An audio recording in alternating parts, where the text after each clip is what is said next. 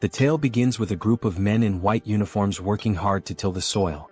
A shout echoes through the air demanding someone to bring water. Next they lay down the straw. Several men stand in a line carrying buckets of water, while another man perched on the edge of a small cliff berates them as slaves, barking orders to speed up their efforts. Nearby, a goblin scribbles notes into a log carried by one of the men. Meanwhile, one man cannot escape the agony of the relentless lashes tearing into his shoulders, nor the mixture of blood and sweat saturating his body. He grumbles about the excruciatingly harsh existence of lifelong servitude. In a completely different context, the strongest man alive had claimed the title of champion at the young age of 27 and maintained his position as the world's top fighter for 2 consecutive years. During a decisive fight, the referee declared the match over when the towel was thrown in. The victor, with an unbroken record of 23 wins and 0 losses, had secured his place as the heavyweight champion of the largest MMA league in the world. He even wrapped up his career with an undefeated title defense before retiring. That man is Choi Hyun-suk, a celebrated athlete from the Republic of South Korea, and he is the central figure of this story. Not long after his retirement, fate dealt him an unexpected hand in the form of the infamous truck Kun. As you might guess, the truck collided with him, cutting his life short. Hyun-suk found himself bitterly lamenting the loss of all the money he had painstakingly saved for his retirement. After all, fighting was the only thing he had ever known in life. Adding to his woes, he was a single man with no romantic experiences to his name. Even half an hour after his death, Hyun-suk remained melodramatic, though his perspective slowly began to shift. He started to see the silver lining. No more grueling training sessions, no more championship matches to defend. He even took solace in his lack of family or close friends, realizing there was no one to grieve his passing. While drifting in this ethereal space, an arm appeared out of nowhere. It belonged to a stunning angel who apologized for her tardiness. She referred to Hyun-suk as an SSS-class hero and introduced herself as Rachel. Her role? She was a recruiter tasked with finding individuals whose earthly lives had ended. Hyun-suk, overwhelmed and confused, blushed at her appearance, particularly at her chest. He flushed even deeper when Rachel grabbed his hand. Hyun-suk requested an explanation, and Rachel presented him with 2 choices. The first option was to embrace death and await reincarnation, likely as an unlucky old bachelor. The second was to be resurrected immediately as a hero destined to save a world desperately in need of him. Rachel made the second choice especially alluring, surrounding Hyun-suk with visions of beautiful women. Feeling unprepared and overwhelmed, Hyun-suk responded that he needed time to think, as the situation was both sudden and lacking in detail. Rachel gently pressed him, asking if he truly intended to pass up such a once-in-a-lifetime opportunity. She painted a vivid picture of the rewards awaiting him: wealth, fame, gorgeous women, and even exclusive privileges. Yet, as Rachel continued her pitch, Hyun-suk had already started tuning her out. He pondered his options. Choosing to become a hero meant fighting once more, a path he had just retired from. The alternative, peacefully awaiting reincarnation, seemed far more appealing. Rachel, noticing his lack of enthusiasm, decided to amplify her efforts. She described how, in the other world, the village chief would run to him barefoot, offering food and hospitality from the very start. Hyun-suk would be warmly welcomed and would easily complete any quests given to him. Rachel went on to say that the chief might even offer his daughter, renowned as the most beautiful woman in the village, to Hyun-suk. However, Hyun-suk's stoic expression remained unchanged, much to Rachel's growing concern for her recruitment bonus. Switching tactics, Rachel feigned defeat, suggesting Hyun-suk simply accept his fate as a lonely bachelor. This caught his attention. To seal the deal, Rachel introduced a chilling thought: there was no guarantee that his next life would even be as a human. This realization struck a chord in Hyun-suk's mind. As Rachel began to leave, he grabbed her leg, announcing his decision to accept her offer. Feigning indifference, Rachel coyly asked him to repeat himself. Hyun-suk tightened his grip, shouting that he would indeed take on the role of a hero. Satisfied, Rachel grinned and suggested they begin immediately. Bewildered, Hyun-suk asked what she meant. A glowing magic circle appeared beneath him, signaling the start of his journey. Protesting his lack of preparation, Hyun-suk realized there was no stopping what had already begun. Rachel insisted that the breathtaking world awaiting Hyun-suk was already prepared for his arrival. She wished him an incredible adventure, though she couldn't help but complain about how difficult he made things, even though he ultimately agreed to go. Suddenly, Rachel received a call. She picked up and reported that the prospective hero, known 137,421, Hyun-suk, had just completed his transmigration. Meanwhile, Hyun-suk drifted into unconsciousness, only to awaken to someone telling him to open his eyes. He wondered if this could be the village chief Rachel had mentioned, the one with the most beautiful daughter. The story seemed to be unfolding as expected, until an unexpected punch landed in his stomach, jolting him awake. Irritated, Hyun-suk lashed out, asking if the person had a death wish, but he stopped mid-sentence. The figure before him didn't look human, it was wearing a wild boar skull adorned with horns. This strange creature was fuming, accusing Hyun-suk of slacking off in the slave dormitory. Hyun-suk, thoroughly confused, hesitated.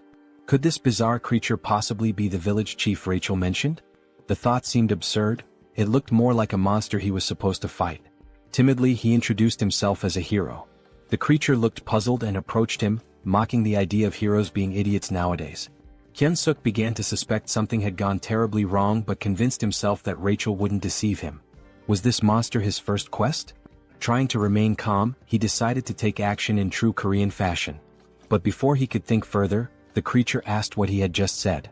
Without hesitation, Hyun-suk kicked the creature, yelling for it to die. He briefly celebrated his successful kick, until the creature grabbed his foot. The creature smirked, asking if Hyun-suk truly thought himself a hero.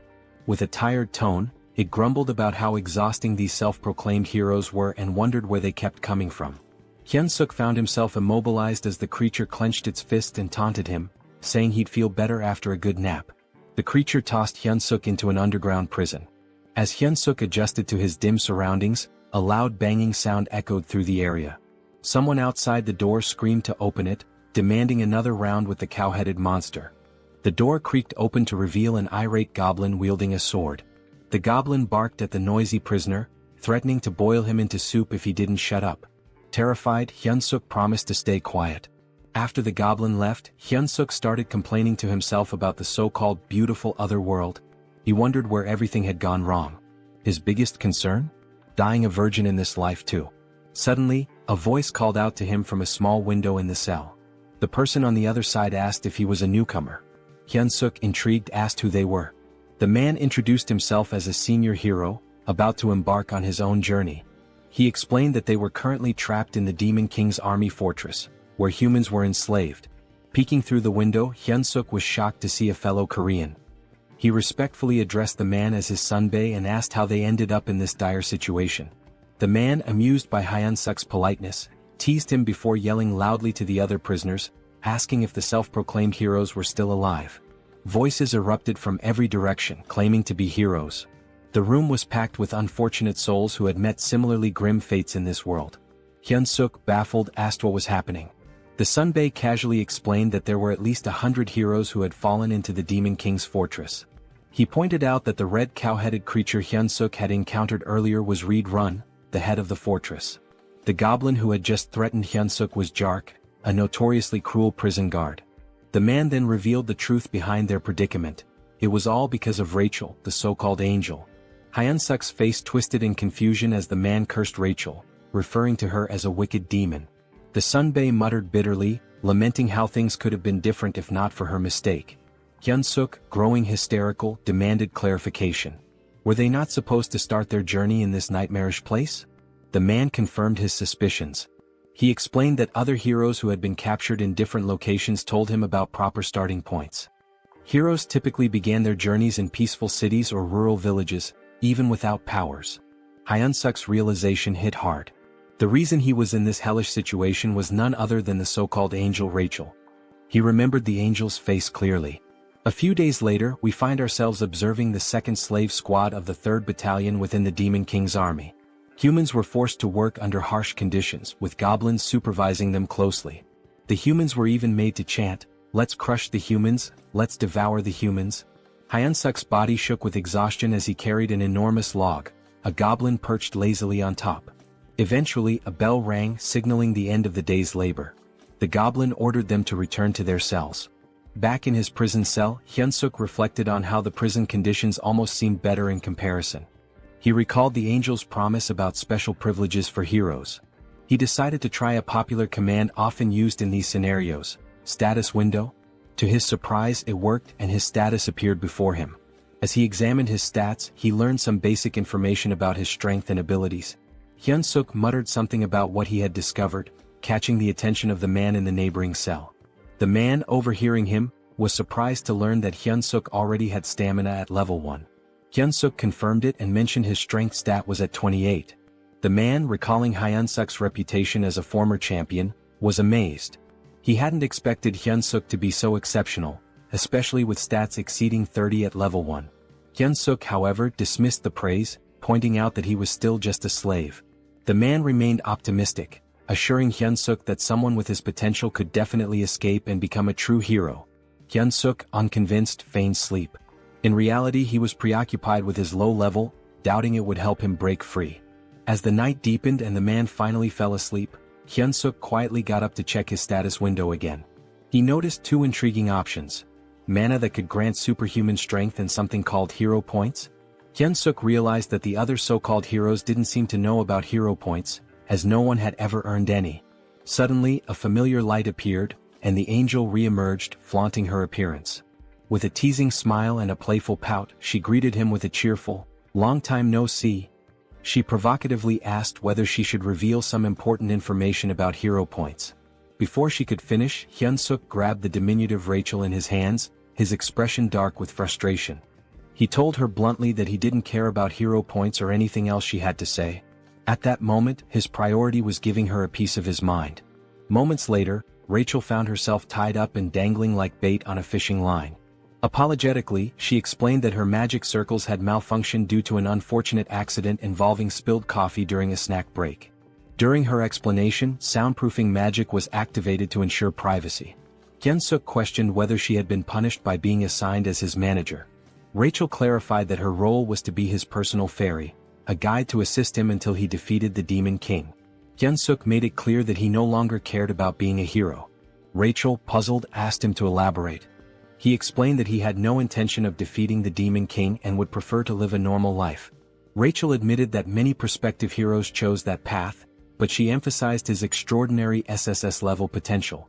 Hyun-suk argued that his potential didn't obligate him to anything. He confessed that he never felt it was his destiny in the first place.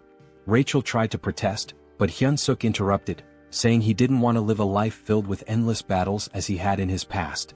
Rachel was startled by his words. She had always seen him as a foolish warrior driven only by fighting and women, but now she worried about her own fate. When she received her assignment as a personal fairy, Rachel had vehemently protested. She felt it was unfair for someone of her status to endure such a humiliating role. Nevertheless, she was ordered to stay by Hyun-suk's side until he defeated the Demon King, and the decision was final. A personal fairy, she was told, must actively support and share both successes and failures with their assigned warrior. Despite her protest, she was teleported directly to the demon fortress. Back in the present, Hyun-suk deduced that a personal fairy was obliged to obey their warrior's commands. Using this to his advantage, he instructed Rachel to contribute to his escape plan. Reluctantly, she agreed. A sudden noise from the door made Hyun-suk act quickly, grabbing Rachel to conceal her presence. Goblins were waking the prisoners for the next day's labor. Rachel grumbled that she could use her stealth abilities without his interference. Even after roll call was complete, Hyun-suk noticed that Jark, the cruel goblin guard, was still lingering by his door. The Jark informed Hyun-suk that Raedran had summoned him to his office. Once there, Raedran brought up an unexpected topic. Apparently, Hyun-suk had been working diligently these days. Hyun-suk was utterly shocked while the Jark casually lounged on his shoulders. He couldn't believe that the foul-smelling goblin had actually complimented him. Raedran admitted that initially he had thought Hyun-suk was just another lunatic human, but seeing his recent efforts had changed his perspective. That was why Raedran proposed a new role for him, head slave. Hyun-suk was baffled and had no idea what Raedran was implying. Raedran elaborated, explaining that the workload had significantly slowed down recently, and someone needed to step up to manage the humans. Rachel anxiously hoped Hyun-suk would refuse the offer outright. She whispered furiously, pestering him to decline, even yelling that a hero should never submit to officers in the Demon King's army. Both Raedran and the Jark heard the commotion and asked what the noise was. Hyun-suk quickly shouted that he'd handle everything and ensure the humans worked harder. To distract them, he exaggeratedly bowed, slamming his head on the desk with a loud thud. Raedran was delighted. He confessed that, contrary to his first impression, he was beginning to like Hyun-suk. He even promised to write him a special recommendation letter to join the Demon King's army, if he continued to perform well. Hyun-suk was dismissed but felt despair deep down, watching his escape plans crumble. A few days later, the humans were chanting while working. Hyun-suk strutted around, smugly scolding one worker for being too slow. He mocked, "Even my grandma could run faster than that." With such an attitude, he looked perfectly suited for the Demon King's army. The system window popped up, revealing that his hidden skill, charisma, had increased. Due to his leadership experience, Hyun-suk exclaimed that being the head slave was the best. The other men exchanged worried glances, convinced he had lost his sanity. They whispered about him behind his back. Rachel, however, reprimanded him, warning that this behavior could land them in serious trouble. Hyun-suk dismissed her concerns, telling her to trust his plan. He added arrogantly, "A sparrow like you can't understand the strategies of a phoenix like me?" When a man collapsed to his knees, Hyun-suk scolded him harshly. The system window notified him that Reed Run's favorability towards him had increased. Hyun-suk saluted dramatically and thanked Reed Run, declaring his loyalty. Rachel exploded in frustration, reminding Hyun-suk of his desire for adventure and escape. Hyun-suk scratched his head, explaining sheepishly that he was simply following the system's guidance. He reasoned that obeying the system was part of being a hero. Rachel argued furiously, insisting that boosting the Demon King's army officials' favorability was absurd and completely unlike any hero quest she had ever seen. Hyun-suk stood firm, claiming it was the truth, even offering to read the quest description aloud. He read, "You who have found yourself trapped in the Demon King's fortress due to an idiot's mistake?" Rachel cut him off, arguing that the language was far too informal for a system message, which should always use neutral, precise wording. Hyun-suk shrugged, insisting that perhaps an SSS-level hero system worked differently. The previous night, Rachel had made a scene, accusing Hyun-suk of accepting the head slave position too willingly.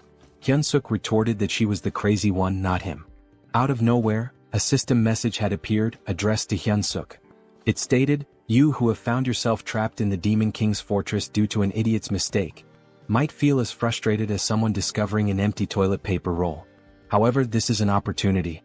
To become a true hero, you must gain the favor of the Demon King's officer, Red Run, and earn 100 hero points." Hyun-suk had been stunned at the time but realized this was his only viable option. Now back at work, Hyun-suk led the slaves in singing the Demon King's Third Army Corps song.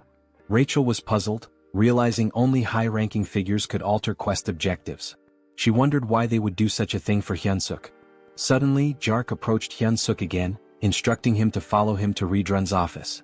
Red Run praised Hyun-suk for the significant increase in productivity among the slaves.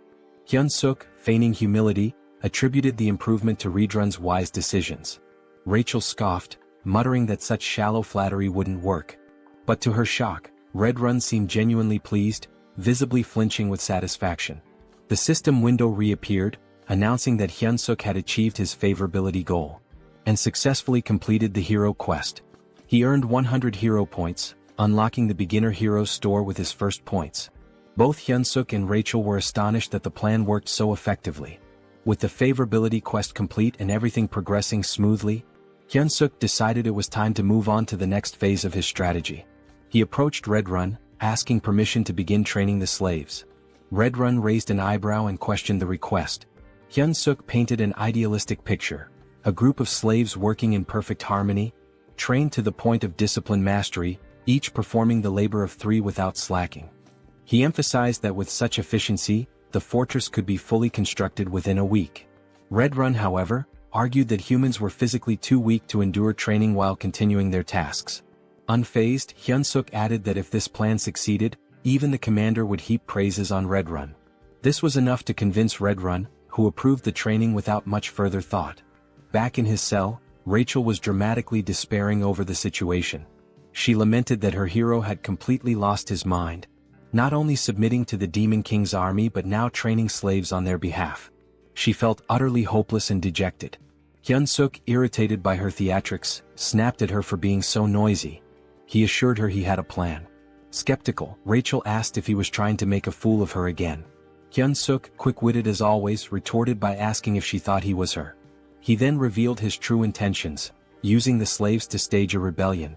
Hyun-suk explained that the fortress housed around 3,000 human slaves, while the Demon King's army stationed there had only about 500 soldiers. Furthermore, a base for the Human Alliance was located nearby. In the chaos of an uprising, they could request reinforcements from the Human Alliance. Hearing this, Rachel's despair transformed into admiration, her eyes sparkling as she admitted he wasn't as foolish as she had thought. Hyunsuk then decided to check the rewards from the quest. Rachel, still skeptical, asked if he truly received hero points or if the whole quest was fabricated. Hyunsuk reassured her, explaining that everything he had been saying was true. He even shared that the hero's store had been unlocked and decided to take a look.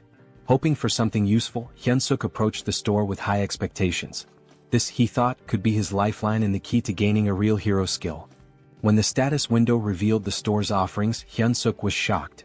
The skills included Hold Your Breath, F rank, which improved breath control, and Shit Holding, a skill to endure bowel pressure longer.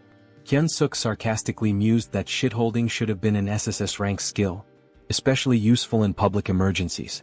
The other skills available were mundane, cooking, cleaning, and laundry. Confused and furious, Hyunsuk questioned how these were hero-appropriate skills. Rachel, laughing at his frustration, explained that the store was still at level 1. She assured him that collecting more points and leveling it up would eventually unlock better options. Still fuming, Hyunsuk lashed out, telling Rachel to shut up and calling her a swindling fairy. The next day, the slaves saluted the Demon King as Hyunsuk commanded them to sing the 3rd Army Corps song. At his signal they began. We, the great Demon King army, defeat humans, eat humans. Forget all the suffering when you catch them. Nothing under the sky compares to the Demon King's affection. Reed Run observed the performance, feeling pleased with his decision to allow Hyunsuk to train the slaves. Suddenly, the door to his quarters burst open as Jark entered with urgent news. The human army was advancing toward the fortress. The 8th Division, the largest unit in the area, had already fallen into a trap and retreated. If the 8th Division had been defeated, Jark warned, it was only a matter of time before the humans reached the fortress. Despite the dire situation, Reed Run remained calm. He acknowledged Jark's suggestion to evacuate but insisted they wait a moment. He declared that since ancient times, wars were won or lost based on supply lines. The first rule of war, he stated, was never to lose a competent supply officer. With that, he instructed Jark to leave while he took care of Hyunsuk before following. Meanwhile, Hyunsuk scolded the slaves, asking if they were prepared to follow his orders. Hearing a commotion, he sighed, suspecting that combat training might once again be interrupted by Reed Run's constant surveillance. Checking the status window, Hyunsuk noted that while his abilities had improved slightly, it wasn't enough to launch a rebellion. He muttered aloud, hoping for an unexpected event that could help him increase his power quickly. Before he could finish his thoughts, Reed Run landed abruptly beside him. Reed Run tapped Hyunsuk's shoulder and called out to him, catching him off guard. Hyunsuk turned, surprised by the sudden presence of Reed Run, who seemed to be in a hurry. We don't have time, Reed Run said urgently. You must come with me right now. Confused, Hyunsuk asked why and where they were going, but Reed Run offered no explanation. Just then, the commander of the human army bellowed an order to attack, declaring that victory was within their grasp. Human soldiers armed with spears charged forward, successfully striking several goblins in their path. Their advance, however, was halted by a terrifying sight, the Red Nightmare Reed Run. The commander shouted for the troops to retreat and let the knights handle the enemy. Despite the order, the humans continued their charge, emboldened by their momentum. As Hyunsuk watched the chaos, a thought crept into his mind. Why were human troops here? He began considering the possibility of using the situation to his advantage. Perhaps this was his chance to stab the Demon King's commander in the back end. Return to human society as a hero. One of the humans yelled, "Die, Red Nightmare," and lunged at Reed Run. With unsettling ease, Reed Run grabbed the man by the head and crushed it, leaving Hyunsuk frozen in shock. Reed Run then unleashed his combat arts, performing the 7th movement. He slammed the soldier's face into the ground, following it up with an area of effect attack, the explosive destruction wave. The ground shattered, sending human soldiers flying through the air. Turning back to Hyunsuk, Reed Run asked, "Are you all right?" Hyunsuk saluted reflexively, replying that he was fine and subtly adding that he'd be leaving soon. This moment reminded Hyunsuk that he was still in the company of one of the Demon King's most formidable warriors. The battlefield buzzed with activity as the humans claimed the area. They raised 2 flags at the center and began organizing the citizens of Marriott Kingdom and Drasan Empire. A soldier questioned Hyunsuk's prison mate, asking if they were warriors. The man replied affirmatively. The warriors were separated from the other captives and led down a different path. A figure appeared to greet them, Olivane Grimier, a middle-aged man with striking red hair and a beard. He was a duke of the Dresden Empire and commander of the Allied forces. A soldier approached Olivane, reporting that the evacuation had been completed. Olivane praised the soldier for his efforts. The soldier also mentioned that those claiming to be warriors had been drafted. Olivane gave the order to begin. "All soldiers to your positions," he commanded. Moments later he gave a chilling order, "Annihilate all the warriors before us." Meanwhile, a carriage traversed the forest.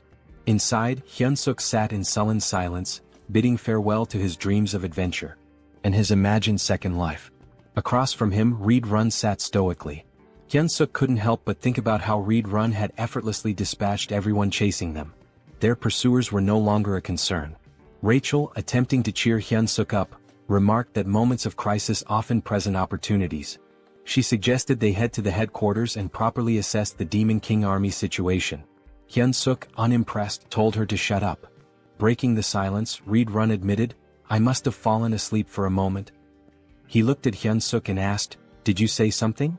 Hyunsuk quickly covered, claiming he was just mumbling about how honored he was to accompany someone like Reed Run. Reed Run, seemingly touched, expressed his appreciation. He informed Hyunsuk that they were nearing the 3rd Corps headquarters and encouraged him to look forward to it. "Once we arrive," Reed Run added, "I'll officially enlist you in the Demon King's army." Hyunsuk turned pale but managed to force out, "It's an honor." Rachel too panicked silently. At the headquarters, a guard announced Reed Run's return, prompting the gates to open. Reed Run gestured for Hyunsuk to follow, stating that he would take him directly to the commander. "It's an absolute honor to meet the commander so soon," Reed Run remarked, though his body language hinted otherwise. He warned Hyunsuk to be on his best behavior in the commander's presence if he wanted to live. Recalling an old saying about surviving even in a tiger's den by keeping one's wits, Hyunsuk steeled himself and vowed not to give up. At the commander's door, Reed Run announced himself and was granted entry. As the door opened, Hyunsuk heard a woman's voice, making him wonder if the commander was human. The figure before them was striking, a woman with long ears, claw-like nails, and her eyes obscured. Her jaw and neck bore a different hue, adding to her otherworldly appearance. She lounged in her chair, wearing stilettos, exuding an aura of command. "Welcome back, Reed Run," she said with a smile. She observed that he had gained even more muscle since their last meeting. This woman was Hemis, the commander of the Demon King Army's 3rd Corps. Reed Run responded with a compliment, remarking on how her beauty had become even more radiant. Hyunsuk felt his cheeks flush. He couldn't believe that such a stunning woman was a commander. Hemis smiled graciously and thanked Reed Run for his kind words. Meanwhile, Hyunsuk was panicking internally, unsure of how to respond. Should he also compliment her beauty? He wrestled with the thought as Reed Run shifted the conversation. Reed Run admitted his shame for failing to defend the fortress. Hemis dismissed his guilt, explaining that the blame lay with the 8th Division commander, not him. She added with a sharp tone, "I should have already made a bag out of his hide." Hyunsuk felt his breath hitch. Hemis continued, noting that the 8th Division commander had returned alive, but as a disgrace. The pressure Hyunsuk felt in her presence was overwhelming, far surpassing anything he had experienced before. He clenched his fists, doing his best to conceal his trembling. Changing the subject, Hemis turned her attention to the human Reed Run had brought. Reed Run introduced him as Hyunsuk, the individual he had reported about earlier. He announced that he had brought Hyunsuk to officially enlist him in the Demon King army. Hemis stepped closer, inspecting him. "He's cute," she commented casually. She expressed her anticipation for his performance, especially since he had been chosen by Reed Run. Hyunsuk, though flustered, managed to stammer out that he would do his best. Hemis, however, remarked skeptically, "With that body you won't last long in the demon army." She turned to Reed Run, asking if he agreed. Reed Run nodded, adding, "He'll be eaten alive by the others." Reed Run then noted how rare it was for a human to join the demon army and requested permission to train Hyunsuk personally. Hemis's response was swift and firm. "Absolutely not," she said. She explained that Reed Run's time shouldn't be wasted on a human. Then something startling happened. Hemis began to transform. Her head morphed into something resembling a flower, but one with teeth and a long tongue. Hyunsuk's jaw dropped in disbelief as he watched her shove her arm into her own mouth. Moments later, her face returned to normal, and in her arms she held a black dog-like creature. She informed Hyunsuk that he would now be tasked with caring for her pet. The creature, though small, looked ferocious. "This is Bobo," Hemis introduced him warmly. "Isn't he adorable?" Hyunsuk on the inside wondered what kind of pets this could possibly be. He couldn't help but think that it looked like it had come straight from the depths of hell. Also in his own language the name Bobo meant stupid, which added an ironic twist to the situation. Reed Run observed the creature and remarked, "I can sense immense power in it even as a baby." Hemis beamed at the acknowledgement, clearly pleased. Hyunsuk, however, remained skeptical. Noticing his hesitation, Hemis asked pointedly about his reaction, intimidating him further. "Don't you like it?" she pressed. Hyunsuk quickly backtracked, insisting, "It's an honor to care for Bobo." Satisfied with his answer, Hemis handed Bobo over to him. She advised him, "Bobo is growing, so don't forget to feed him. He gets unpleasant when hungry." She also warned that assigning new caretakers for Bobo had become a challenge, since he had been eating them all. Rachel's voice rang out loudly, surprising everyone.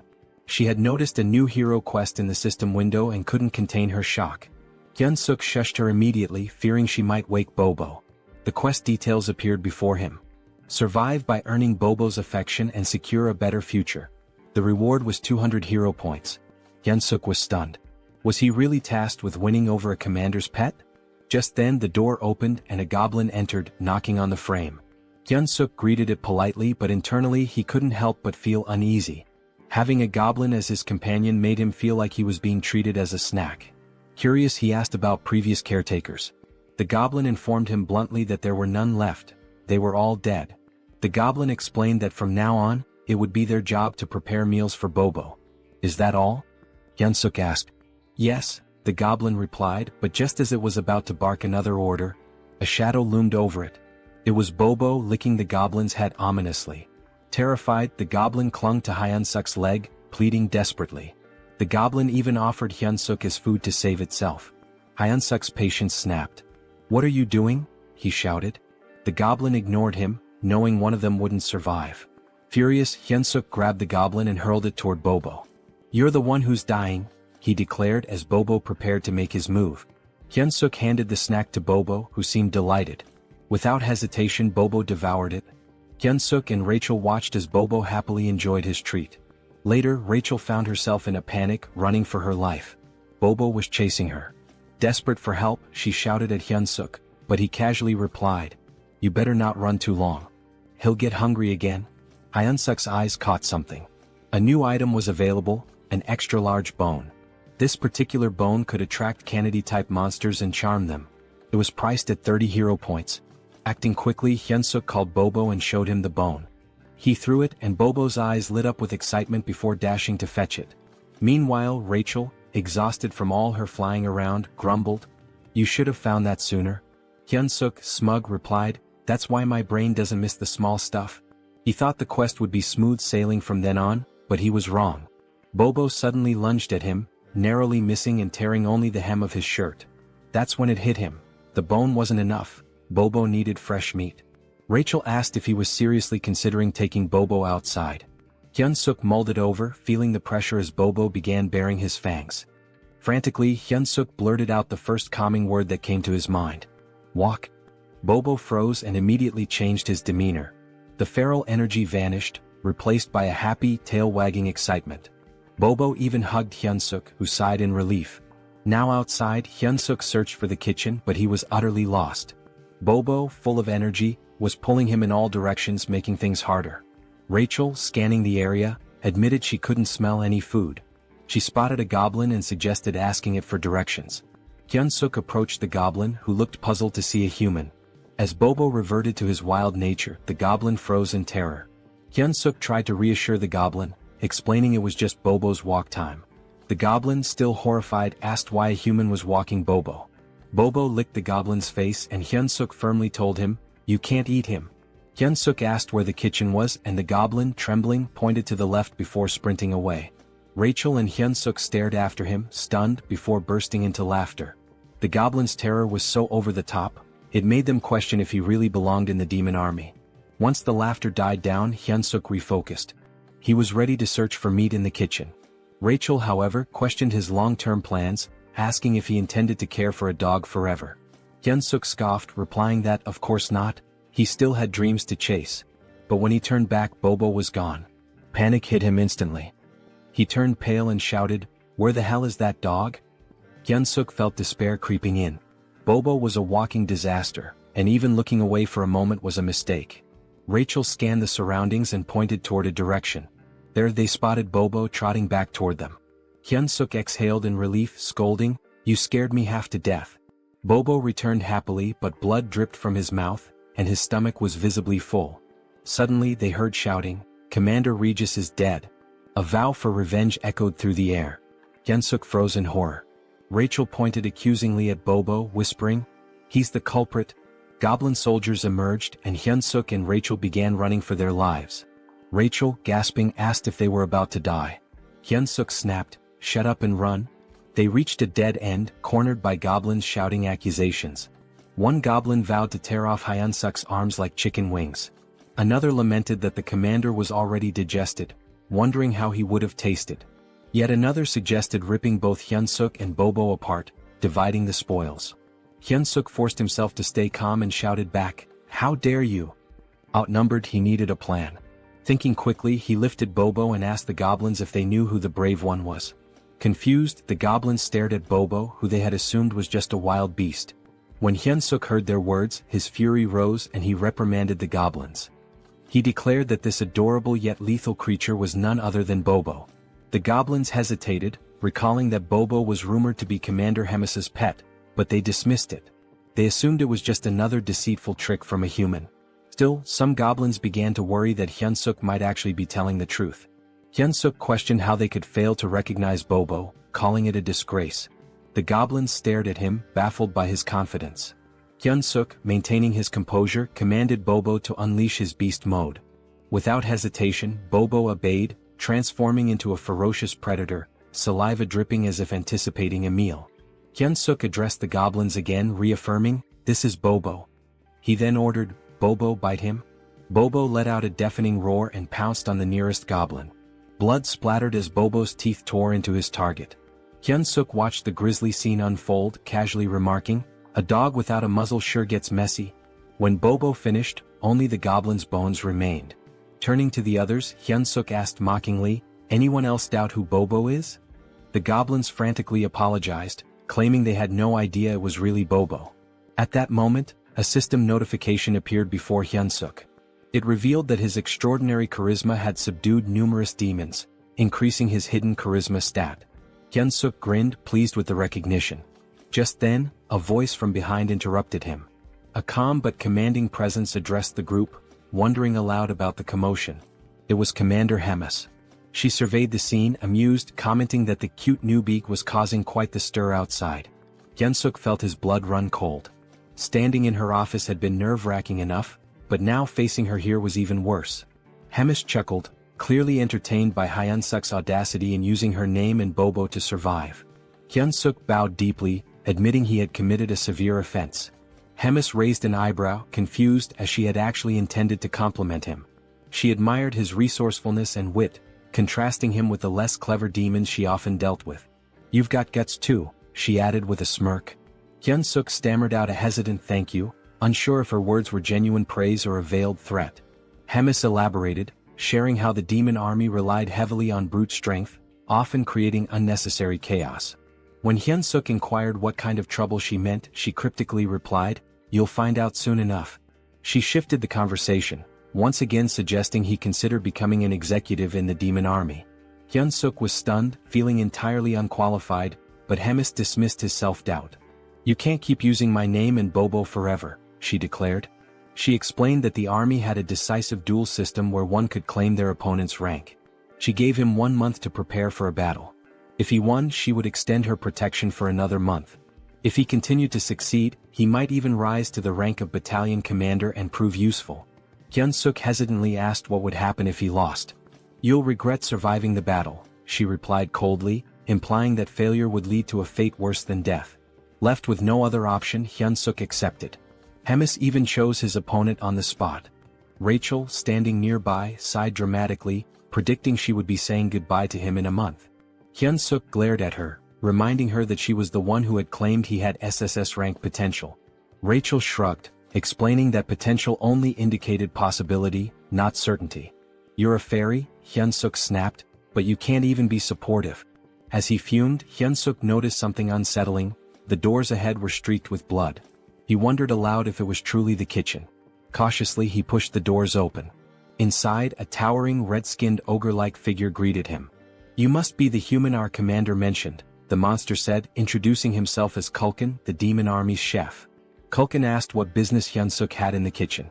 Hyun-suk remained outside the threshold, explaining he was just there to get a snack for Bobo. Kulkin's eyes narrowed as he realized that Bobo's caretaker had changed yet again. However, he refused Hyun-suk's request outright, leaving him dumbfounded. Kulkin explained there was no reason for him to help a human. The only order from Commander Hemis was to spare Hyun-suk's life. Desperate, Hyun-suk asked if there was any way to negotiate, emphasizing that the food was for Bobo. After some thought, Kulkin proposed a solution. If Hyun-suk truly wanted meat, he would have to hunt it himself like the goblins did. Hyun-suk paled as he glanced at the goblins, who were busy chopping up what looked disturbingly like other goblins. He realized with a sinking feeling that Kulkin's idea of hunting was far more gruesome than he had anticipated. The next thing we knew, Hyun-suk found himself standing before a colossal, ferocious wild boar. He had been informed that this creature would be his dinner tonight, if he managed to kill it. As he stood there, Hyun-suk couldn't help but reflect on how he had ended up in such a precarious situation. This same boar had already claimed Morgan's life. Although they called it a hunt, the boar seemed to do nothing but charge relentlessly at its opponents. The cooks had sworn to avenge Morgan. Hyun-suk, observing the chaos, quipped that it was unclear who would ultimately be having dinner. Rachel, ever the pragmatist, asked what their next move should be and even suggested they run. Hyun-suk shook his head, pointing out that escaping from such a massive crowd wasn't an option. Still, he couldn't deny how perilous his position was. Resolving to act, Hyun-suk began to move, but Kulkin's voice stopped him. Instinctively, Hyun-suk responded, volunteering to go next. But to his surprise, Kulkin informed him that there was no need.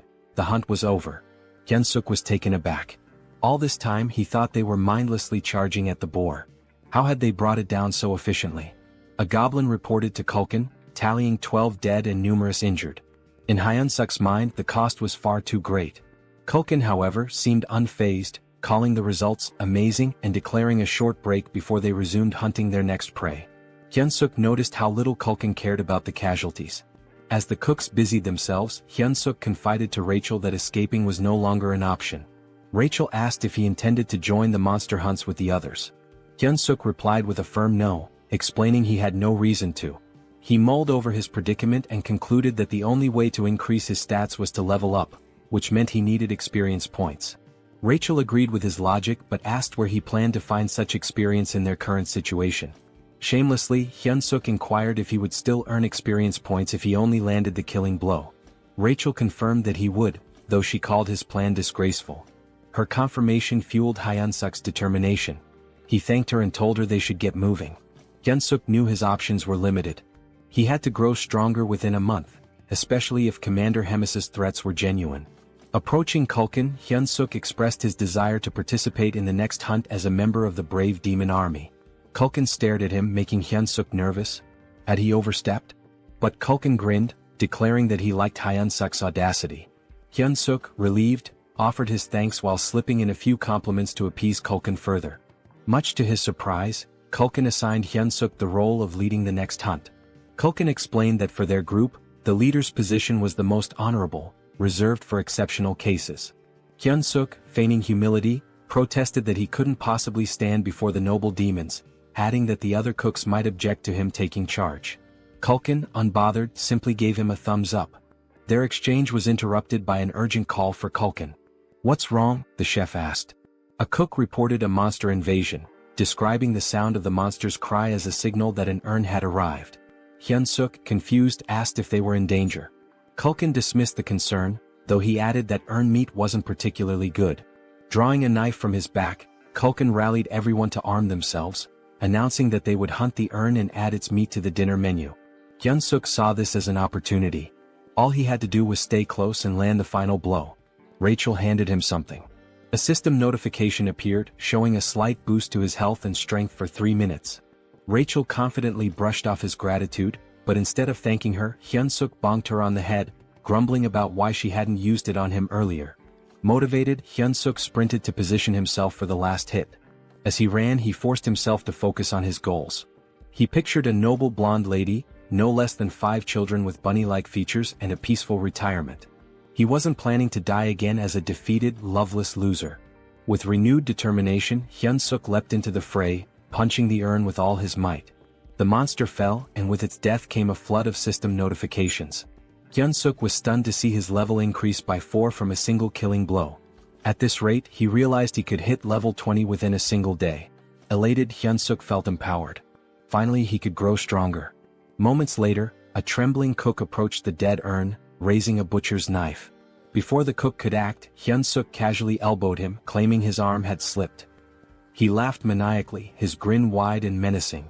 It was almost as if he had lost his mind when he declared that every last hit in the world was now his to claim. Time passed and more monsters were slain. Rachel, visibly drained, asked if they were finished now.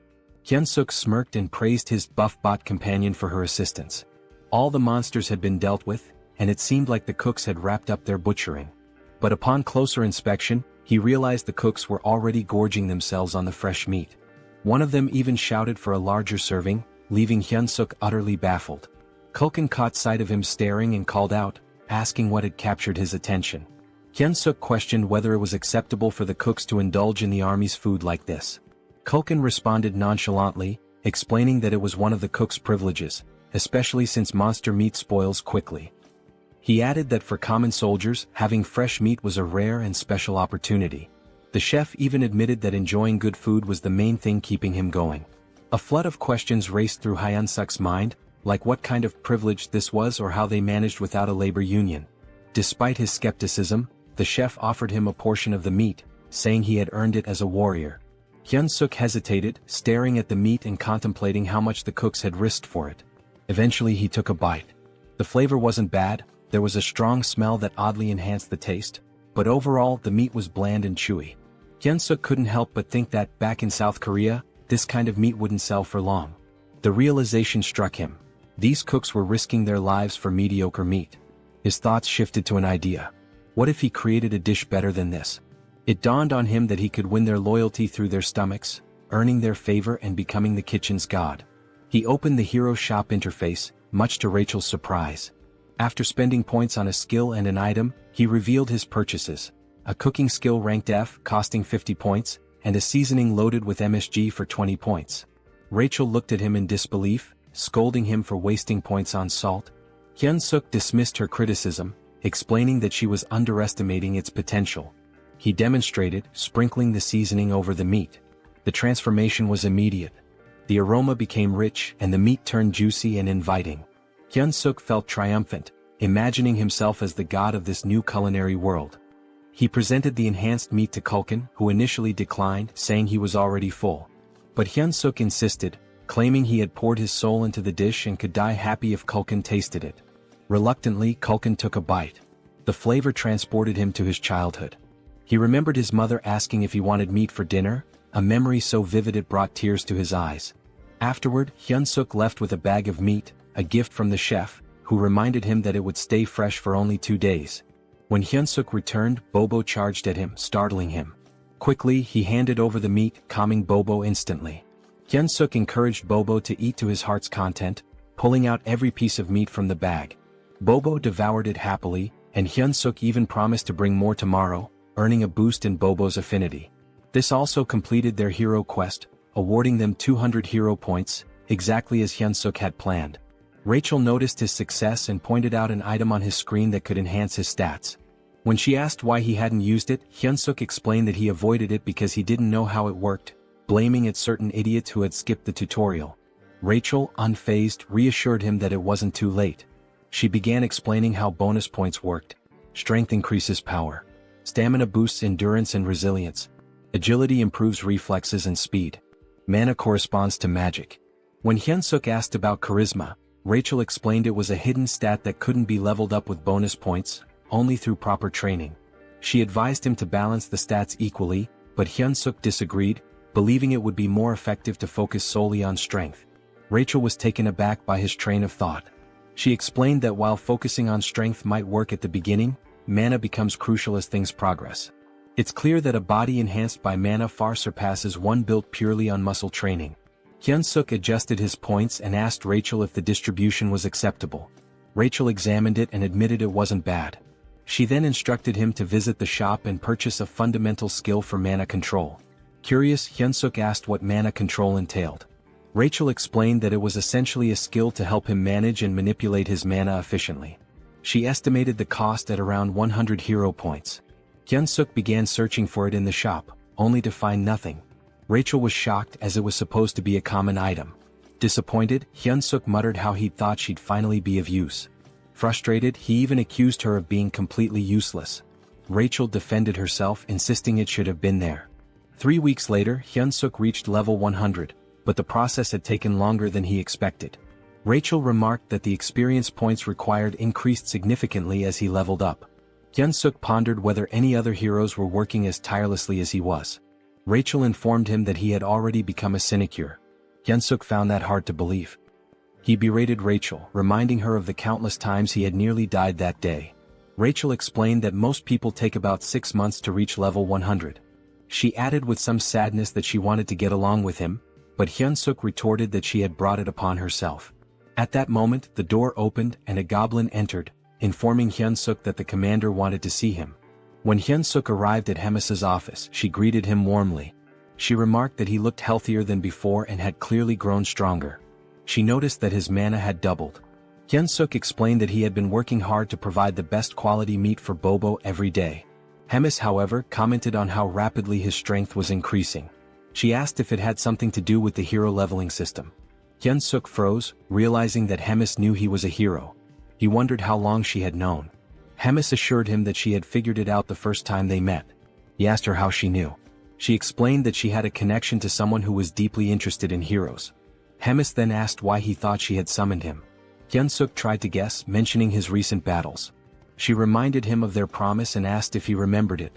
When Hyun-suk affirmed that he did, she scolded him for his behavior. Suddenly, Hemis transformed into a monstrous flower-eating creature. She expressed her frustration with how quickly he was leveling and warned him to work harder if he wanted to survive. For her, it was all about entertainment. Hyun-suk recalled how crowds are most thrilled not by flashy performances or easy victories but by dramatic, unexpected twists. He realized she had set him up against an opponent he could never hope to beat. Rachel, panicked, yelled, asking what his plan was. Hyun-suk told her to stay calm and let him think. He reasoned that his best course of action was to gather as much information as possible about the opponent before the battle. Hyun-suk intended to study their strength carefully. Rachel pointed out that they only had the opponent's name, questioning how he planned to identify them. Hyun-suk revealed his plan to buy an item from the hero shop called the Combat Power Meter. The device, costing 50 hero points, would measure an individual's strength, stamina, agility, and mana. Hyun-suk intended to use it to gauge his opponent's power level and then train against someone with a similar level. Rachel sighed, teasing him for only being clever in critical moments. Hyun-suk fired back, saying it was better than always being useless. They tested the combat power meter on Rachel first. Her combat power was 375. She admitted she couldn't tell if that was high or low, so she suggested measuring Hyun-suk's. Hyun-suk handed her the device, waiting for the results. However, Rachel appeared confused. Hyun-suk asked if she had seen anything. Rachel hesitated, then claimed the device must be broken, as she couldn't comprehend why his stats were higher than hers. Hyun-suk's strength was revealed to be 1,560. He smugly asked Rachel if she was sure she wasn't the weaker one between the two of them. Rachel, feeling dejected, admitted she had a strength level of 10,000 just a month ago. Hyun-suk asked if the combat power meter had worked properly despite her doubts. They checked Bobo's combat strength, and the damn dog had an insane 47,422 strength. Rachel felt utterly humiliated knowing that both she and Hyun-suk were weaker than a dog. Hyun-suk found the situation amusing, joking that maybe Bobo's breed had received a buff. Stepping outside, he decided to survey the strength levels of other orcs. He noticed that goblins, who looked the weakest, had considerably lower stats compared to the other orcs, most of whom had numbers comparable to his own. Suddenly, someone announced Captain Bulkman's arrival, prompting everyone to salute. As the captain passed by, Hyun-suk used the combat power meter and discovered Bulkman's strength was an impressive 14,300. Hyun-suk observed that individuals with combat strength over 10,000 typically held commander-level positions. He confirmed with Rachel whether his opponent was truly a platoon leader. Rachel affirmed this, adding that the opponent's name was Kirkin. Rumor had it that Kirkin was an orc with the intelligence of a pig. Hyun-suk reasoned that a platoon leader should only have around 3,000 strength, meaning he might have a shot if he leveled up some more. Determined, he searched for Kirkin. When he found him, the combat power meter showed Kirkin's strength at 6,671. Rachel bluntly stated that the situation essentially meant Hyun-suk was being sent to die. At that moment, Hyun-suk received a hero quest. The system window displayed a notification, stating that his odds of defeating Kirkin were almost zero. However, because persevering through impossible situations was his defining trait, he was being given a chance. He needed to raise his combat strength to 3,000 within a week. The reward? 300 hero points.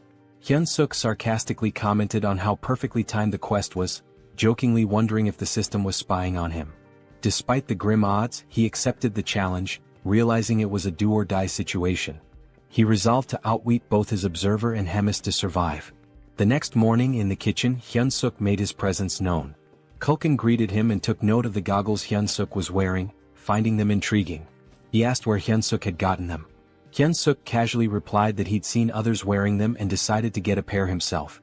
Kulkin speculated that it must be a trend among the younger generation before quickly changing the topic. He instructed Hyun-suk to get ready for the hunt.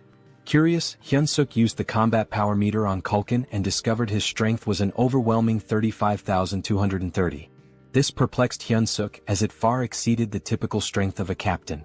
Looking around, he realized that even the other cooks had high combat strengths due to their constant battles with demonic beasts. This gave Hyun-suk an idea. If he could spar against someone with a similar strength level to Kirkin, he could prepare himself better for the upcoming fight. Hyun-suk requested permission from Kulkin to spar with one of the cooks, explaining that it would help him improve and contribute more effectively. Kulkin initially dismissed the idea, stating that Hyun-suk was already strong enough for a human and didn't need to rush things.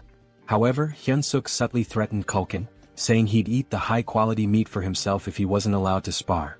Reluctantly, Kulkin relented and asked Hyun-suk to choose his sparring partner. Later, as the cooks prepared for the hunt, they were surprised to learn that Hyun-suk was planning to fight Gorbachev, a cook with a combat strength of 2,620. Some wondered if this would be Hyun-suk's last day alive. The goblins, however, voiced their discontent, as they didn't want to lose Hyun-suk, who provided them with delicious meat. Hearing the commotion, Kulkin silenced the goblins and warned Gorbachev not to kill Hyun-suk during the sparring session. He instructed him to go easy and not overdo it. Gorbachev, looking rather dim-witted, agreed. However, Kulkin clearly doubted his sincerity. The spar began. Hyun-suk, brimming with determination, charged at Gorbachev. Gorbachev reminded himself of Kulkin's warning not to kill Hyun-suk.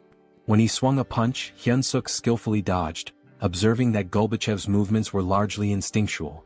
Capitalizing on this, Hyun-suk launched a counterattack. The fight felt oddly familiar to him, reminiscent of battles he had consistently won in the past. In the blink of an eye, the match concluded, with Hyun-suk declared the victor. The goblins were in disbelief. Gorbachev had been taken down so quickly that some hadn't even registered what had happened. Hyun-suk, equally shocked, realized he had defeated Gorbachev with a single kick. This unexpected victory sparked a newfound confidence in him, making him believe he might have a shot against Kirkin after all. At the northern edge of the Black Fortress, near the Great Forest, Hyun-suk replayed the spar in his mind. The fact that he had knocked out an orc with double his strength using just one kick reinforced his belief that combat strength was merely a number and not an absolute measure. He concluded that with a bit more improvement he could secure an easy win in his upcoming fight. Just then, a goblin approached Kulkin to report a large number of Talas appearing up ahead. Kulkin, visibly annoyed, asked if they were within Tala's territory.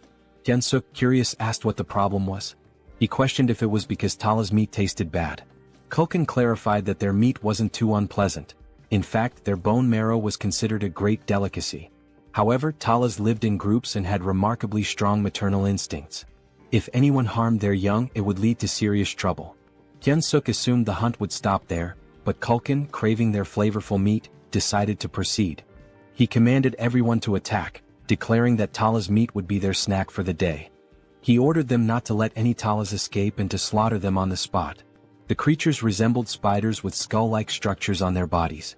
Hyun-suk slyly shoved a goblin, feigning an accident, and seized the opportunity to land final blows to rack up XP. After some time, the group had amassed a collection of slain Talas. Hyun-suk delivered the finishing blow to the last one, leveling up as a result. Rachel praised him for being a pro at stealing final hits. Accepting the compliment, Hyun-suk explained that this was precisely why he enjoyed working in the kitchen. Suddenly, an overwhelming pressure enveloped the area, catching Hyun-suk off guard. As he turned, someone screamed. The Talas queen had arrived. Her fury was palpable as she saw the pile of dead Talas. With a growl, she expressed her rage. Curious about her strength, Hyun-suk used his goggles to assess her stats, only to find her power was immeasurable. The horrifying reality was clear. They had just mercilessly killed her children. Hyun-suk spun around to ask the chef what to do, only to find him fleeing. The chef shouted for everyone to survive and meet again later. Hyun-suk thought bitterly about the chef's irresponsibility when a loud noise drew his attention. Someone barked orders for everyone to scatter. Weak goblins were being torn apart as the enraged Talas queen screamed, her cry so deafening that Hyun-suk had to cover his ears to endure it. Rachel alerted him to look behind, and when he turned, he saw hundreds of Talas charging toward him, led by the queen herself. Naturally, Hyun-suk bolted as fast as he could, with goblins in the distance screaming for help. He knew that if he paused for even a moment he'd be dead. Eventually he stumbled upon a cave and hesitated, wondering if it was safe. Rachel reassured him it was empty, claiming she had scouted it earlier. Though Hyun-suk didn't fully trust her, he figured the cave was safer than the forest, where he was vulnerable on all sides. The cave was surprisingly deep. He asked Rachel if it was a natural formation, but she didn't know. She did note how spacious it was, large enough for even the Talas queen to enter. An idea began to form in Hyun-suk's mind as he spotted a gooey substance on the wall. Rachel dismissed the possibility of it being a Talas hideout, citing the chef's claim that no Talas groups were nearby. However, the sticky residue unsettled Hyun-suk. Were these spiderwebs? Then he saw them eggs. Realizing the cave was a Talas nest, he knew it wasn't a safe place after all. Just as he decided to leave, glowing green eyes emerged from the shadows. A fully grown Talas charged at him. Hyun-suk sprinted as fast as he could, with Rachel frantically asking if they were heading in the right direction. Hyun-suk admitted he had no idea. This was his first time in the cave too. Suddenly he stepped on something, lost his footing and slipped. Panicked, he grabbed the first object he could find and hurled it at the Talas. The creature caught the object in midair, an egg. To Hyun-suk's surprise, the Talas stopped attacking, seemingly distracted by the egg. He turned to Rachel for an explanation. Rachel theorized that the Talas might have found the egg appealing due to its round, smooth and moist texture, noting that it resembled a Talas egg. Inspired, Hyun-suk grabbed another egg and taunted the Talas, declaring he wouldn't take any more of its nonsense. The Talas panicked, confirming that his strategy was working. Taking a firm stance, Hyun-suk hurled the egg. The Talas scrambled to catch it, reacting almost desperately. Rachel observed the Talas's impressive agility and physique, likely enhanced by its monstrous nature. She questioned Hyun-suk about his next move. Hyun-suk, exasperated, asked what options he had left when there were still over 100 eggs scattered around. Despite the situation, Hyun-suk even dared to taunt the Talas when one of the eggs cracked. He mockingly told the Talas that he could probably catch better than it could. Hyun-suk ordered Rachel to fetch him another egg, but she informed him that they were down to the last one. Panic set in as Hyun-suk turned pale, realizing he had seriously messed up. The Talas let out a furious growl and lunged at them. Hyun-suk quickly ordered Rachel to cast a buff spell. The Talas queen was seething with rage, but Hyun-suk noticed that she was already drained from chasing after the eggs. He steadied himself and focused, knowing he could seize victory. As the Talas queen charged at him, Hyun-suk prepared his ultimate attack, Paradise Reincarnation Shot. Instead of retreating, he confronted the monster head-on, delivering a powerful strike that defeated the Talas. Several system notifications popped up, confirming that Hyun-suk had leveled up. Rachel rushed over to check on him, asking if he was alright. Hyun-suk admitted he wasn't, joking that he felt like he was dying right then and there. He suggested they find a safer spot. To his surprise, Rachel revealed that she could also use healing magic. Hyun-suk praised her, remarking that investing in mana points had really paid off. Rachel, however, modestly explained that her magic wasn't very potent and could mostly just stop bleeding. Hyun-suk allocated his newly earned stat points and decided to head back.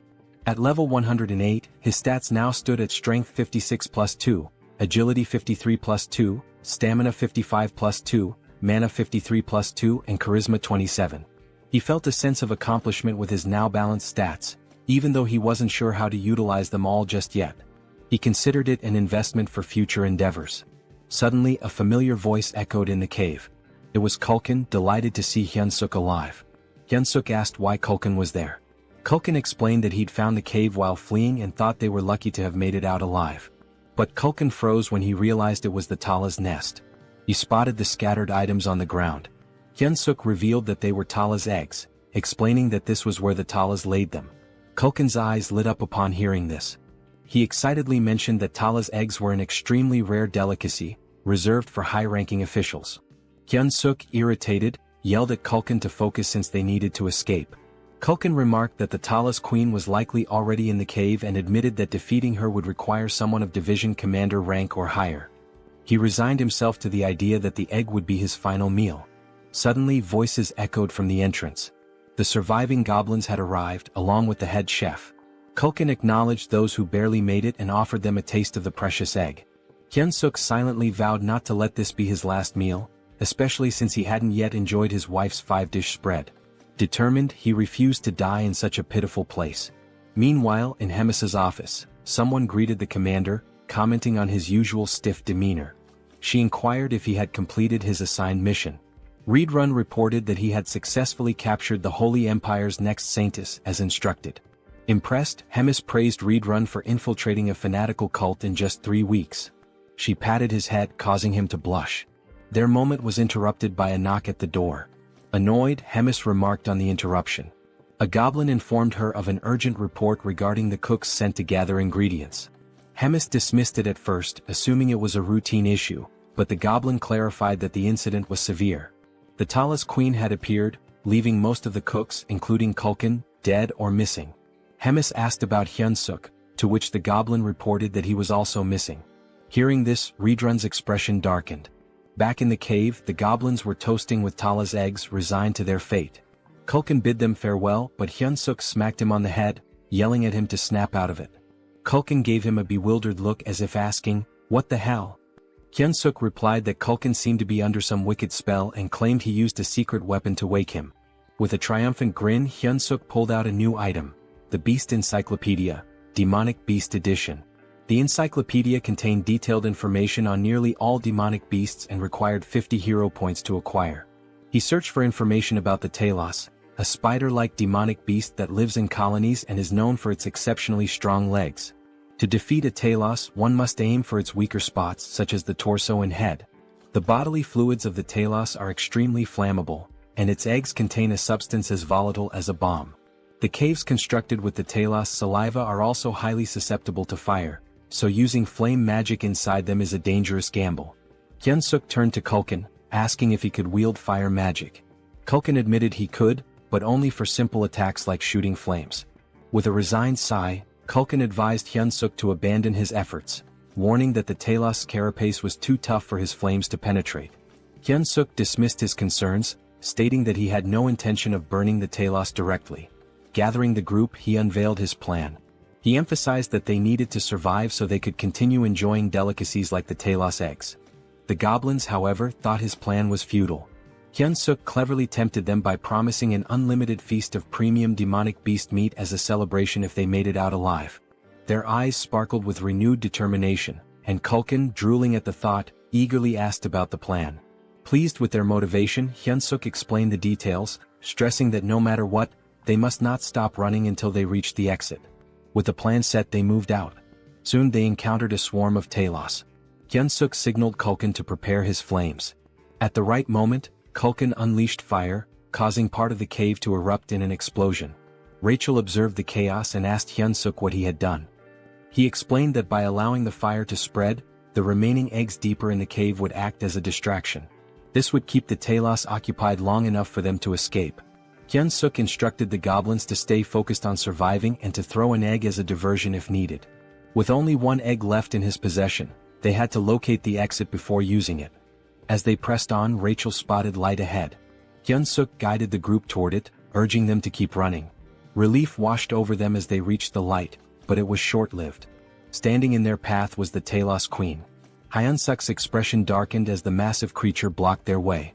Culkin, equally dismayed, whispered that the queen had returned, believing their doom was imminent. But Hyunsuk refused to give up. He noticed the queen wasn't attacking them outright. Sensing an opportunity, he addressed her directly. He instructed Culkin to ignite something, then held up the last egg, threatening to detonate it. If this explodes, Hyunsuk warned, we all die, your offspring included. The queen hesitated, her gaze fixed on the egg. Hyunsuk intensified his demand, urging her to step aside. The queen screeched loudly, causing tension to rise. Rachel anxiously asked what they should do next. Hyunsuk, out of ideas, lit the egg and hurled it toward the cave wall. The egg detonated, igniting a fire that spread rapidly. The ground trembled as the cave began to collapse. The goblins, terrified, scrambled to escape. Hyunsuk shouted for everyone to prioritize getting out alive. But as he fled, he suddenly froze, distracted by a system notification. He had leveled up. Rachel, exasperated, yelled at him to move before he was buried in the rubble. Glancing back, Hyunsuk saw the Talos Queen being crushed beneath the falling debris. More notifications flooded his vision.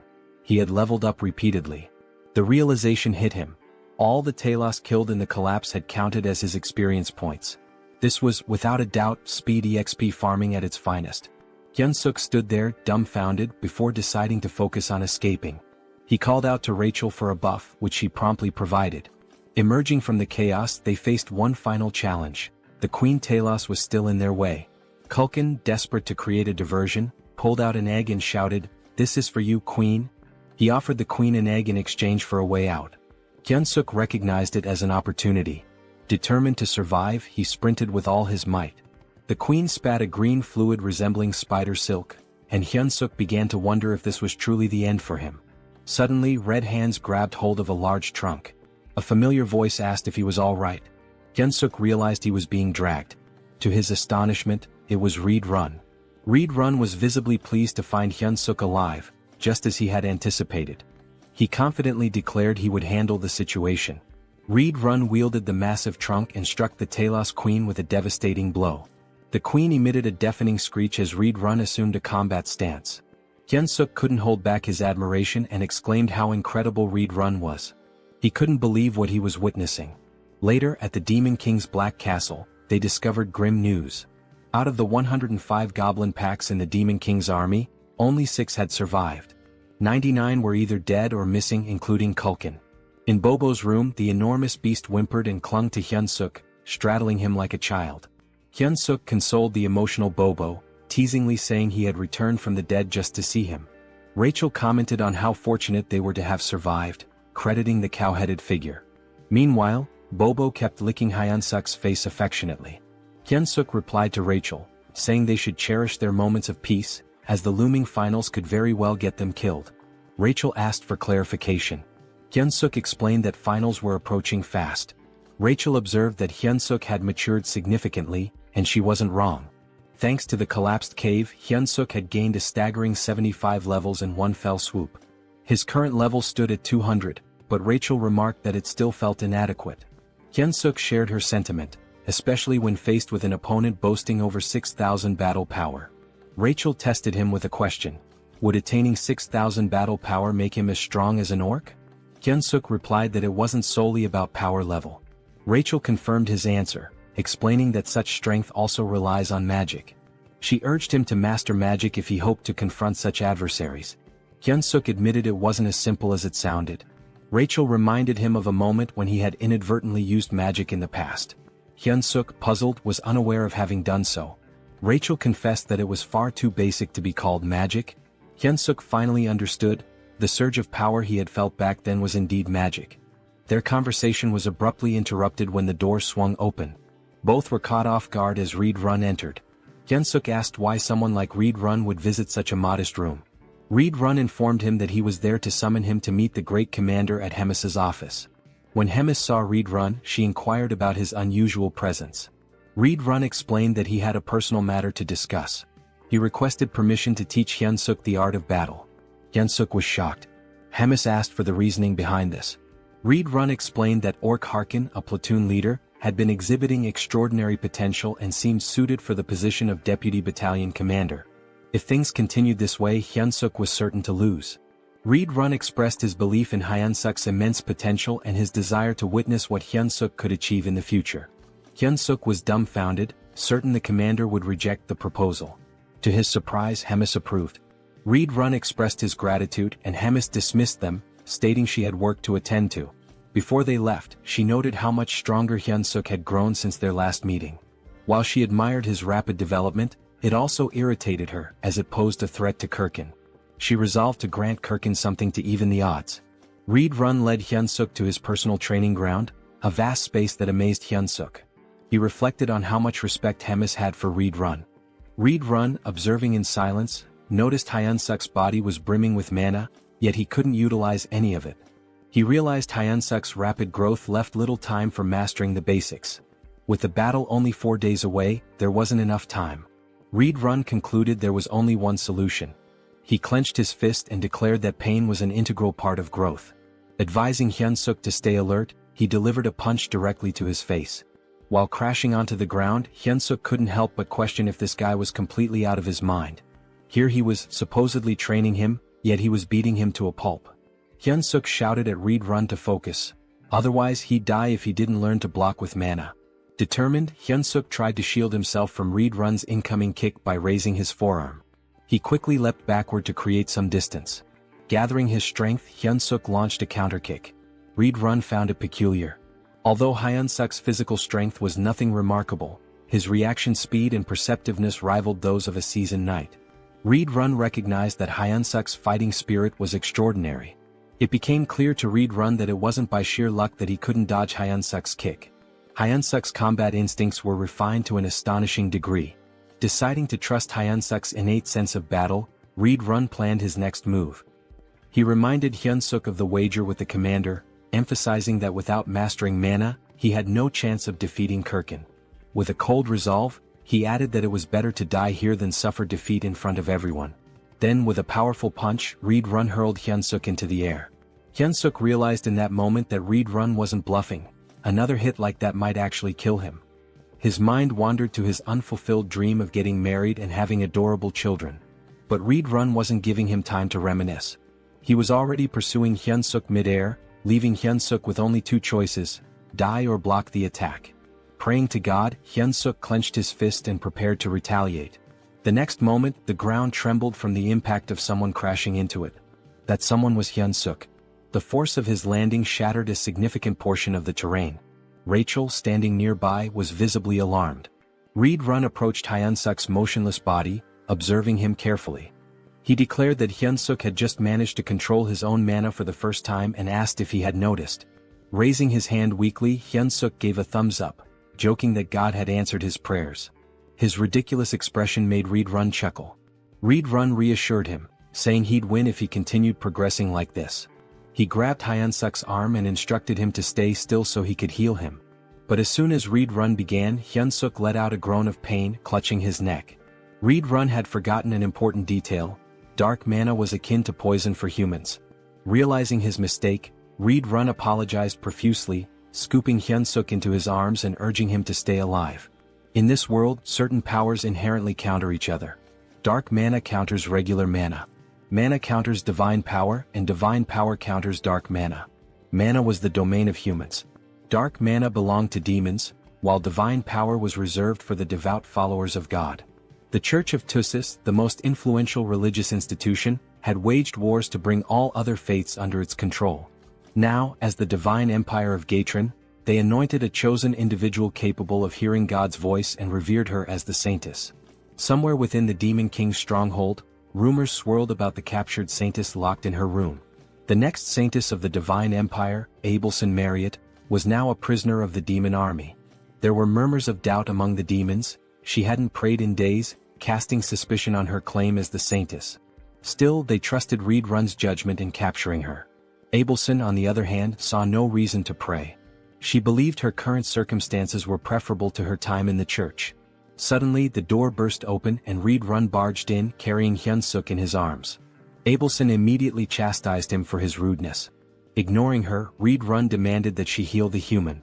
Hyunsuk's head throbbed, and he began to wonder what Reed Run had done to him. It was almost comical. His last thought was regretting that the last hand he held belonged to a man instead of Rachel. When he opened his eyes, he was greeted by the sight of a silver-haired beauty. His immediate thought was that he had died again and ended up in some random place. Hyunsuk began lamenting loudly, claiming he would never forgive the angel for this. He dramatically declared he'd rather become an archmage by the age of 30 than go through this again. Praying fervently, he cursed Rachel, accusing her of being a demon disguised as an angel, and demanded eternal torment for her. Finally, he muttered one last wish. If the angel insisted on making him a hero again, she should marry him first. Abelson, unimpressed, called him pathetic. Hyunsuk's eyes widened in shock. Reed Run, relieved that Hyunsuk was conscious, couldn't help but grab his shirt in excitement. Still dazed, Hyunsuk was utterly confused. Reed Run pulled him into a tight hug, but Hyunsuk immediately protested, accusing him of trying to kill him again. It was at this moment Hyunsuk realized he wasn't dead. Turning around, he glanced at Abelson, piecing together the embarrassing things he had just said in front of her. Reed Run, meanwhile, asked the Saintess if Hyunsuk was fully healed. The Saintess responded that Hyunsuk was not yet fully recovered, and it should be evident to Reed Run as well that the dark mana still lingered in his body. She admitted she didn't know what might happen to him. Reed Run asked if her divine power couldn't erase the dark mana. Abelson warned that any misstep could result in Hyunsuk's death. She suggested waiting, as the dark mana might dissipate over time. Apologizing sincerely, Reed Run promised to make amends by helping Hyunsuk grow stronger through training. Despite being nearly suffocated by the hug, Hyunsuk managed to remark that Reed Run didn't need to go to such lengths for someone as lowly as him. Reed Run dragged him away, but Hyunsuk protested, asking him to wait. Meanwhile, Abelson grew curious about Hyunsuk, wondering why a human was being trained by a demon. A few hours later, Hyunsuk finally made it back to his room. Bobo, as usual, was there playfully chewing on Hyunsuk's head. Hyunsuk thanked Bobo. He recalled hearing that Bobo had destroyed his home and eaten the soldier who tried to feed him. Once again, Hyunsuk thanked him, acknowledging that if it weren't for Bobo's separation anxiety, he'd still be stuck in training. Hyunsuk began venting to Bobo about everything that had happened that day. It was enough to make him cry. And to top it all off, the dark mana was still coursing through him. Looking up, he asked Rachel if he was going to die. Bobo simply kept licking Hyunsuk. Hyunsuk called for Rachel again, but she didn't respond. Rachel was crying, devastated that her hero had been ruined and corrupted. She told him that he wasn't the same hero anymore. Hyunsuk was taken aback. Shouldn't he be the one crying after everything he had just been through? Eventually, Rachel calmed down and confessed that all of the misfortunes were her fault. The dark mana in Hyunsuk's body, his near-death experience, it was all on her. With biting sarcasm, she added that it was because she was a demon wearing an angel's face, a deranged maniac destined to suffer eternal torment in hell. Hyunsuk froze, recognizing those were the very words he'd said to the Saintess upon waking up. Realizing his mistake, he scrambled to console Rachel, even going as far as to claim there was no buff item in the world as amazing as her. Rachel, however, was unmoved and told him to shut up, saying he didn't mean any of it. Now all Hyunsuk could do was wait, racking his brain for a way to make amends. 3 days later, Hyunsuk felt like he was going crazy. Collapsed on the ground, he cried from the grueling training Reed Run had put him through. Abelson, who was present to heal him, tended to his injuries as usual. Hyunsuk praised her beauty as he always did. Abelson, disgusted by his behavior, couldn't believe this so-called hero. Yet she healed him anyway. Hyunsuk shyly scratched his head and asked Abelson for a favor before his battle the next day. He wanted her to pray for his survival and if possible to come watch him fight. The request caught Abelson off guard. The day of the battle finally arrived, a match that would decide Hyunsuk's fate. The crowd buzzed with speculation. Why would anyone challenge the commander, let alone a mere human? Of course, Hemis and Reed Run were in attendance. Hemis, enjoying the atmosphere, asked Reed Run who he thought would win. Reed Run confidently replied that Hyunsuk would emerge victorious. He had worked tirelessly and his talent was extraordinary. Intrigued, Hemis leaned closer and proposed a bet. If Hyunsuk won, Reed Run could continue training him. Reed Run found the wager unusual and asked what would happen if Hyunsuk lost. With a sly grin, Hemis revealed the catch. Reed Run would have to kill Hyunsuk with his own hands. It was the responsibility he would bear for his bold words. An uneasy feeling settled over Reed Run, but he had no choice but to agree. As she looked at Hyunsuk, Hemis remarked how exhilarating it had been since she felt this much excitement. The announcer began introducing the fighters. Hyun-suk stood ready, his mind clear and his body in peak condition. He wasn't nervous. When his name was announced, he stepped forward with confidence. Hyun-suk reflected on how much he'd grown. His stats had improved significantly, he'd gained a new skill and trait. The intense training had paid off. Reed Run's unique combat style, composed of 10 distinct forms, was now a part of Hyun-suk's arsenal. Though his proficiency with it was only at 8%, he believed it would suffice. Our boy was determined to win this fight and hoped that, after the battle, he could go on a date with the silver-haired saintess. But his thoughts were quickly interrupted when Rachel shouted, demanding to know what he was thinking. On the other side, his opponent was introduced. This beast, named Korkin, was here to punish Hyun-suk for his arrogance. Both Hyun-suk and Rachel immediately noticed that something was different about Korkin. He didn't look the same as when they had seen him before. Reed Run was also caught off guard as soon as Korkin appeared. Hemis wasted no time in reminding Reed Run that there was no backing out of their bet now. Korkin let out a roar so loud it sent shockwaves through the area. His combat level now stood at 10,573, which Hyun-suk confirmed with his goggles. Hyun-suk couldn't believe it. Korkin had surpassed 10,000 in just a few days. Rachel too was in disbelief. She suspected that Korkin must have done something underhanded to increase his strength so rapidly. However, Hyun-suk clenched his fist and muttered to himself, of course, nothing was going to be easy. As soon as the fight began, Hyun-suk charged toward Korkin. Korkin, already anticipating the move, raised his weapon in preparation. Hyun-suk knew that if that massive club landed even once, he was done for. Korkin swung his weapon, but Hyun-suk managed to avoid it. The swing was large and easy to predict. Hyun-suk knew that he just had to stay calm, dodge and wait for the right opening.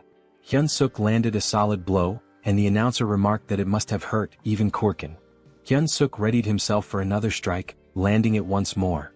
The impact was tremendous, but Korkin didn't even flinch. Hyun-suk immediately realized he had messed up when he saw something blurry coming toward him. The object hit the side of his body with a powerful force. He quickly created distance between them, only to notice that his left arm had been broken by that single blow. Korkin, however, seemed unfazed by the damage he had taken earlier. Hyun-suk observed that Korkin appeared normal, and his movements were still predictable. In his mind, Hyun-suk reminded himself that he had endured worse before. He steeled himself, telling himself not to be afraid and remembering the lessons he had learned. Combat arts involved using mana with martial arts, allowing someone to smash the ground or break a rock with a single punch. Reed Run had explained this to him. He added that combat arts weren't just about raw strength. The crucial point was that combat arts are techniques meant to kill your opponent. Back during their training, Hyun-suk had been told he couldn't beat Korkin with his current abilities. The reason? He lacked the intent to kill. Without a clear intention to kill, his attacks were meaningless. As the present moment unfolded, Hyun-suk recalled Reed Run's words. Korkin was about to strike again, but this time instead of dodging, Hyun-suk surged forward as if he was about to counter. This time his attack was fueled by killing intent. Hyun-suk's punch landed and he shouted, "Fucking die." Unlike his previous attacks, this one pierced Korkin's muscular body. This was the first form of Reed Run's combat style, instant obliteration. And as the name suggested, the arena was obliterated in the process. As the dust clouded the arena, Abelson wondered who had won. When the dust finally settled, Korkin's body was revealed, a massive hole torn through his chest. "Welcome to the Donut Club, ugly ass," Hyun-suk thought to himself as he raised his fist in victory. It was official, the weak human Choi Hyun-suk had won. Despite his victory, Hyun-suk's body trembled, and he realized that if he used Reed Run's technique again, it might just kill him. Meanwhile, Rachel was celebrating. She told Hyun-suk that he had pierced straight through Korkin's heart. Hyun-suk could hardly believe they had won. But then a dark red aura surrounded Korkin's body. Something wasn't right. The announcer too couldn't believe his eyes, exclaiming that it was a miracle. But Hyun-suk knew this wasn't a miracle. He watched as a red object began to emerge from Korkin's body. Twisting in pain as something strange happens to his body, it's clear that the blow wasn't fatal enough.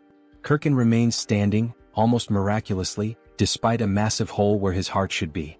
Korkin has now literally become a walking meat donut and will be known as Mr. Donut. Choi, surprised that Korkin can still fight even with his heart torn apart, realizes it must be the commander's doing as he stares at Mr. Donut's gaping hole. Meanwhile, the commander watches the fight with a smile, enjoying how events are unfolding. Beside her, Reedrun wonders what she was thinking by sharing her dark mana with Mr. Donut. She also cast a curse that turned him into an undead when he reached a fatal state. The commander, impressed by Choi's quick learning and talents, smiles, though her expression carries a hint of frustration for having expected more from him. Back on the battlefield, Choi wonders if Donut is still alive as he looks at the heartless monster still standing. Rachel clarifies that he isn't, it's actually a curse causing this effect. However, she notes that the curse won't last long. Suddenly, Donut charges at the hero, preparing a strike with a murderous gaze. Choi laughs, joking that this move is already well known and easy to dodge. Famous last words. In the blink of an eye, he is struck. Donut's fist is already at his neck, and apparently the blow wasn't as avoidable as Choi had thought. Mr. Donut, holding the hero's neck in one hand, strikes multiple times with the other, only stopping when Choi, in a desperate response, grabs the monster's arm with both his arms and legs, causing a surge of energy. This prompts Donut to throw him away, sending Choi crashing into a wall. As Choi reflects on the gentle meeting between his body and the wall, he recalls the near-death sensation he experienced, comparing then to now. It seems like all the bones in his body are broken. With no time to dwell on his misery, he notices someone willing him to stand and continue. Choi then realizes Abelson's presence, gesturing encouragement, telling him he can win. The hero hesitates to believe her, but the doubt doesn't last long. He rises, realizing the fight isn't over until it's truly over. His newfound courage stems from one thing: the fear of embarrassing himself in front of a girl. That's how we do to overcome death. Even with all his bones seemingly broken, he channels mana that acts as an armor for his body. A blue aura covers him. Choi then decides to counterattack. As he moves toward Mr. Donut, the system updates displaying 2 consecutive changes. His mana control advances from F to E and then from E to D. Charging a powerful energy-infused attack, the hero shouts an invitation to Abelson for a date. Screaming while smashing a goblin's thinking box seems like the perfect time to ask a girl for a hangout. The attack drives Donut's head into the ground, but it isn't enough to neutralize him, but it was almost. Realizing his attack was highly effective, Choi continues his assault, repeatedly striking Donut's meat coconut. The audience watches in stunned silence, unable to process what's happening in the arena. Meanwhile, in the room where Reedrun and the commander are watching, she asks Reedrun if was he the one who taught the hero all those moves. Reedrun denies it. He also added, emphasizing that he's never seen anything like this in his life. Turning the attention back on the battlefield, now nearing its conclusion, Choi's thoughts are focused on his possible date. Things like 1 night, 2 days, dinner and hotel, clearly more important things to think in a situation like this. However, he knows he must remain cautious while collapses in exhaustion. As a result, the commander tells Reedrun to be careful. Choi is a monster. She reflects that having a hero serve the demon army will be fun, even though Choi's face reminds her of someone she isn't fond of. Sometime later, the hero wakes up startled in his cabin, bandaged, and in the company of Dog and Rachel standing nearby. Before he can ask where he is, Rachel informs him he's obviously in his cabin. Choi, concerned about the outcome of the fight and his experience, is quickly reassured that he won and that Abelson tended to his injuries. Eager to check the system, he looks at his stats. Hero candidate Choi, now level 212, has seen significant increases not only in his level but also in stamina, mana, charisma, and unlocked mana control skill. As he reviews his stats, Rachel mentions she could have healed him too. Choi ignores the comment, focusing solely on the absurd number of levels he gained. Noticing the mana control skill, Rachel reacts with exaggerated surprise. She defends her reaction, explaining that she's right. It's extremely rare for anyone to achieve mana control. As she tries to elaborate on how amazing this feat is, she's interrupted by Choi, who notices a strangely folded piece of paper. The scene shifts to Abelson's prison. She's gazing at the stars and muttering to herself that it was unnecessary. In her thoughts, the hero is strange. He discovered mana and learned about combat in just 3 days, which isn't normal. This hero certainly has unknown potential. Unfortunately, his personality is inversely proportional to his abilities. Abelson wonders if her prayers were answered or if Choi is simply pure talent. In the end, it doesn't matter. To her, he's the hope she needs. She then knocks on a door, seeking a favor, and Reedrun at the other side answers, offering his help. When Reedrun asks what she needs, she says she wants to take a walk. Back in Choi's room, as he reads the letter, he's surprised to find it's a positive response to his date request with Abelson. She now wants to see him at the courtyard. The hero will finally have the time of his life. Moments later, the time for the meeting finally arrives. Choi, anxious, still doesn't know how to act in this situation. He wonders if he should ask for her number, but there aren't even cell phones in this world.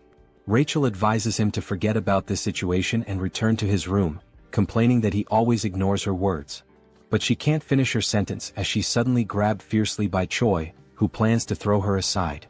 However, just as he prepares to do so, Abelson appears in front of him, accompanied by two others. Choi, clearly caught off guard, announces Abelson's arrival, questioning who the other two are. Abelson replies that they are her escorts. After all, she couldn't wander alone in her current condition. Choi, with sadness, quickly remembers that she's confined as a hostage of the Demon King's army. Breaking the tension, Abelson expresses her desire to start with a walk. Choi agrees, and as they walk, he thinks about how stressful it is to be under the watchful eyes of Abelson's escorts. They're eliminating any chance of intimacy between the two, leaving him unsure of how to start a conversation. Abelson, on the other hand, knows exactly what to say. Without hesitation, she fires her question. "Are you a hero, Mr. Choi Hyun-seok?" The hero, surprised, doesn't understand how she knows or suspects this detail about him. Abelson explains that only heroes and demons have black hair in this world. Shaken by this revelation, Choi is also asked if he has any questions of his own. She encourages him to feel free to ask. Nervous but grateful, Choi timidly starts his first question. But before he can say anything coherent, they are interrupted by Reedrun. Choi is startled as he watches Reedrun approach in a hurry, frustration evident in his eyes. Reedrun delivers the message that the commander wishes to see him, exclaiming that the hero must follow. Choi panics. His meeting with Abelson ends before it even begins. Abelson also shows frustration with the situation, but it's clear their reasons differ. Observing everything, Abelson begins to wonder if Choi is truly someone trustworthy. The scene shifts to Hemi's chamber, where she explains she's been observing Choi's battle. She comments on his ability to consistently escape death with tenacity and then asks if he remembers what was offered to him. Choi cautiously confirms that he remembers she promised to protect him if he participated in a battle with an opponent of her choosing. She asks him to recall more details of the agreement. The hero recounts that he would become an executive under the commander. Hemis admits that this last part wasn't entirely intentional. She didn't think Choi would last long in his adventures. However, as events unfolded, the commander's perspective changed. Turning to Reedrun, Hemis reminds him that she mentioned Choi was a talent, a good candidate for a leadership role in the Demon King's army. She concludes that Choi is too talented to remain a mere platoon leader. Referencing significant losses among the Cook's company, the commander highlights the shortage of meat supplies, fearing they might have to resort to cannibalism. Choi, confused, understands the statement but not why he needs to hear it. Hemis then declares that he will lead the Cook's squad. Choi is now free to take any initiative needed to restore order to the kitchen. Hemis ends by asking if he will be able to accomplish this task. Hesitant, Choi responds that he will do his best. The scene changes again. Now alone with Rachel, Choi is sarcastically asked how it feels to be a Demon King squad leader despite being a hero on paper. Choi, matching her tone, declares he's so happy he could die. As he heads to his new workplace, the hero tells Rachel he notices her lingering bitterness. Rachel just grunts. Adopting a new attitude, Choi arrives at his destination and begins his duties by confronting a suspicious creature in the kitchen. The creature, one of the servants, mocks him by referring to Choi as a slave. Determined to assert his new position, Choi shouts at the servant as he approaches him. The servant looks confused and suddenly Choi strikes him with a blow to the chin, knocking him out while declaring himself the new commander. Choi then shouts for everyone to gather in the kitchen. Surveying the crowd, the hero notes the strongest one has a power level of 3,500. Still, the group is too small, prompting him to wonder where the others are. Initially numbering 300, now there are only 20. Choi realizes the gravity of the situation, knowing the difficulty of his task and the consequences of failure. Addressing his squad, he asks who knows him. Gradually, some start naming him, the barbecue master, while another dares to call him a delicious human. In a flash, that individual is kicked, becoming a wall decoration. Choi then solemnly reinforces that he is the commander. Next, he orders everyone to address him as the rightful commander of the Cook squad. Choi asks why the number of cooks has dwindled. One responds that the others went hunting without permission and were killed by demon beasts. Understanding the situation, Choi asks who the best cook currently is. Someone names Galtram, who is immediately promoted to vice commander without objections. With everyone dismissed, The hero wonders how he'll gather 200 people for the squad. However, he quickly comes up with an idea. The next day, the fairy, the dog, and the hero set out to recruit cooks with a plan in mind. Searching high and low, Choi reflects on how some are easily replaceable while others are irreplaceable. Then he finds someone. With a kick as his greeting, Choi invites the individual to become a chef. The individual, irritated by the treatment, attempts a counterattack but is swiftly knocked down again by the hero, who begins persuading him with arguments. Informing him that he'll be the first of the day, Choi promises him a high-ranking position if he accepts. As a senior, he won't be bothered by many, on the contrary, he'll do the bothering. The future senior begins to waver, especially after learning that his first mission will be to recruit 5 juniors. Thus, it becomes clear what Plan A is, a pyramid scheme. Meanwhile, somewhere else, someone is feasting on a large and succulent steak. His name is Doris, and he is a commander of the 3rd Battalion in the Demon King's army. As he eats, he mentions that the place is more peaceful than usual and that this elegant meal is proof of that peace. Suddenly, a goblin bursts through the door to alert Doris that they have a problem. Doris, wiping his mouth calmly, asks what it is and whether the goblin could be more elegant next time. The goblin, still catching his breath, reports that most of the battalion members have left. Doris questions whether they abandoned their posts since they have no other duty but to serve him. Terrified, the goblin clarifies that this is not the case. They have been summoned to join the army's cooking division. Still chewing on his steak, Doris mentions that the new head of the kitchen is a human whom Commander Hemis loves. He then advises them to be more careful next time. The goblin shouts, saying that this is not a situation he should let slide so easily. He adds that they have already taken 200 of his soldiers to serve as cooks. This leaves Doris stunned, as he cannot believe that his entire battalion abandoned him so quickly. Now outside, the soldiers summoned by Choi Hyun-seok are gathering. Rachel tells Choi that more than 200 people have already assembled. Choi, resting his hand on his chin, smugly declares that this is thanks to his intelligence. He then adds that they have enough culinary soldiers and that he will finish recruiting soon, but a sudden noise catches his attention, prompting him to look.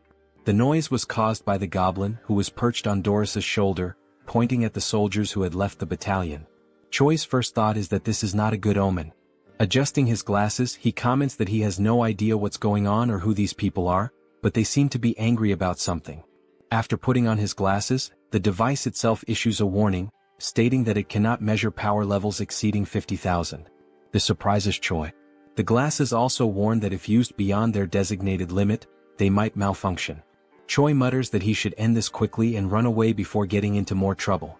Doris shouts, asking whether Choi Hyun-seok, the human who takes care of Bobo, is present. As Choi turns to flee without leaving a trace, Bobo suddenly appears and barks affectionately at Doris, leaving Choi with no escape. Choi halts his retreat, gathers his courage and introduces himself to the commander, asking what brings him there.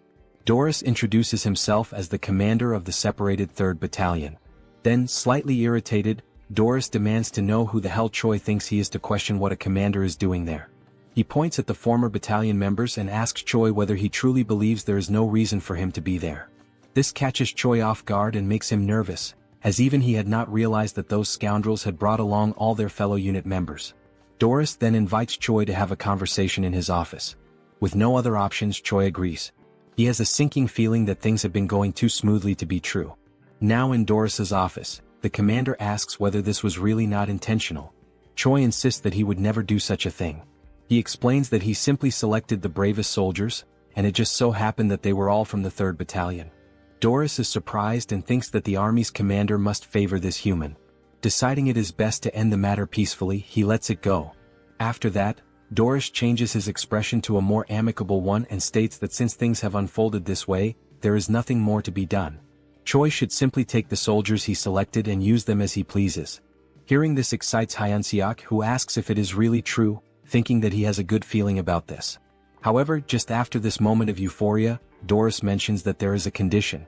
Choi immediately starts feeling uneasy again. As a true gentleman, Doris explains that since Choi has already taken 200 of his soldiers, there is one specific soldier he should also take. Choi becomes alert, thinking that even after taking so many soldiers, Doris still wants him to take one more.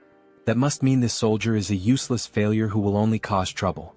Annoyed, Doris asks whether Choi is refusing and whether there is a problem, even after taking all of his 3rd Battalion soldiers. Feeling the pressure and his legs beginning to weaken, Choi insists that it is not what Doris thinks. He says he is simply overwhelmed with happiness and does not know how to properly express his gratitude. As the door opens, Doris declares that he has made his decision and will now introduce Choi to his new soldier. Then a massive hand appears, and Doris announces that the name of the new soldier is Yuzaru, adding that he is a lovable hybrid born from an ogre and an orc. Yuzaru introduces himself, speaking in the third person. Yuzaru has arrived, Commander. Since Choi was still using his glasses, he realizes that Yuzaru's combat power also cannot be measured. While Choi remains paralyzed at the thought of having someone so strong as a soldier, Doris comments that Yuzaru's flaw is that he is incredibly stupid, but he is strong. He then tells Choi to make good use of him. As Yuzaru tries to enter the room, he bumps his head on the doorframe and loudly states it, making Choi wonder just how stupid he really is. Back at the recruitment site, Choi announces that he will reintroduce himself to all members.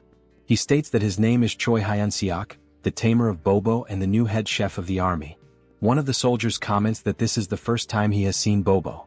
Choi, holding a bone, remarks that Bobo is a good boy. Bobo's eyes light up, and he even drools at the sight of the bone. Then, turning to the members, Choi declares that from now on, he will be organizing the unit.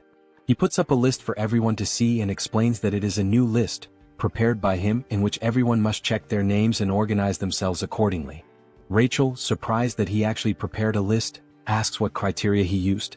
Choi tells her that he believes everyone has the same level of intelligence, so he organized them based on combat power.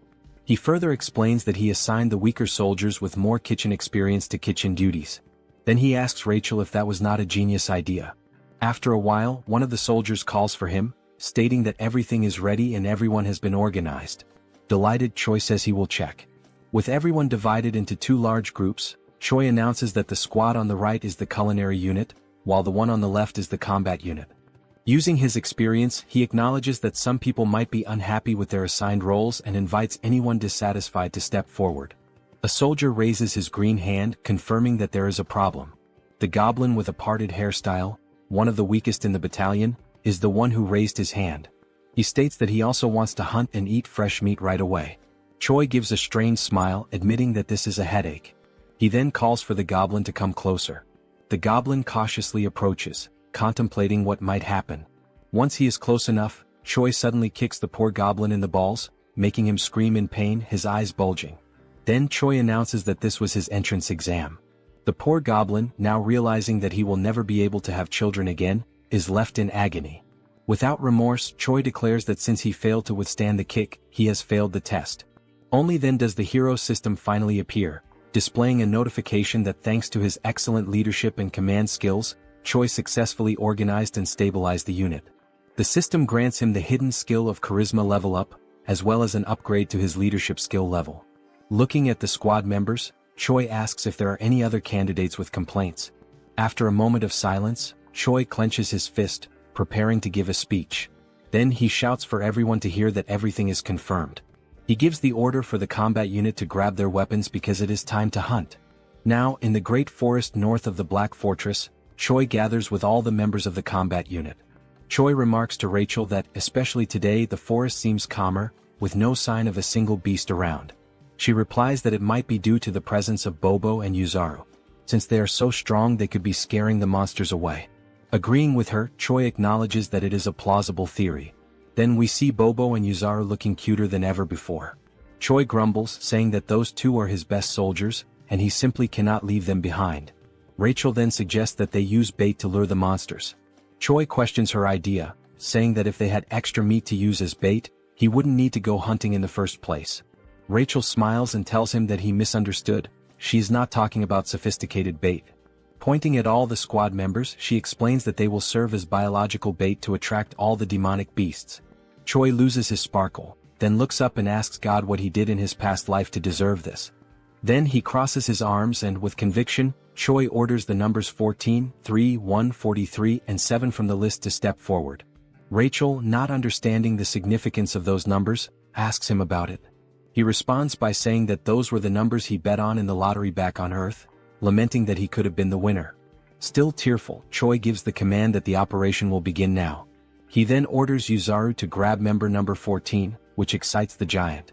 After being held by Yuzaru, The poor member number 14 asks if he has lost his mind. Calling him an intercontinental ballistic goblin, Yuzaru effortlessly tosses the goblin far away. Choi, with his hand on his chin like a thinker, comments that it's a great idea, as continuing to throw weak soldiers like bait will eventually attract the attention of the monsters. He then turns to a fox soldier and orders him to light a small fire so the ones thrown as bait will have a way to return. But Rachel questions whether throwing soldiers like that wouldn't just kill them from the impact of the fall. Choi retorts, saying that he is sure 1 in every 6 will come back alive. He tells Yuzaru to keep throwing the others from the list. The rest of the battalion is in shock and whispers among themselves that the human head chef has lost his mind and that they want a long life. One of the goblin soldiers, terrified by the situation, decides to turn around and run away at that moment. As he turns to flee, he sees Bobo with his eyes sparkling with cuteness. The frightened goblin says that this is not what Bobo is thinking and that he will serve the Demon King's army for the rest of his life. But it seems Bobo doesn't believe him, as Choi mentions that the ones he threw earlier are late and should have returned by now. Meanwhile, in the background, the poor goblin is crying for help. At the same time, one of the goblins who had been thrown is running back, desperate and calling for help while being chased by several monsters. Choi smiles, saying it was about time for him to return and let the soldiers handle things now, but only if he needs to land the final blow on the monster to count for XP. But before he can finish his thought, Yuzaru takes off running ahead. He is simply too strong to leave the last hit for anyone else. As Yuzaru takes down the monsters one by one, he shouts that he loves fighting, leaving nothing for Choi. Frozen and speechless, Rachel looks at Choi and asks what last hit he's talking about, since there's no monster left alive. After everything, while Yuzaru celebrates his success with Bobo, Choi is left crying because he didn't get any XP, and worse, he can't even use the monsters as food since they were all torn apart. Rachel, shocked, points out that both Yuzaru and Bobo only need 1 hit to defeat the monsters. Still in disbelief, Choi says he needs to go back tomorrow but without those two.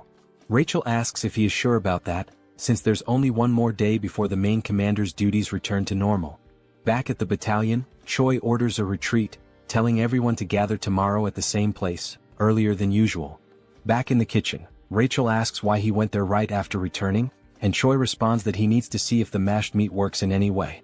Kicking the door open, Choi yells asking where the lazy ones are, ordering them to gather. One of the kitchen soldiers runs towards him and asks if something happened. Choi asks if he tried the meat from today's hunt. This soldier is Gallum, the vice chef. Gallum confirms that he did, but the results were not as good as expected. Choi is uncertain and says that the craftsman isn't very demanding and asks if Gallum understands. Gallum, in tears, says that he does. Mockingly, Choi asks if, despite all of his experience as a vice chef, Gallum still doesn't know how to make minced meat. Gallum responds that the main role of the kitchen army is to bring the ingredients, and he is not a personal chef for the commanders. He explains that the commanders care about taste, while the others just want to eat and don't care about flavor. Choi tells him that the members are also struggling and orders Gallum to be quicker. Gallum quickly runs off, telling the others to gather to light the firewood. Reflecting on what Gallum had just said, Choi realizes that everyone with a rank below that of commander survives on tasteless meals, so he has a good idea and smiles as things may be easier than he thought. After a while, he decides to pay a visit to an old acquaintance. He knocks on Abelson's door and introduces himself as Hyun-seok. She hears him and tells the hero to come in. Feeling awkward and blushing, he says that it's nothing special, he just wanted to see her. Rachel then says that now she understands the real reason he went to the kitchen. It was to see this woman. He then pulls out the beautiful and delicious dish and asks if she has already had dinner. Choi continues speaking, saying that he only won the duel because of her support and that the meal is a symbol of his gratitude. Abelson thanks him and mentions that she will only want a little bit.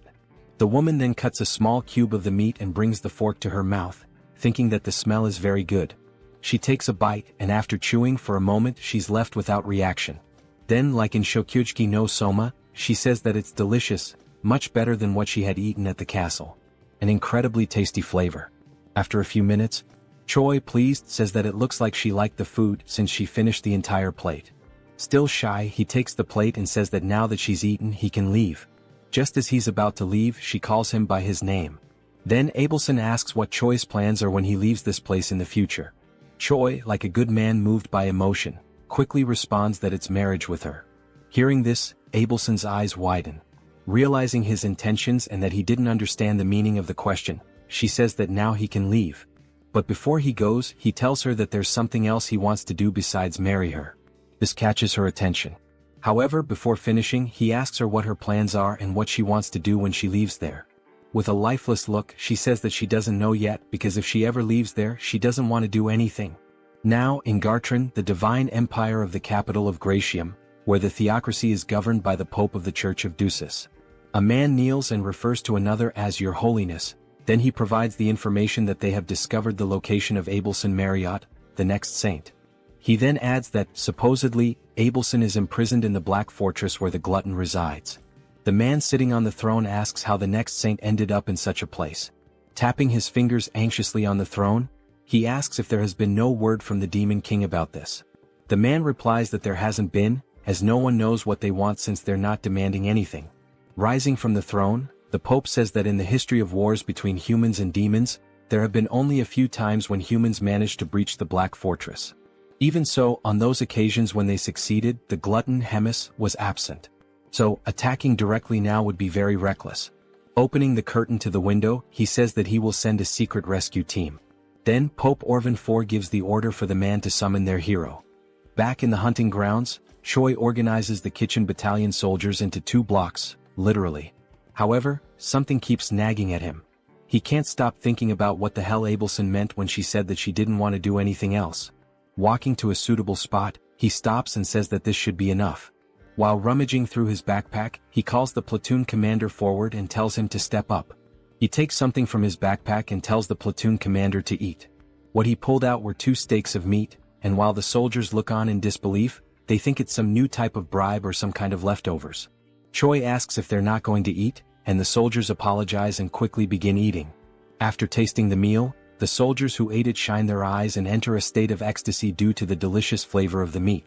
The 3 platoon leaders kneel and say that from now on they will be loyal to Choi, begging for another piece of the meat. However, he pulls out more pieces of meat and says that the chance to taste it is over, meaning that from now on, Choi shouts at them to run, because only the platoon that captures the most living demon beasts will be allowed to eat with him. The 3 platoon leaders run desperately, urging their soldiers to do the same. Seeing this, Choi says that the plan was a success since they're all slaves to their appetite. The plan to bring the monsters alive was precisely so he could land the last hit and level up. Looking at the system screen and seeing his level, status and charisma increasing, Choi says that while he was cutting the monsters, he quickly leveled up 10 times. One of the platoon leaders then asks who the winner was among the 3.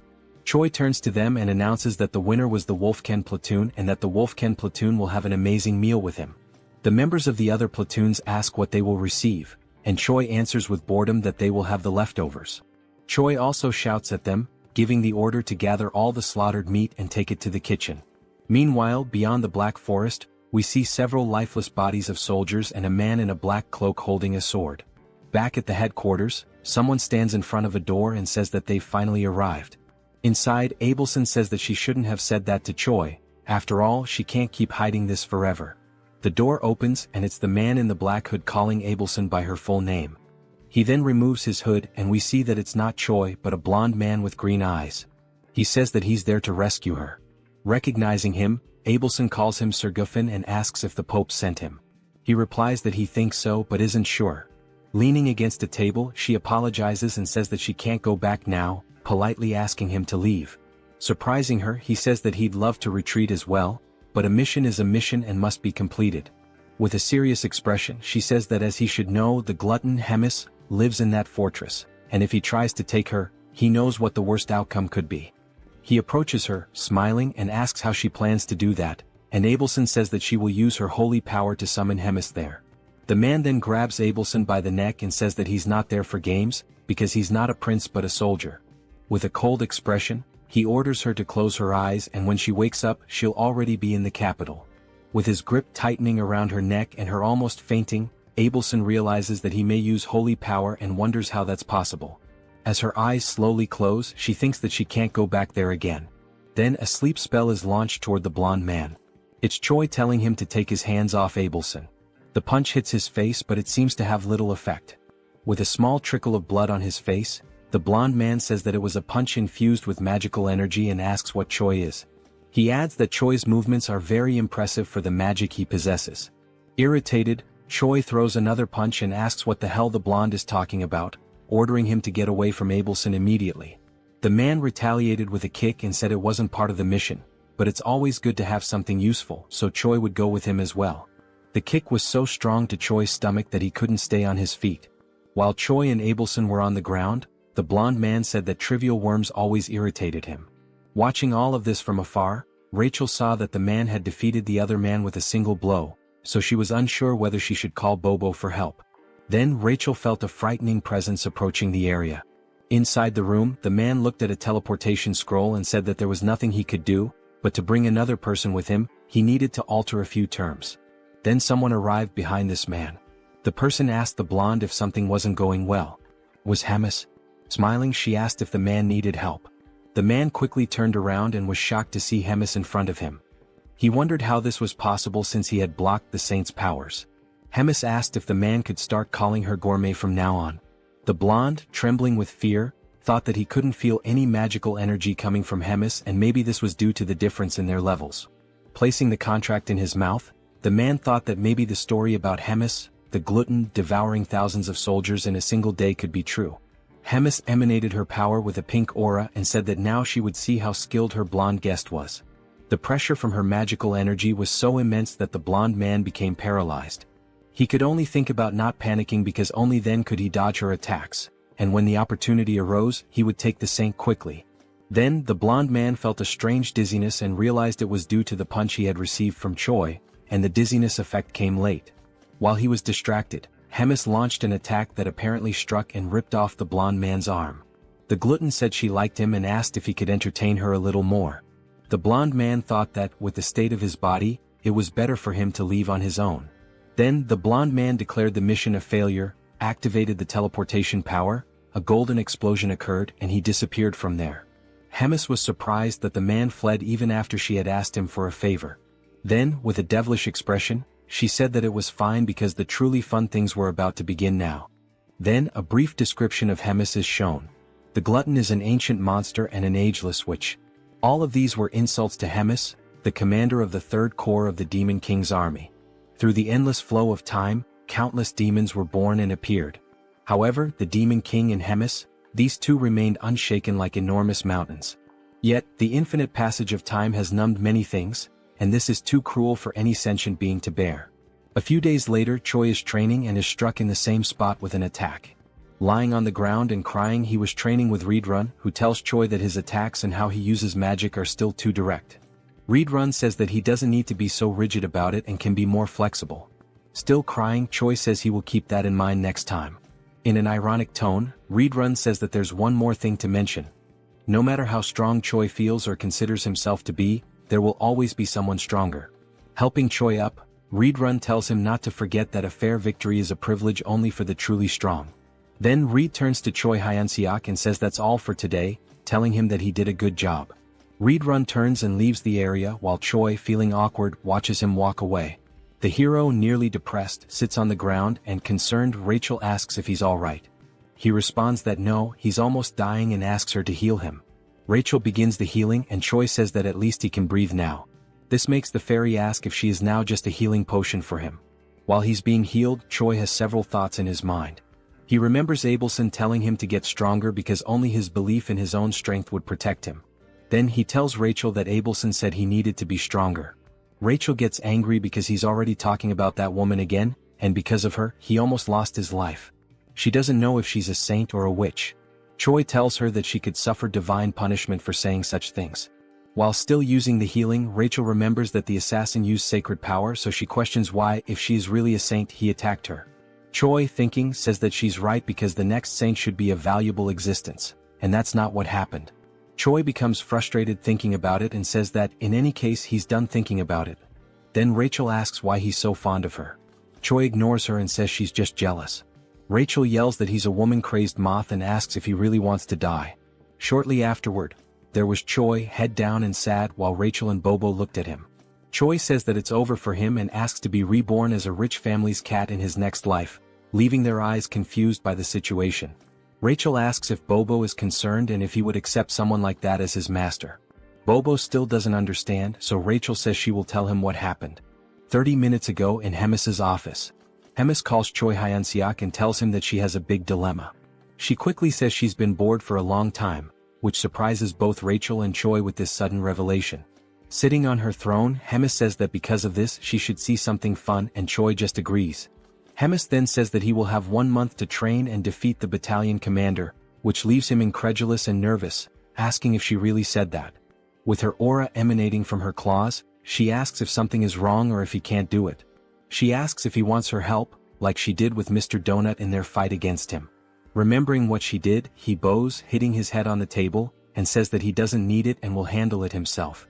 Rachel then finishes recalling the events and Choi cries in the background. The fairy tells Bobo to say goodbye as he won't be seeing him for a long time. And now, I believe Bobo understands the situation. Rachel then turns to the hero and tells him that it's about time he accepts the fact that he's a hero, asking if he intends to defeat the battalion commander with only 9,000 power. Choi says he's already crying because of it and asks if Rachel wants him to die right now. While he laments, Rachel remembers that indeed Choi became strong quickly, but it's not enough because the battalion commander is on another level. Hyun-seok remembers that the average battalion commander has a combat power of over 40,000 and he laments because there's no way to reach that number in such a short time. He looks at Bobo and thinks it would be wonderful if Bobo could replace him and fight in his place, as Bobo could fight on equal terms or even win against the battalion commander. While Bobo consoles him, Rachel says that the fight should be a duel and Choi confirms that. Only then does Choi have an idea, remembering what Hemis actually said. He then asks Rachel what Hemis had said, and Rachel replies that he has 1 month to defeat the battalion commander. He gets excited again because he realizes that at no point did Hemis mention a duel or a main fight. Rachel is left speechless, her eyes wide open. Choi then comes up with a plan because, no matter how he does it, he just needs to do it. The idea is to use anything to defeat the battalion commander, whether alone or not. Rachel asks if he's sure he should interpret it as he wishes. Biting his fingers nervously, Choi says that the only way is to lure the battalion commander out and set up an ambush with Bobo. Upon hearing this, Rachel asks what he is, as she doesn't know whether to consider him very intelligent or just a coward. Then Rachel asks how Choi will lure the commander out. She wonders if someone as careless as the hero has any way to persuade the commander. Holding a spice and smiling, Choi says yes, because he met the commander recently and knows that he enjoys savoring elegant meals. So Choi begins preparing the best recipe for grilled ribs. He selects the best ribs and goes through the entire process to make them incredible, soaking them in water with honey to remove the blood. Once the blood is removed, they should be left in a pot to cook quickly. While it's boiling, Choi chops the mushrooms and green onions, adds gushing fish, and stirs to combine the flavors. Then he adds everything into the pot with the meat and lets it boil. After at least half an hour of boiling, we see Bobo dragging Choi through the fortress corridors so fast that his body seems to separate from his soul. Upon arriving at the location, Choi can't bear it and collapses, questioning how it's possible for him to lose in terms of endurance if he's just a human. Quickly, Rachel stops the hero and tells him that it's burning, which leaves Choi terrified. Then we see the plate of ribs and stew complete and it looks delicious. Carefully, Choi places it on a plate, and with a smile he sprinkles finely chopped green onions on top, saying that the best stew, the key to unlocking the heart of Commander Doris, is ready. The table was full of delicious food, and Doris leaned back in satisfaction, a rare moment of peace washing over him. He took a deep breath, savoring the ambience, and reflected on how infrequent such refined, tranquil moments were in his position. The decision to pass Yuzaru on to Choi had been a stroke of genius, easing a burden he hadn't realized was so taxing. As he pondered this, a subordinate entered, bowing with measured respect. The air in the room shifted slightly as the servant cleared his throat before delivering a message. The cooking squadron had arrived to see him. Doris, though already sated, felt curiosity stir within him and gestured for the servant to continue. Without hesitation, Doris dismissed any possibility of returning Yuzaru, assuming that was the purpose of their visit. The subordinate hesitated before clarifying that Choi had come for a different reason. He wished to present a dish as a token of appreciation. Hearing this, Doris's eyes lit up. Whispers of Choi's extraordinary culinary skills had reached him, rumors painting him as a near-mythical figure in the kitchen. Now he would experience it firsthand. Straightening his posture, he gave his approval. A knock echoed through the room, and the doors swung open to reveal Choi making an exaggerated entrance, tray in hand, a mischievous glint in his eye, and a rose held between his teeth. Doris blinked, momentarily caught off guard before swiftly composing himself. Choi set the tray before him with a theatrical bow, expressing his gratitude for the opportunity that had led to his new title in the kitchen. Doris, unimpressed by words, expected the food to speak for itself. With a humble nod, Choi lifted the cover from the dish, revealing a steaming serving of urine ribs. A rich, tantalizing aroma filled the room, causing Doris to salivate despite himself. The presentation was impeccable, almost divine. Drawing in the fragrance, Doris found himself overwhelmed. Across from him, Choi watched knowingly, confident that one bite would send him into a world of indulgence. The moment Doris tasted it, disbelief overtook him. His widened eyes and forward-leaning posture betrayed his astonishment. The dish transcended human capability, reaching a level of perfection he had never imagined. Encouraged by the reaction, Choi suggested introducing more dishes in the future. Doris, without hesitation, accepted, willing to eat anything he prepared. As Choi exited, Rachel, standing by the door, struggled to contain her reaction. Doris, still enraptured by his meal, casually remarked on Choi's favored status. Barely making it outside, Choi gripped the doorknob, trembling. He and Rachel exchanged a glance before both succumbed to violent nausea. Rachel wiped her mouth, staring at Choi in disbelief. He acknowledged his actions, fully aware of the consequences. When pressed on his intentions, he made it clear. He would continue feeding Doris until the day came when he was nothing more than a pig fattened for slaughter. Meanwhile, inside the dining hall, Doris remained blissfully unaware, savoring each bite. A week passed. Doris sat before another grand meal, yet his appetite had noticeably waned. With a sigh, he idly prodded his food, burdened by looming concerns. An upcoming duel for the battalion commander position weighed on his mind. His growing influence had drawn unwanted attention, and failure meant forfeiting his title. Yet, he accepted the stakes with a sense of dignity. Choi, realizing that a week of careful planning had failed to consider external threats, forced a smile and assured Doris of his impending victory after he invited him to watch the duel. The next day at the Grand Training Grounds, Rachel attempted to lift Choi's spirits with sarcasm. Choi, unimpressed, remained convinced that Doris stood no chance after everything he had been fed. Roger, the Demon King's 3rd Army Corps Regiment commander, initiated the duel. The challenger, a humanoid figure with a horned skull, stepped forward. Opposite him, Doris ascended the stairs, panting from the effort. Yet, upon spotting Choi, a smirk surfaced on his lips. Roger signaled the start. Doris barely reacted at first, his enthusiasm lacking, until the moment arrived. In a single motion, he seized his opponent's weapon. A shockwave erupted, forcing the audience to recoil from the impact. As the dust settled, the challenger lay motionless. Roger, stunned, acknowledged Doris's overwhelming dominance and ended the match. Spectators dispersed, leaving Choi to contemplate his next move. That night, at Bobo's house, Choi analyzed the monster distribution map he had drawn. Rachel, peering over his shoulder, questioned his intentions. The plan was simple: pit monsters against each other, letting one enemy take out another. Rachel, after grasping the concept, understood the brilliance behind it. 3 days later, deep in the forest, Rachel groaned from exhaustion after memorizing endless monster entries. Choi had offered to divide the work, but she had refused, now regretting it. The dense foliage around them rustled as unseen creatures moved through the underbrush. Tension lingered in the air, each shadow carrying a hidden threat. The night was alive with distant roars and the snapping of twigs beneath massive feet. When asked about their first target, Choi pointed ahead. Rachel immediately identified it as a surfib, a massive forest worm. Despite its size, she dismissed it as useless for their plan due to its passive nature. Puffing her chest with pride over her deduction, she sought approval. Choi, unimpressed, remarked that even a fool could be useful. A soldier approached and inquired about their next hunting location. Choi told him to wait before asking Rachel about dragon-like monsters with steel-like scales. She replied that several types fit that description and that she would need to see it directly to identify it.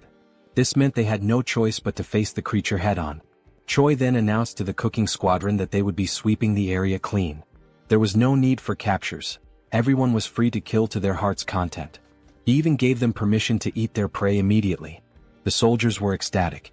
They felt that their commander had finally come to his senses, celebrating the opportunity to eat their fill.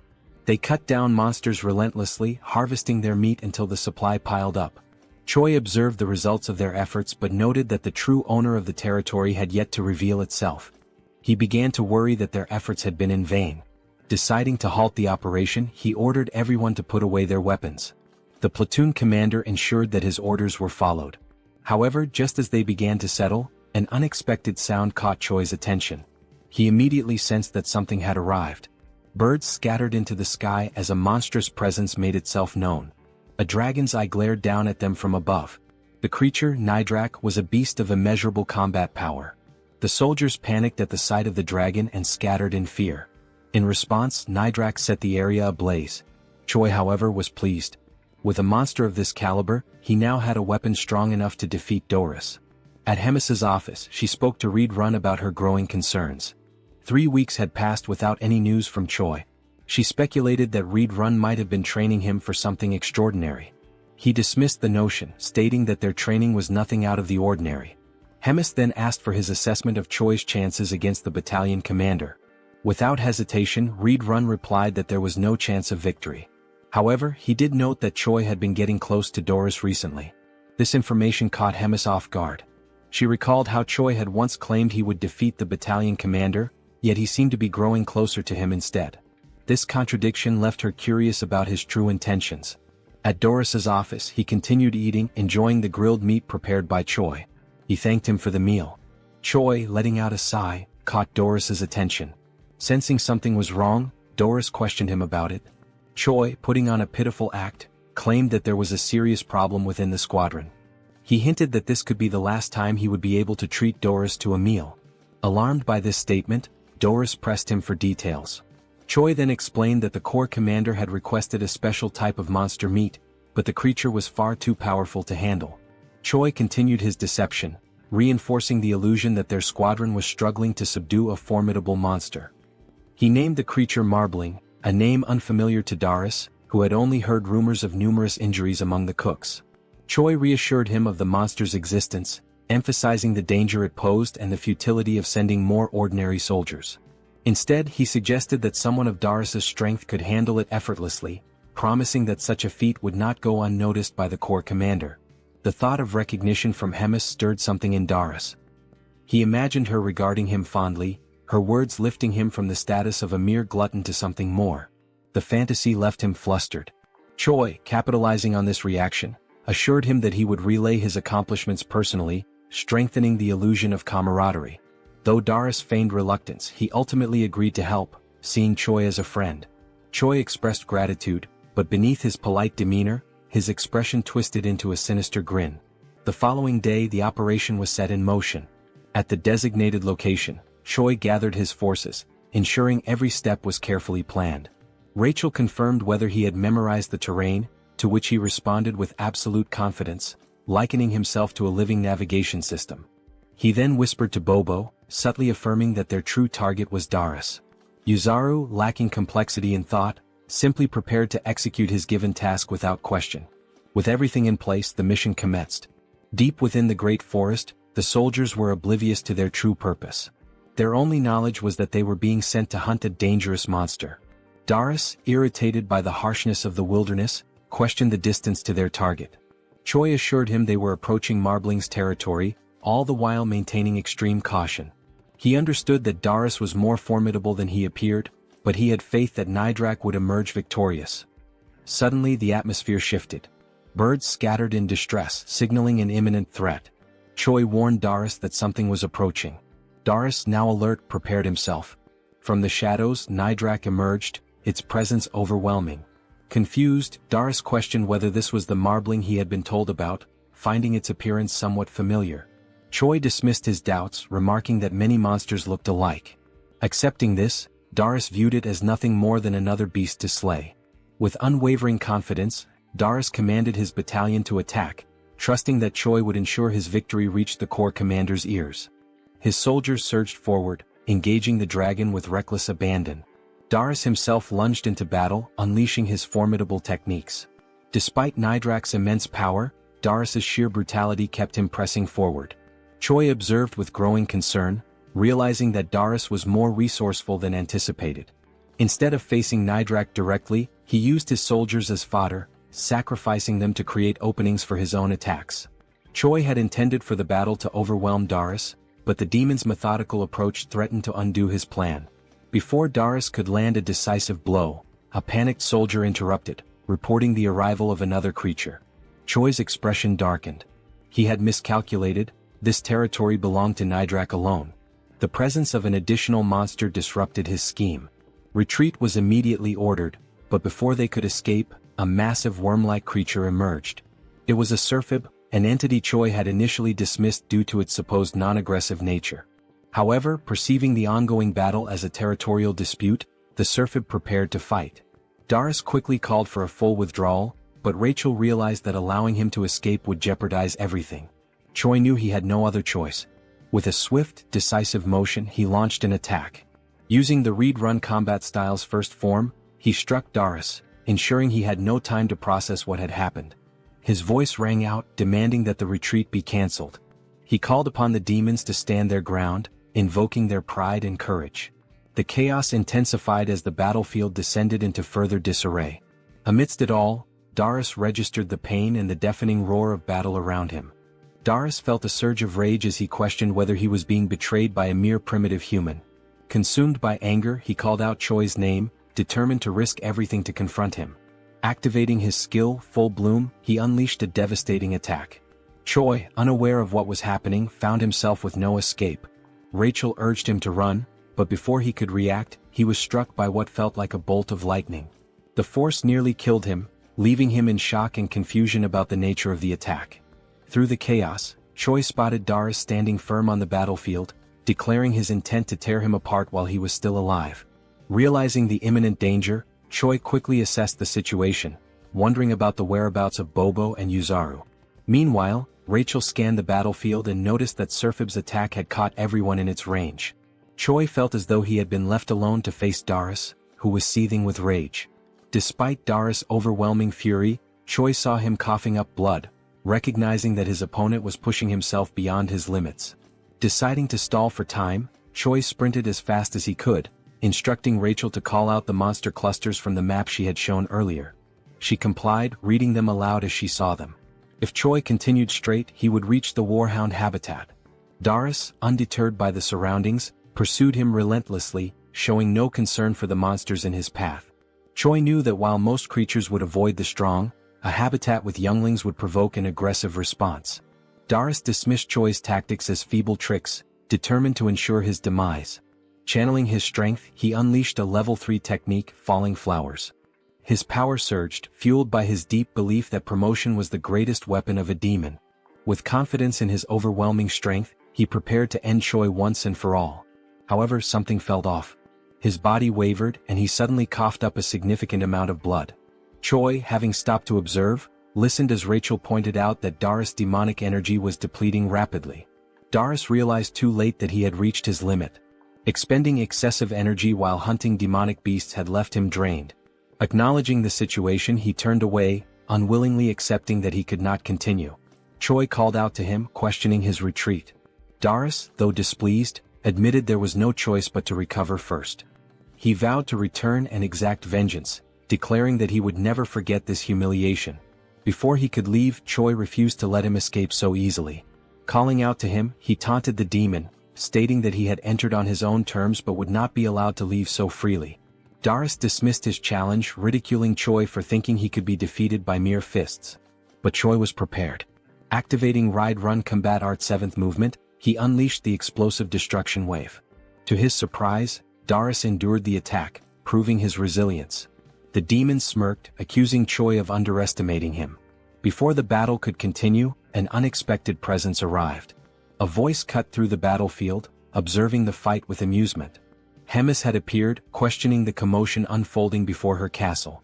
A sudden explosion sent Choi flying into a tree, leaving him disoriented and in pain.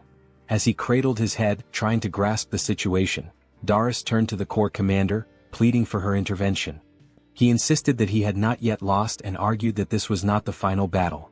Hemis, unimpressed, silenced him immediately. She mocked his incompetence, incredulous that a human had managed to beat him so severely. Given their ongoing war with humans, she found the thought of someone like Darius holding the rank of battalion commander utterly disgraceful. The mere idea made her shudder. She resolved to eliminate him on the spot. Choi, seizing the moment, rushed forward and boldly declared to the Corps commander that he had successfully defeated the battalion commander. Without hesitation, he kicked Darius, sending his blood splattering onto Hemis' face. Acknowledging their previous bet, she considered the outcome and extended an invitation to Choi, indicating that they had much to discuss. As they spoke, Hemis learned that even a Surfib had joined the chaos at the end. Choi admitted he had not anticipated that development either. Curious about his thought process, Hemis casually suggested that perhaps cutting open his head would provide some answers. Hemis acknowledged that Choi had manipulated the situation against her, finding his methods cunning and distasteful. Despite her disapproval, she admitted his success but warned him that such an opportunity would not come again. If he ever resorted to deceit or caused trouble in the future, the consequences would be severe. At Bobo's house, Choi lay sprawled on the floor, drained from the recent events but relieved to have survived. Still recovering, he inquired about Dara's polymorph and the concept of promotion. Rachel speculated that it might be a martial art exclusive to demons and suggested consulting the cow-headed one for answers. As Bobo barked, Choi acknowledged the hardships the creature endured amidst the chaos, recognizing that the Corps commander had resolved the situation swiftly. Reflecting on the battle, Choi admitted feeling a shred of pity for Darius, believing he was not entirely a bad opponent. However, Rachel pointed out that he had delivered the final blow intentionally to secure all the experience points. In response, Choi offered a hollow apology, but beneath the hand covering his face, a wicked grin revealed his true thoughts. Curious about his progress, Choi checked his level and discovered that he had advanced significantly. However, his status window displayed question marks, which puzzled him. Assuming it was an error, he voiced his concerns, but Rachel dismissed the idea, insisting that the hero system could not possibly malfunction. She believed he was joking, but Choi remained serious before deciding to drop the subject. To mark his achievement of reaching level 48, Rachel suggested measuring his combat power. After glancing at the readings, she revealed that his combat strength had now reached 13,936. Choi took pride in the drastic increase, recalling how not long ago, he had struggled even against a simple goblin. As a surprise, Rachel produced a beer, offering a moment of celebration. They drank, cheered, and basked in the victory. Yet, amidst the light-hearted moment, despite the calm, I could sense the impending danger and chaos. Sometime later, Choi returns to his inevitable routine, divided between sleeping, preparing, hunting, eating, cooking, training, and resting. He lives this loop of tasks daily and endlessly, regardless of how strong he becomes. While preparing for a training session, wrapping bandages around his hands, Choi wonders if he should find Abelson after training to clear up remaining doubts. Riadrun arrives, surprised that Choi showed up early for training, and they greet each other. Riadrun smiles while speaking with a tone of pride about Choi having defeated Doris and congratulates him. Choi thanks him shyly. Choi then takes advantage of the topic and decides to question Riadrun about something particular that happened during the fight against Doris. When asked if he knows anything about the technique called promote, Riadrun reflects with his hand on his chin, remembering it to be an informal style of ancient combat. The word informal makes Choi curious. Riadrun then explains that there are two forms of combat: formal, which involves movement, and informal, which is detached from formal structures. He also explains that, compared to formal combat, informal combat has significantly fewer variations. Since formal combat itself is already rare, informal is passed on more secretly. Choi then deduces that the difference is, in summary, something like attack damage versus skill damage. Riadrun continues, saying that despite everything, promote is a style that has been passed down for quite a long time. Any demon who uses demonic chi can learn it.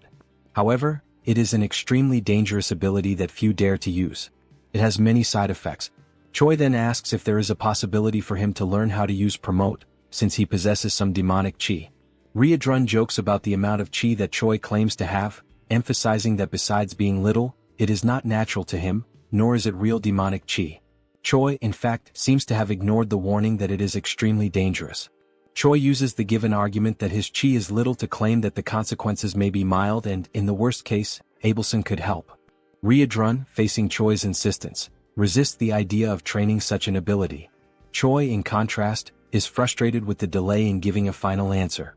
Desperate for approval, Choi throws himself to his knees, grabbing Riadrun by the leg. In an attempt to gain acceptance, Choi argues fiercely that without promote, he will die. He argues that all the fights are meaningless, where his life is reduced to being a tiny ant with an expiration date for the commander. Finally, he swears not to insist if a single attempt goes wrong. Riadrun, convinced, understands all the points that Choi made and agrees to the training. Riadrun confesses to being uncertain, but he made a promise from which he cannot back out, to Choi's relief. Riadrun then announces the beginning of training and demands that Choi pay close attention. The scene changes not to the underground prison of the Empire of Gartran. There, a shackled prisoner receives a visit from a man in white robes. The man in white greets the prisoner, whose name is Geffen. Geffen replies that he was wondering who was coming, surprised that it is the Pope. Geffen then asks what the Pope wants, since he had said he had no more business with him. The Pope responds that he brings an opportunity to make peace. Geffen then asks what he needs to do.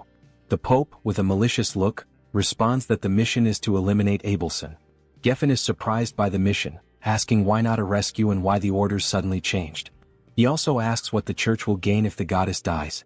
The Pope responds with irony that it is not something Geffen needs to know. Geffen shows concern as there is a glutton there. The Pope reassures Geffen. He replies that he will place 4 warriors with him and that the glutton will be out for a while. The Pope then finishes with a threat, telling Geffen to succeed, stating that failures will not be tolerated. Back at the training field, Choi agonizes as a red energy emanates from his body and foam comes out of his mouth. Abelson is beside him, worried, asking Choi to try to control himself. Riadrun just watches without reacting. Meanwhile, Abelson scolds them for practicing demonic combat techniques, saying it's a madness considering that Choi is human. Riadrun argues that at every moment Choi claimed to be fine, and after so much time training there shouldn't be much demonic QI left. Abelson, enraged, disregards Riadrun's words and retorts, asking if they are healers. There's no way they could determine that Choi was fine since they're not specialists in that. Abelson explains that she had controlled and sealed Choi's demonic QI, but during the training it was undone as they thought they could handle it. Riadrun then asks what's going to happen to Choi, and Abelson replies that she won't be able to hold the situation as it is. She says it's too late to try to seal the demonic QI. Instead of sealing it, she decides to try to make Choi's body adapt to the energy flow. Abelson tries to compress the demonic QI and suppress it with divine energy to spread it out so that it stops being concentrated, and that way Choi's body can endure it. Riadrun is surprised by the idea and questions if it's really possible. Abelson shows that she's not completely sure because she's never done anything like it before, nor has she ever heard of another deity doing it. There's even a chance that the demonic QI will rebel against the divine power and get even more out of control. Nevertheless, she decides to insist on the idea even if it results in the worst. In the end, time is passing and there's no other choice but to try. Sometime later, Choi wakes up in his room startled. He tries to get up, wondering what must have happened, as if a lot of time had suddenly passed. Suddenly he is hit by Rachel and Bobo, who throw themselves on Choi, happy that he finally woke up. Rachel doesn't hide her joy as she fervently repeats that Choi finally woke up after 3 days. Choi is shocked by how long he slept, which leads Rachel to ask if he doesn't remember anything. Choi replies that he remembers trying to learn promote and tries to check if anything changed in his system window. Upon checking, Choi notices that something has changed. He finds a new status called demonic QI accompanied by question marks in the system window. While calmly checking it, he is interrupted by someone's arrival. Riadrun and the commander enter the room, and the commander jokes, saying she knew Choi would wake up. Choi tries to get up to greet the commander, staggering. However, the commander says he doesn't need to strain himself in his current state as he can barely get on his knees. The commander then points out that she heard from Riadrun that Choi was practicing the use of demonic QI. Choi gets nervous when questioned why he didn't tell them about it. The commander approaches Choi, evaluating his condition, knowing that the goddess was the one who healed him, stating that it was worth having been revered as a saint. After all, she did a good job. Choi gets confused by the mention of the saint.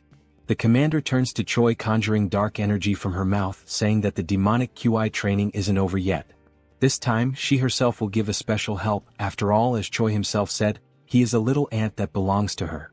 The commander strikes Choi on the neck with her magic like a snake, biting him and instantly putting him into shock. Riadrun tries to ask what's happening. The commander responds that it's nothing to worry about Choi, he will just need to rest a bit more. Choi watches them leaving for a meeting with the Demon King in his last conscious seconds. Days later, at Bobo's house, the saint finishes another day of healing Choi's body. Abelson has been treating Choi since the day of the incident during training.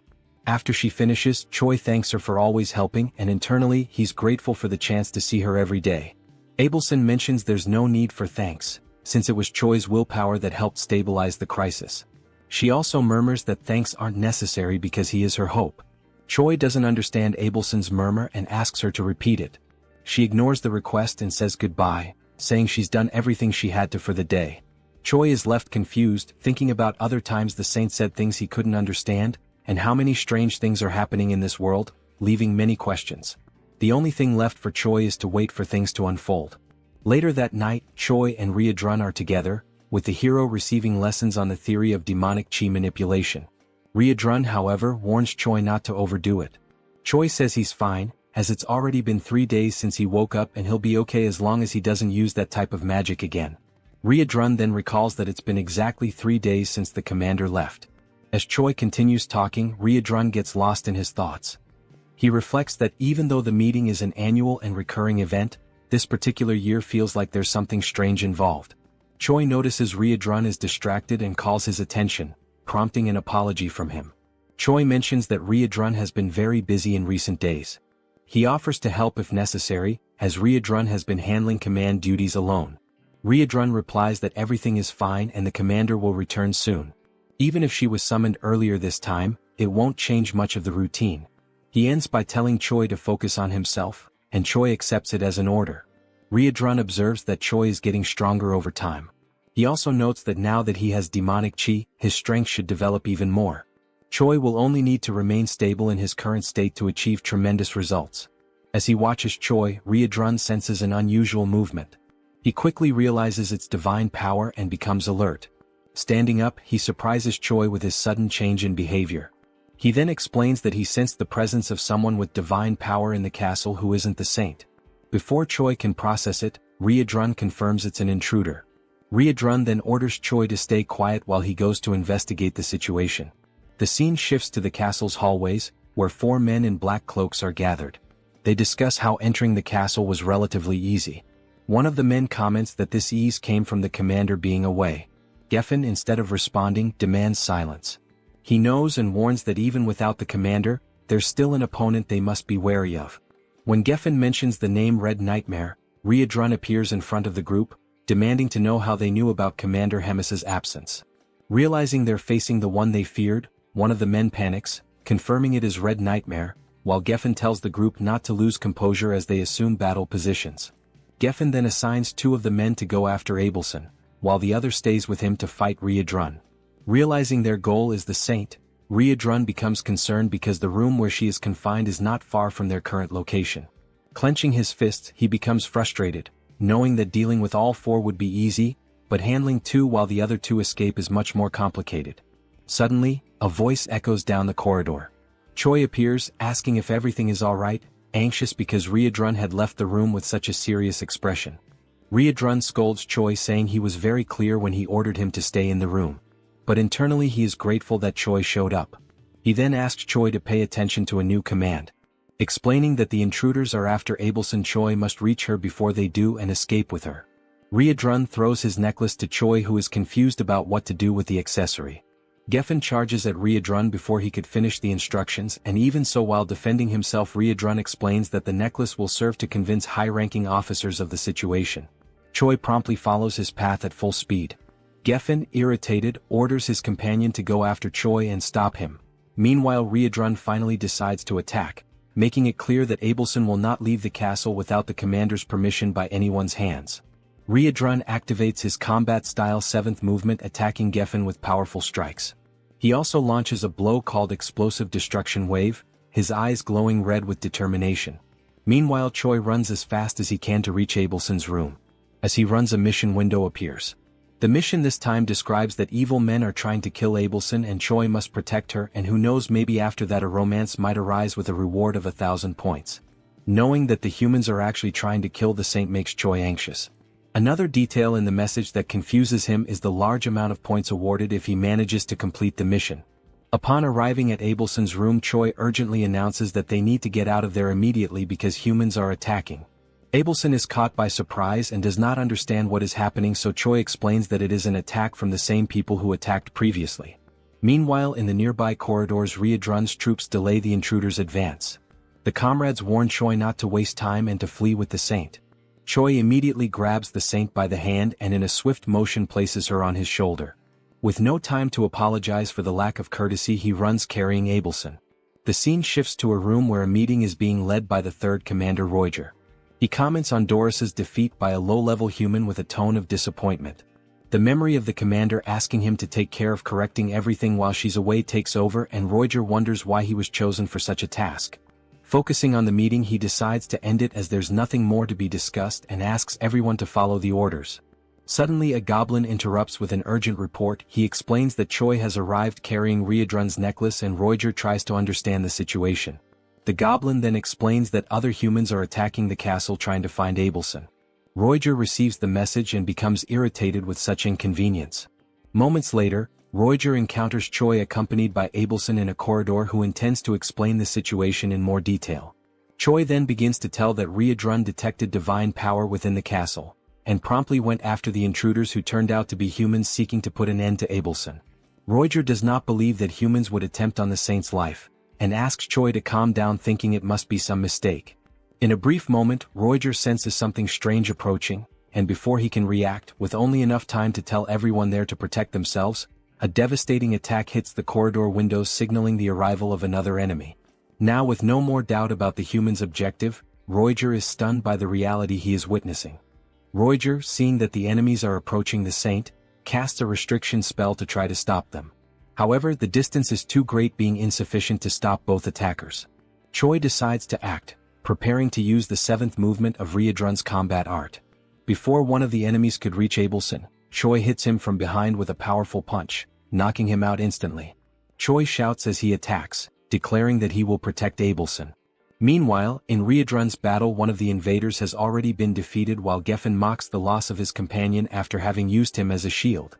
Riedrun already expected Geffen to be a strong opponent, but even so, the level of Geffen's strength is surprising, equating to that of a commander. Besides strength, divine power and demonic IQ are natural enemies. Such points are essential to classify warriors like Geffen as heroes of humanity. Geffen laughs while belittling Riedrun, considering his struggle against the two invaders as proof that he is just another ordinary demon. Riedrun keeps his composure, questioning how someone with no chance of victory can be so arrogant. Geffen asks who could possibly stop him now that the commander is not present and Red Nightmare is not all it was believed to be. Confident in his strategy, Geffen only needs to keep Riedrun occupied while his comrades deal with the weaker henchmen. Riedrun takes on a more serious stance as the enemy has demonstrated deep knowledge of the castle's defense strategies. Determined to end the clash, Riedrun declares he no longer has time for talk and will finish this quickly. Geffen smiles and asks how Riedrun plans to end the fight quickly, considering their powers are incompatible. Riedrun responds that pure brute force can overcome any incompatibility. Meanwhile, in Choi's fight, after knocking out one of the invaders, Choi hears the other one say he didn't know there was another hero in the Demon King's army. The man laments that he didn't expect 3 corrupted humans to be on the Demon King's side. Choi ignores the enemy's concern and warns that the invasion plan has already failed and that all castle allies are on their way. Choi also declares that no matter how strong this enemy may be, there's no way to fight an entire army and the best strategy is to surrender. The man scoffs at the hero's statement, asking if he's sure the invasion has actually failed. Nearby, Roger wonders when the hero learned Riedrun's combat arts, but also feels grateful that it allowed them to capture one of the invaders. The captured invader mutters something inaudible, which soon reveals itself to be an incantation, a spell to use his own body as a sacrifice and quickly spread flames. He used sacred magic to burn himself completely, creating fire as a last resort, forming a wall of fire, a blaze that creates a kind of flaming arena. These flames are capable of killing a person with just a single touch. The man, now more confident, raises his sword while stating that not even the highest-ranking demons will be able to easily pass through the wall of fire, giving the hero the only option, which is to hand over Abelson. Choi is caught in distress, desperate, not understanding why the humans are interested in killing the saint. Choi desperately wants to know why they want to attack someone who is on their side. The man does not acknowledge Choi's statement, and when he tries to explain the obvious, Abelson decides to speak for herself. The divided empire abandoned God a long time ago. Choi is caught off guard by the information, and Abelson continues explaining that the only thing the empire needs is a puppet that obeys commands. For that it doesn't matter whether it is the real saint or not. Tired of the conversation, the man strikes his sword to the ground. He declares that he no longer wants to hear drama and will give the hero a 10-second head start. Choi finds himself under pressure, with no safe strategy to withstand a direct fight for long. The only thing that comes to mind is exactly the riskiest possible option. While the man begins his 10-second countdown, Choi starts activating Promote. Upon activating the first level of the magic, Choi immediately causes concern in Abelson, because she realizes what he plans to do. The saint tries to warn him that his body won't withstand it and tries to make him stop, but time is running out. Nothing will be able to convince Choi because he already believes that everyone is going to die, so the only thing left is to fight with everything he has. Pushing the technique to its limit, reaching full stage 2, Choi still hasn't given up on evolving Promote. He recalls Riedrun's instructions, who explained that Promote has 3 stages named Bloom, Full Bloom and Falling Flowers. Each step taken increases the risk to the user, highlighting that Choi should never think of going that far. Although he must master the previous level before moving on to the next, reaching the 3rd level is too risky. But Choi saw no choice in the face of certain death. So he decides that if he manages to do it, this will be the only time. After 7 seconds, Choi finally reaches the peak. His heart feels like it's about to explode while his body screams for him to stop this madness. Rachel, desperate, cannot believe that even with the situation so dire, using Promote is the only solution. Choi, however, is completely focused, ignoring any contradiction. He has only one step left to take, which is to act. Because Promote has already reached level 3. With his body completely transformed, crimson eyes and dark aura, Choi asks Rachel to use her buff abilities. Time is up. The man is surprised to see a human using Promote, recognizing that Choi is not just anyone. Choi ignores the dialogue and announces the start of his offensive. He then dashes forward at high speed toward the man, who decides to defend against Choi's blows. He recognizes the level 3 of the ability, opting to defend because, being human, Choi will soon run out of stamina to keep attacking. Choi once again ignores the man's words, throwing even more punches against the sword. The enemy is confident that his victory will come simply by waiting, but Choi suddenly repels the sword with his fists, leaving the enemy disarmed and open to attacks. Before the invader could even react, Choi lands a precise, powerful punch right in the enemy's chest. The blow was enough to destabilize the man, who complains about the tricks Choi used. He watches as Choi prepares, astonished at a human who allowed himself to be corrupted by demon arts. Choi knows he's reaching the limit of what his body can endure from the technique, but he cannot fall, because he is the only barrier between the assassin and Abelson. Remembering that Promote, if pushed to the limit, can bring irreversible consequences, Choi finds a reason to go even further. There's a beautiful woman crying in front of him, and that is unacceptable. Dying for her to stop crying is undoubtedly a good deal. Now, with his body doomed to perish, Choi's only option is to move forward, surpassing all limits. There is no turning back. Choi decides to give his all to protect Abelson. The saint, witnessing Choi's unshakable will in his pursuit to neutralize the threat, reflects on the danger of using holy power on Choi, who is taken over by demonic chi. That would cause Choi's body to explode immediately. All that remains is for Abelson to pray for him. Choi, determined, advances toward the enemy, activating his combat arts. The man realizes that Choi is stacking attack types and laughs, considering it self-mutilation. Choi ignores the enemy's provocation and charges a jump, attacking with his instant obliteration strike. The enemy keeps intimidating, saying Choi will regret it when facing death. As he delivers his blow, the enemy counters with his sword, declaring it was a very weak attack, but Choi continues charging a much more powerful strike. Not just one more blow but a combo of attacks. This time there was no room for the invader to utter a single word. The overwhelming power of Choi's simultaneous strikes left him stunned. All that was left was to wait for the barrage of attacks to annihilate him. The violence of the strikes was so great that it destroyed part of the castle structure, sending a massive beam of red energy into the sky. The enemy finally perished. Choi briefly observed the damage he had done to the invader before finally freeing himself from the Promote. Rachel immediately noticed that Choi had succumbed, while Abelson panicked and rushed to try and help. Before Choi collapsed unconscious, the saint held him, keeping him seated while checking the hero's shocking physical condition. Abelson noticed that Choi could barely breathe. She tried to talk to the hero to give him strength, but suddenly, a scream startled the saint. The defeated enemy stood up again, furious, declaring that Choi would become a threat to the empire. The enemy managed to gather strength just to end Choi's life. But a massive hand grabbed his head, foiling his plans. Riedrun arrived on the scene, apologizing for the delay, and finally putting an end to the invader. The saint watched while caring for Choi as Riedrun wiped ketchup from the enemy's head. Riedrun quickly noticed that Choi had used, again breaking the promise, the arts they had trained. He then asked if the saint could take care of Choi, and she promptly replied that she would once again do her very best. Worried about how far the hero went to save her, Abelson prayed that he would not perish. The scene shifts to the waiting room in the Demon King's castle. It's the 5th day of the commander's meeting. There, Hemis is complaining about the food and is promptly confronted by a woman who tells her to stop whining and eat what was given, calling Hemis a big mouth.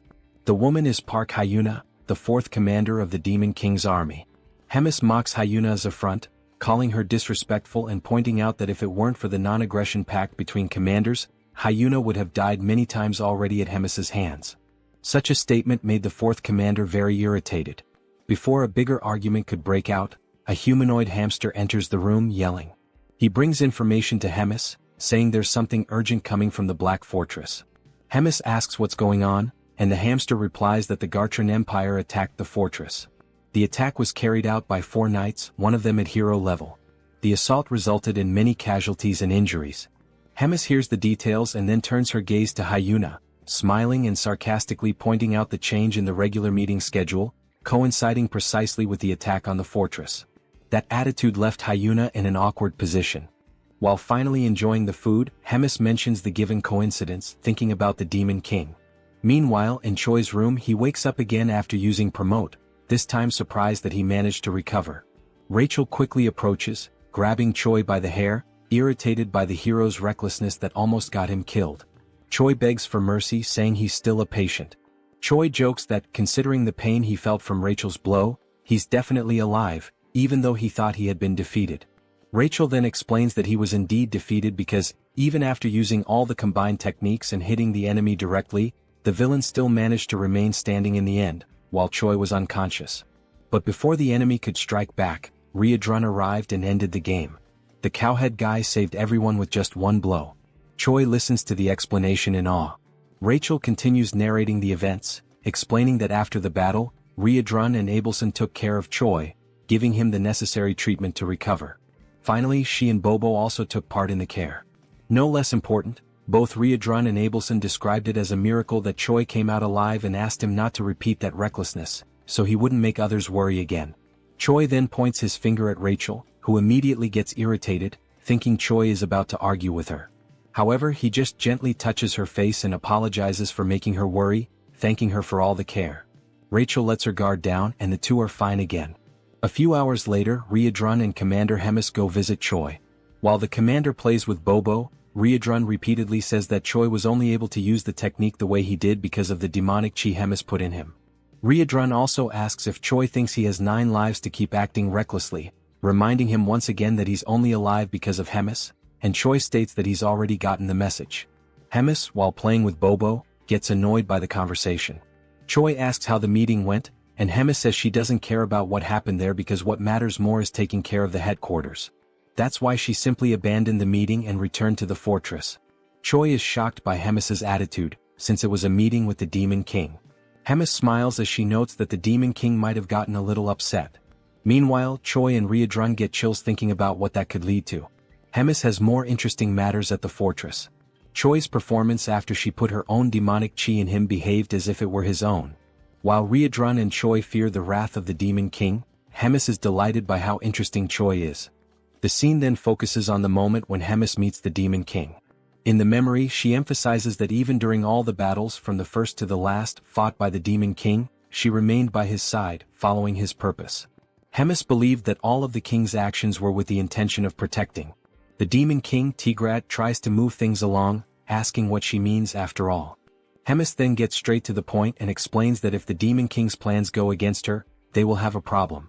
Tigrad responds that Hemis's attitude is insolent and that what she's saying basically means she will no longer obey him. Additionally, Tigrad asks if the fact that Hemis has lived for a long time made her bored, as he sees it as a way for her to kill time. Hemis replies that she already knew that would be Tigrad's reaction and that she doesn't plan to fight him, which is why she will leave.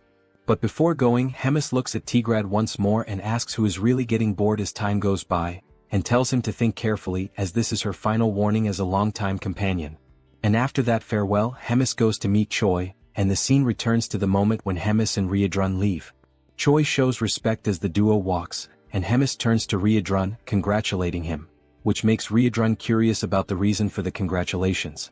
Hemis explains that he managed to handle a hero-class human on his own and asks if it wouldn't be time for him to evolve into a higher hierarchical position. Riadrun thanks her for the compliments but replies that he doesn't think it's the right time for that. Hemis asks why not, and Riadrun promptly responds that he's still interested in training and following Choi's growth, and with that he also wants to learn more from Hemis's own teachings. That will be good for his personal growth. Hemis briefly smiles, and after a moment she decides to go straight to the point, confirming whether the castle turned into 3 chunks due to the human invasion. Riadrun confirms that yes, and he has no excuse for it. Hemis then says she thinks everyone has gotten lazy, as she didn't even arrive at the front lines. So she gets the idea to start a tournament to select a commander for the Third Army. The scene then cuts back to Choi, who is viewing his shop through the system. He notes that even after upgrading the hero shop to the intermediate level, he still has 950 points left, and it would be a waste to let them sit unused. He wonders if there's anything interesting he could buy. Rachel questions if, since he finished another quest and gained another 1,000 points, that was to be expected. Choi focuses on browsing the shop, excited that after evolving the shop level, there are way more things to explore, seeing all kinds of items and even cosmetics. When asked by Rachel if he's actually going to buy something, Choi reflects that even though there are countless options, all of them are very basic and don't even offer bonus stats, considering their high cost. Rachel agrees, pointing out that all those items could be destroyed like paper by Hydro. Taking another look at the shop, Choi notices that some accessories have different options, but they're hard to understand. So he decides to first upgrade his combat power gauge. Before proceeding, Choi notices something and asks what this item called Wrath and Magic Creation is. Rachel then explains that it's not an item, it's more related to something like a unique skill from the creation system, where Choi can, for example, turn his kick into a skill and then level it up. Even though they're the same kicks, they'll probably hit harder. Choi reflects on Rachel's words. After proceeding, deducting 500 hero points, the system begins the creation process, analyzing the hero's mana and physical movements for a period, with the duration of the analysis being manageable by Choi himself. The countless pieces of information leave Choi confused, and as soon as he understands how the system records movements, he becomes amazed by the skill. With that, he stands up and prepares to record his new skill. While the system records the movements, Choi chooses to start with his kick, performing the motion for the recording. Once it's finished, the system will generate the alteration, optimizing his physical balance and mana control. Choi simply watches as the system operates, and suddenly, a warning message catches him by surprise, while he thinks that his life is finally becoming a real Isekai story. The system's warning message comes with a failure during the creation process and a suggestion for Choi to perform the movement correctly. Choi then gets irritated, asking what the hell is going on, since he did exactly what the system asked him to do, not knowing why the hell it's not working. Rachel speculates that the system might not be recognizing Choi because he's a bug user, since he possesses demonic chi, clarifying that the hero's security system is the most secure in that world. Therefore, it's not Choi's fault that he wasn't able to use the skill the way he did. Choi, even more annoyed, grabs Rachel with his hands and shakes her violently up and down, leaving her desperate. While he explains that he's already pissed and her explanation made it worse, something catches his attention. A new hero quest has appeared, and even before reading it, Choi gets even more irritated by a new mission, having spent a bunch of points for nothing, demanding that the system return his points. In the mission, it informs that it's too early for him to despair over the points spent, stating that he can always earn more points and now it's time to forget the past and move on. The mission is precisely to create a new skill using his strength. Sometime later at Riadrun's training field, Choi begs his master once again on his knees to help him. Riadrun confirms Choi's request, saying that he needs help to develop his personalized wrath, and Choi confirms it. Riadrun takes a moment to analyze, then responds to Choi saying he'll help him. Choi, with teary eyes, is left speechless by the answer, and Riadrun adds that he was already planning on giving Choi some training anyway. Riadrun turns and informs that the training has just begun, and Choi promptly follows him. Moments later, the two are sitting in a moment of concentration, marking the beginning of that training. The session continues with more strikes and some physical exercises, which may be the ones that leave Choi quite exhausted. At the end, Riadrun and the Saint observe Choi resting in his room again, with some bandages and his feet positioned in a bizarre way. Marking day 1, Choi smiles, grateful for having completed the day, and after getting up to pull himself together, he checks the system window informing that he completed a mission. Choi's combat power increases, and he then reflects on having managed to create his personalized wrath. It's a modified version of Riadrun's martial arts style, and the name Choi gives to this new style will be Nobilis. On the day of the tournament, the host greets everyone, introducing himself as Jark, explaining that this time's event will be to select 1 company commander and 13 battalion commanders. The host also states that the number of expected tournament participants exceeds 1,000. Focusing on the image of Remus and Hyuna, who are together in a room, the host explains that the tournament will consist of 3 matches in total and that all of them will follow a battle style different from the usual in previous tournaments. All participants will have 1 hour to prepare for the beginning of the first match, and during that we already see some participants gathered, including one with a goat head and a weird smile. Right after that, we see Choi smiling as the host explains that a knife has been accidentally dropped, making a metaphor with the name of the first match, which is the Killer Run and will take place on the Outlaw of the Highway. The scene shifts to Choi, who is warming up as the 4th commander arrives and approaches him. She states that she has been observing him for some time, asking if he is human in a rhetorical tone. Choi is surprised by the presence of the woman, who is a stranger to him until now. The hero is dumbfounded by her beauty. She then begins to describe him, answering her own question by saying that the fact he has black hair and a combat power gauge suggests he is probably just an ordinary hero at first glance. Choi tries to confirm this, but the 4th commander continues her analysis, surprised that he possesses demonic chi and speculating that he might be some kind of spy. Before the conversation could progress, Ryodrun arrives at the scene, asking for permission and demanding that the woman step back, until he realizes she is the 4th commander. Ryodrun then states that he has a request from Hemis to deliver to the commander of the cooking squad, and Hyuna is surprised that this guy is receiving an order directly from Hemis. Ryodrun confirms it, and Hyuna then decides to step aside, complying with Ryodrun's request. As she looks back, she reflects on how Ryodrun is standing beside Choi not as prey, but as a commander. She then becomes excited, saying that what is to come might yield more results than she expected. Ryodrun then speaks with Choi, explaining that sometimes she behaves inappropriately, but she is a squad commander, clarifying that she is also a hero just like Choi. He warns that she came to observe the tournament under the Demon King's orders, but Hemis used the word surveil, so it's best for Choi to keep his distance from her. Choi quickly senses that there is something strange about the relationship between the 2 commanders. He then tells Ryodrun that he understands and asks what Hemis's request was for him. Ryodrun explains that Hemis said he should reach at least rank 8 in the tournament, and that if this doesn't happen he would be sent to the 2nd Material Research Squad. He also mentioned something about cost protection, which shocks Choi, who fears his fate. 2 hours later, the start of the tournament is announced, and the host explains the rules. The first race is simply a race. The goal for the participants is to reach the final destination, and there are no other rules beyond that. He adds that for today, if a competitor accidentally kills another competitor, there will be no penalties. The goat then turns to Choi, asking if he heard that correctly. In a threatening tone, he says that if he accidentally kills Choi, he'll be forgiven, so Choi shouldn't even come near him. Choi, unfazed by the threat, simply confirms that he got the message. The host then gives the command for everyone to begin, and the competitors promptly start the race, with Choi leading a small group, but still far behind the front runners. One of the competitors who can fly mocks those who cannot, and soon launches a magical attack directly at the group Choi is in, prompting Choi to ask Rachel for a shield to protect him. While running under Rachel's protection, Choi asks her to update him on the condition of the front line of runners. She then tells him that if he keeps the same pace, he'll barely be in the 100th position. Suddenly, the goat appears beside Choi, surprised that he's still alive even after the aerial attacks, and he charges an energy sphere to launch directly at the hero. Upon receiving the attack, Rachel's shield works perfectly, and Choi thanks her for it. The goat, dissatisfied, charges a stronger energy and then throws it at our hero.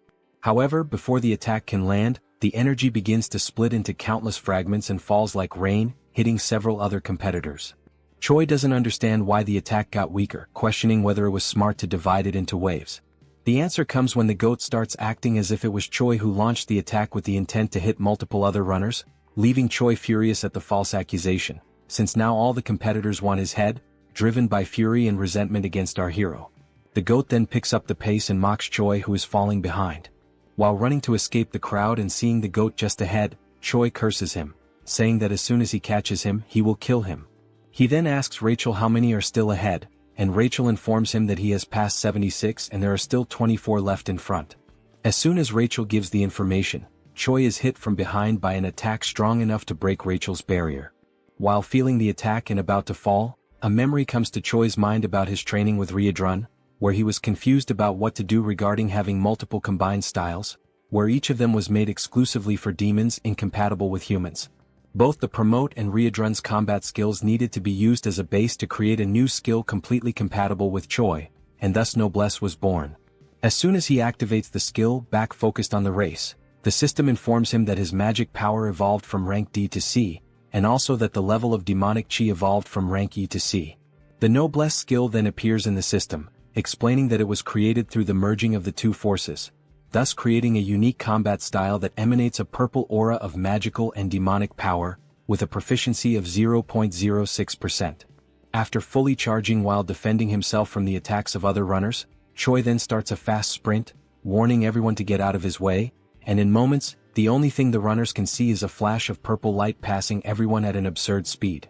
He quickly overtakes several competitors, but then the information appears that 95 runners have already reached the destination, leaving only 5 spots available for qualification. Determined, Choi accelerates even more, fast enough for Rachel to barely hold on to keep up. Suddenly the goat looks back, noticing Choi's approach, surprised that he is already so close. As he approaches, Choi enjoys the situation, grateful for finding the goat right at the end of the race. He then activates Rachel's third combat form, charging an attack, getting even closer to the goat, and as soon as he reaches him, he hits him from behind, saying for the goat to accidentally die. The goat then flies at an absurd speed toward the wall, completely destroying the structure. Meanwhile, observing both amidst the confusion, the host explains that the 99th and 100th positions were filled by Choi and Whole Goat. Choi then sits, relieved for having qualified, while the goat is unconscious behind him. Choi gives thanks and the goat quickly gets up, enraged, cursing Choi and threatening him with death. But before anything could happen, the host intervenes, saying that the race is over. He then explains that the 100 people who passed the first round will have the second stage in 3 days, and everyone else is dismissed. Meanwhile, that night, in a forest near the Dark Fortress, Hemis and Park Hyuna are in a forest location, and the fourth commander asks Hemis if she is really going to release a certain thing inside the tournament. Without answering, Hemis only focuses on what is ahead, greeting Modem, saying how long it has been since they last saw each other. The creature, emanating a red aura, explains that indeed it has been a long time, exactly 97 years, 3 months and 11 days, and asks what can be done for Hemis. The creature is Modem, Hemis's familiar, with a strength of 198,532. Hemis then explains that what Modem needs to do is capture all the participants' flags. Modem confirms he understands, and then Hemis asks him not to be reckless with the task, because if there is a decent participant, Modem needs to go easy on him. Hyuna, hearing this, says that the big mouth is getting too soft. Hemis questions why she is being seen as soft by the fourth commander, and then asks if she knows why demons are losing to humans. Before receiving any kind of answer, Hemis justifies the question by answering it herself, saying that demons are fighting too fairly. They try to solve everything through brute force, and if they lose in strength they do not retreat, and in the end they end up dying. And this is accepted very simply. But unlike demons, if humans are at a disadvantage, they avoid the fight and manage to return later with schemes to unbalance the battlefield. And that is why the Demon King's army keeps losing to weak humans, ending the explanation with a finger pointed at Hyuna's face, who is perplexed by the situation. To break the tension of the moment, Hemis adds that the fourth commander needs to study a bit more, leaving Hyuna irritated by the provocation. Next, the rules for the next phase of the tournament are explained, detailing that groups of 4 people will be formed randomly and each group starts with 2 flags. After 48 hours, the teams with the most flags will be classified for the next round, with a limit of 10 spots. Those teams that do not have any flags will be disqualified, regardless of their position. Hearing the explanations and after the groups are formed, the goat is happy with the composition of his team because they are using Choi as bait to attract other participants and collect their flags. Choi is also somewhat content with the strategy, saying that it is brilliant, but deep down he is wondering what kind of bad luck made him end up on the same team as the goat. But in the background, with no expressions, are the other team members, one being a hawk and the other looking like Arbok. The 4 of them make up Team 9. The goat, still excited with the results, declares that they just need to wait because with the number of flags they currently have, they are practically already classified. But Choi watches him, reflecting on how annoying the goat is. It is then shown that Choi's team is in 4th position with 4 flags, but that was not the current position just moments ago. The ranking rose abruptly, and once again the team's position rises to 3rd place without them having done anything. Seeing this, everyone is surprised, wondering what is happening. Suddenly, a steel foot approaches the group, and Choi hears the sound of metal, making him look back and notice the presence of Moten with his extreme strength and intimidating presence. The goat notices, upon seeing several flags on Moten's back, that he is probably the cause of the mess in the ranking. The goat then smiles, wondering if he is a golden goblin, and then recklessly rushes toward the stranger, causing Choi to try to stop him, saying he shouldn't try to fight him. The goat continues the charge, calling Choi a coward. Concentrating an attack, the goat arrogantly declares that he is going to kill the tin monster and take his flags. With a simple movement, Moten knocks down the goat, and in the attack he is thrown against the hawk and against Arbok, losing the flag.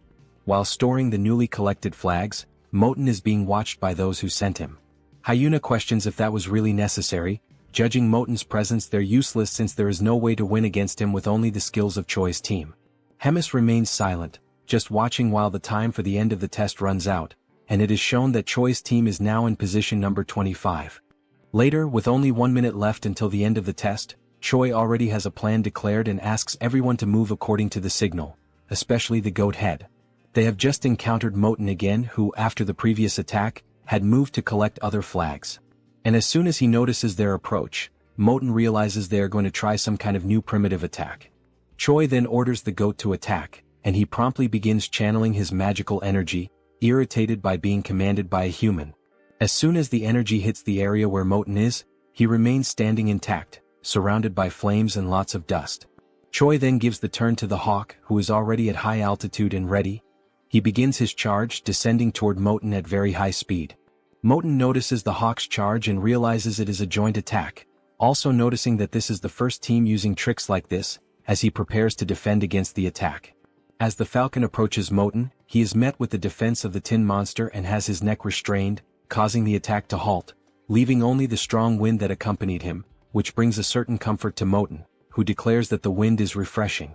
But he quickly notices that Choi is advancing and states that all members of the team attack in a very simple and slow way, mocking how pathetically weak the demonic chi in Choi is. From afar, Arbok approaches underground while Choi is already practically at Moten's defense. He then orders the centipede to attack and tries to dodge Moten's defense. To finish the attack with extreme determination, Choi then activates his unique skill. Surrounded by the noblesse, he advances toward Moten, and when he is just a few centimeters away from grabbing the flag, Moten stops him and compliments the team's group attack, saying it wasn't bad for an improvised plan. However, that is all they managed to do, which is not enough as Moten has already immobilized Arbok and also Choi. With only 15 seconds left before the end of the test, the 3 team members are already completely immobilized by Moten, and the tin monster then decides to ask Choi what that purple energy he just used was. Choi is not concerned with the question and only focuses on the time left to finish the test. Desperate, he then declares to Moten that he will find out what the energy is the worst way possible. Grabbing the enemy's hand, Choi then activates his new skill, Chi Explosion. The purple energy then moves toward the enemy and in an instant Choi is already out of combat, but the strength of the attack was enough to destabilize Moten. As he falls to the ground and time runs out, with both participants drifting apart, in the final second Moten stabilizes and the match ends. Moten realizes how the ability worked, wondering if it was in fact a self-explosion, although it wasn't strong enough. Choi, hearing this, gets Moten's attention by calling him Tin Can and asks him to look back. On Moten's back is the goat holding a flag, causing confusion in his mind. Choi then mocks the situation, questioning if Moten really thought he would blow himself up without a plan, explaining that everything was orchestrated so that at the moment of the explosion, the goat would be ready to capture one of the flags. Choi then ends by saying it was a great displeasure to meet him, and the ranking is presented as Choi declares that he will never see the Tin Can again, flipping the middle finger at his enemy. The system then presents Choi's new ability, Chi Explosion, with a proficiency of 0.11%. Sometime after the end of the tournament's second round, the scene shifts to a quiet but significant conversation between Hemis and Moten. Hemis asks Moten for his thoughts on Choi. Calm and composed, Moten describes Choi as a rare human possessing a hybrid of demonic ki and mana, an unusual and unprecedented combination. He states that he has never witnessed anything quite like it before in all his years. Hemis, unfazed, replies that she was already aware of this unusual trait. She presses further, asking if Moten has anything else to offer. Moten adds that Choi is not only talented but exceptionally quick on his feet. He highlights Choi's sharp, instinctive decision-making, admitting that the young human surpasses many demons Moten has known, even those considered elite. Hearing this, Hemis quietly reflects on the implications. She begins to consider that the direction of the demon army may need to evolve. She muses that, should she choose to pursue her own path, the future could unfold in unexpected, and possibly thrilling ways. The narrative then transitions to the divine empire of Gartrum, where the atmosphere is somber. The Pope mourns the loss of Geffen, a hero-level figure who perished during a mission, a warrior of great promise taken out in a vile and humiliating manner. The mood in the room is tense, laced with both grief and strategy. In the same chamber, a man seated nearby asks what will be done about Abelson. The Pope pauses in silence before coldly announcing that, despite her popularity, Abelson is merely the princess of a small, insignificant kingdom. With finality, he declares her removal as a candidate for sainthood and orders that she be publicly branded a heretic, an ally of the Demon King's forces. Next, the Pope shifts his focus. He asks if Hemis is causing trouble again. The man replies that she has begun restructuring the military command, planning to select new officers through a skill-based tournament. The Pope, ever calculating, inquires if there's any way to sabotage these plans. The man, now revealed to be Elrond, explains that he attempted to contact the Demon King for assistance, but was met with clear resistance. It seems that interfering with Hemis's efforts could risk provoking the Demon King himself. The Pope suggests sending a hero to disrupt the structure directly, proposing Kinley as a potential candidate. Elrond hesitates, reminding him that Huna, now branded a traitor, is currently stationed at the Black Fortress. With her presence, it would be nearly impossible for Kinley to face both powerful women at once. The Pope, ever perceptive, deduces that Huna's position at the fortress may suggest the Demon King is not entirely aligned with Hemis. Elrond momentarily considers canceling the sabotage plan, but the Pope raises a hand to interrupt. He asserts that the empires of Gartrum and Drasen have always thrived by embracing conflict. Their power comes from waging holy war against the evil of the demons. He continues, explaining that evil must exist so the light of righteousness can shine brighter. That light, in turn, fuels the faith of the common people, faith that strengthens the empire itself. For this reason, the war must continue regardless of the shifting tides. One of their strategies, the Pope reveals, has been feigning cooperation with the Demon King to subtly control the war's direction. However, if demons continue to evolve at this pace, they may soon grow beyond the Empire's control. He then instructs Elrond to verify whether their embedded spy has reported the next tournament's location. Elrond checks his notes and opens a map, revealing that the next match will take place in Inamazet, a remote, forested region notorious for its dangerous beasts. They both note the area's distance from the Black Fortress, interpreting the choice of location as divine will. The Pope gives his final command: summon the heroes and use this next opportunity to measure their strength. As plans unfold in the Empire, the story cuts back to Choi, now in his quarters. He sits calmly, amused by the chaotic state of his system after merging demonic ki with mana. The intricacy of energy manipulation has grown considerably. Rachel, watching him with a mix of awe and curiosity, quietly reflects that not long ago, Choi had only one ability, a skill he mastered thanks to Hydrun's relentless training. Choi focuses on the fact that Hydrun's combat style variations have now been officially registered in his skill window, with both Noblesse and Magic Explosion recorded as distinct entries. This brings the total number of unique skills in Choi's panel to 5, a significant milestone. Rachel, observing the update, asks if his leadership ranking has increased as well, noting that the new effects added to his abilities are extremely useful. She remarks on how rapidly he's advancing through the executive path within the Demon King's army, clearly impressed. While browsing through his system, Choi wonders aloud if there might be any items available that could further boost his stats. Suddenly, a voice interrupts, bluntly declaring that nothing will help him at his current level and insisting that he needs to wake up from this dream. The voice, cold and sharp, belongs to none other than Hyuna, who appears unexpectedly, startling the hero. Choi reacts instinctively, crawling backward in alarm when he realizes that the surprise visitor is none other than the fourth commander. Annoyed by his panicked scrambling, Hyuna tells him to shut up and demands that he state how many hero points he earned. Choi quickly answers that he accumulated 1,300 points. She follows up by asking about his shop's rank, and he replies that it's currently at the intermediate level. Hyuna scoffs at his progress, calling it utterly pathetic, even going so far as to label it garbage. Seeing a rare opportunity to learn, Choi timidly asks what Hyuna bought when she was at the same level, practically begging for a veteran's advice.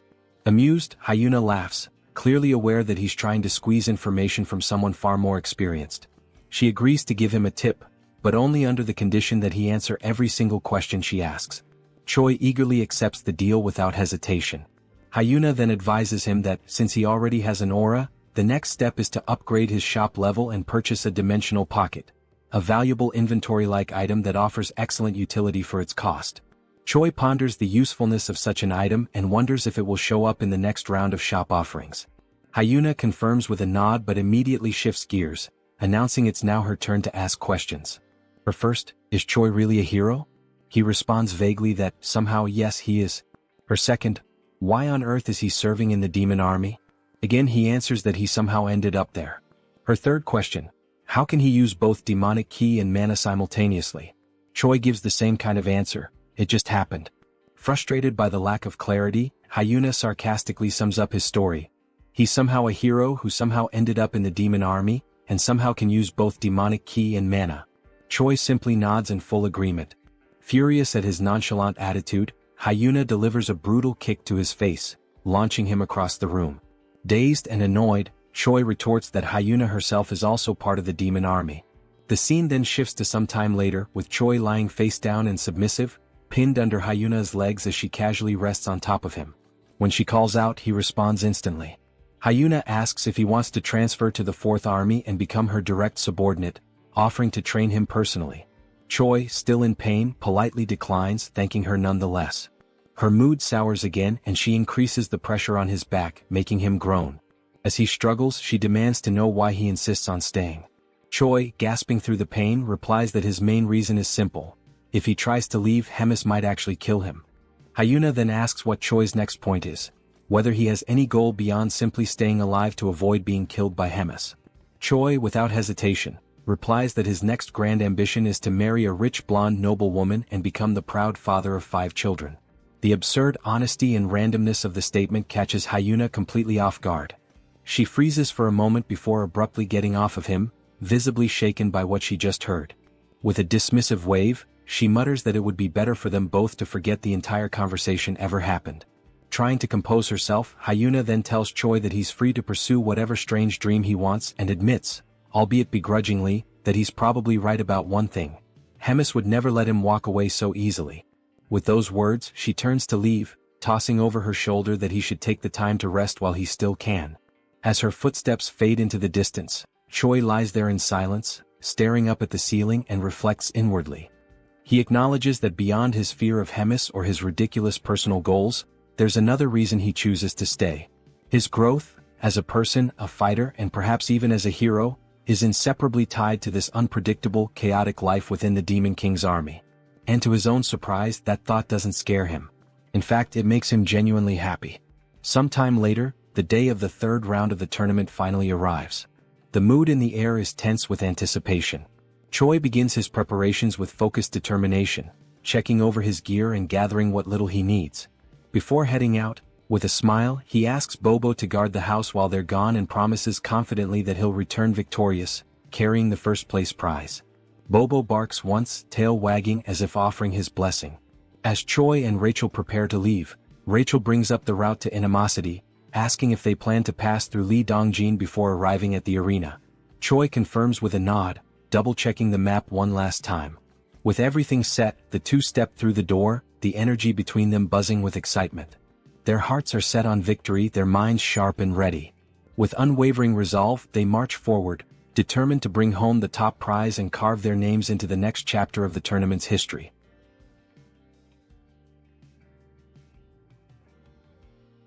The scene moves forward to the beginning of the 3rd day of the tournament, where Choi is hunting monsters. He notices that he is gaining 1 level for each monster he defeats.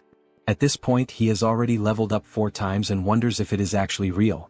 The monsters he is defeating are dryads, generally female individual creatures, classified as plant-type demonic beasts. These monsters typically serve to assist in the reproduction of other monsters by exchanging pollen. While holding the body of one of the defeated dryads, Choi questions why he is gaining so much experience. During this moment, a purple sphere floats above him as part of the current training round. On this 3rd day, the challenge is for participants to survive in the demonic beast forest, and the event will continue until 10 out of the 24 participants are eliminated. Each participant has been given a magical item for the day, This item is the same purple sphere that Choi is suspicious of. The sphere is used for military tracking, made by Hemis and composed of demonic energy capable of locating individuals. Its main function is to inform the organizers of the position of everyone in the tournament, essentially acting as a GPS. Rachel approaches the sphere, astonished by the magical skills of the Demon King's army, impressed by their ability to create such complex spells. Choi decides to move on quickly before someone comes and steals the monsters he has defeated. Suddenly, he is struck on the head by an object thrown by someone, causing him to fall to the ground and lose possession of the monsters he was carrying. The attacker expresses joy at finding him and Choi tries to recover from the hit. The attacker is revealed to be the goat, who is now furious and determined to defeat Choi once and for all. Meanwhile, elsewhere, the tournament host seems bored, finding the task of overseeing the event annoying. He questions why he is always assigned to jobs he compares to guarding a doghouse door, while other guards assist in watching the portal to Inamazet. One of the guards tries to motivate the host, saying he shouldn't talk like that because guarding the portal is important. It is the only one connected to the main gate, and if it breaks, something bad could happen. The host agrees but insists that it is unlikely anyone would show up in such a remote location. Far away, a presence appears, and the portal guardian quickly senses strange creatures. He channels his energy to scan them and identifies a group of humans, guessing they might be monster hunters. However, he chooses to ignore the potential threat since he doesn't sense any special magic from them. The Guardian considers that it would be troublesome if he took the initiative to attack and they ended up finding the portal. He decides to wait, reasoning that Inamazet is very large and they probably won't encounter the tournament group.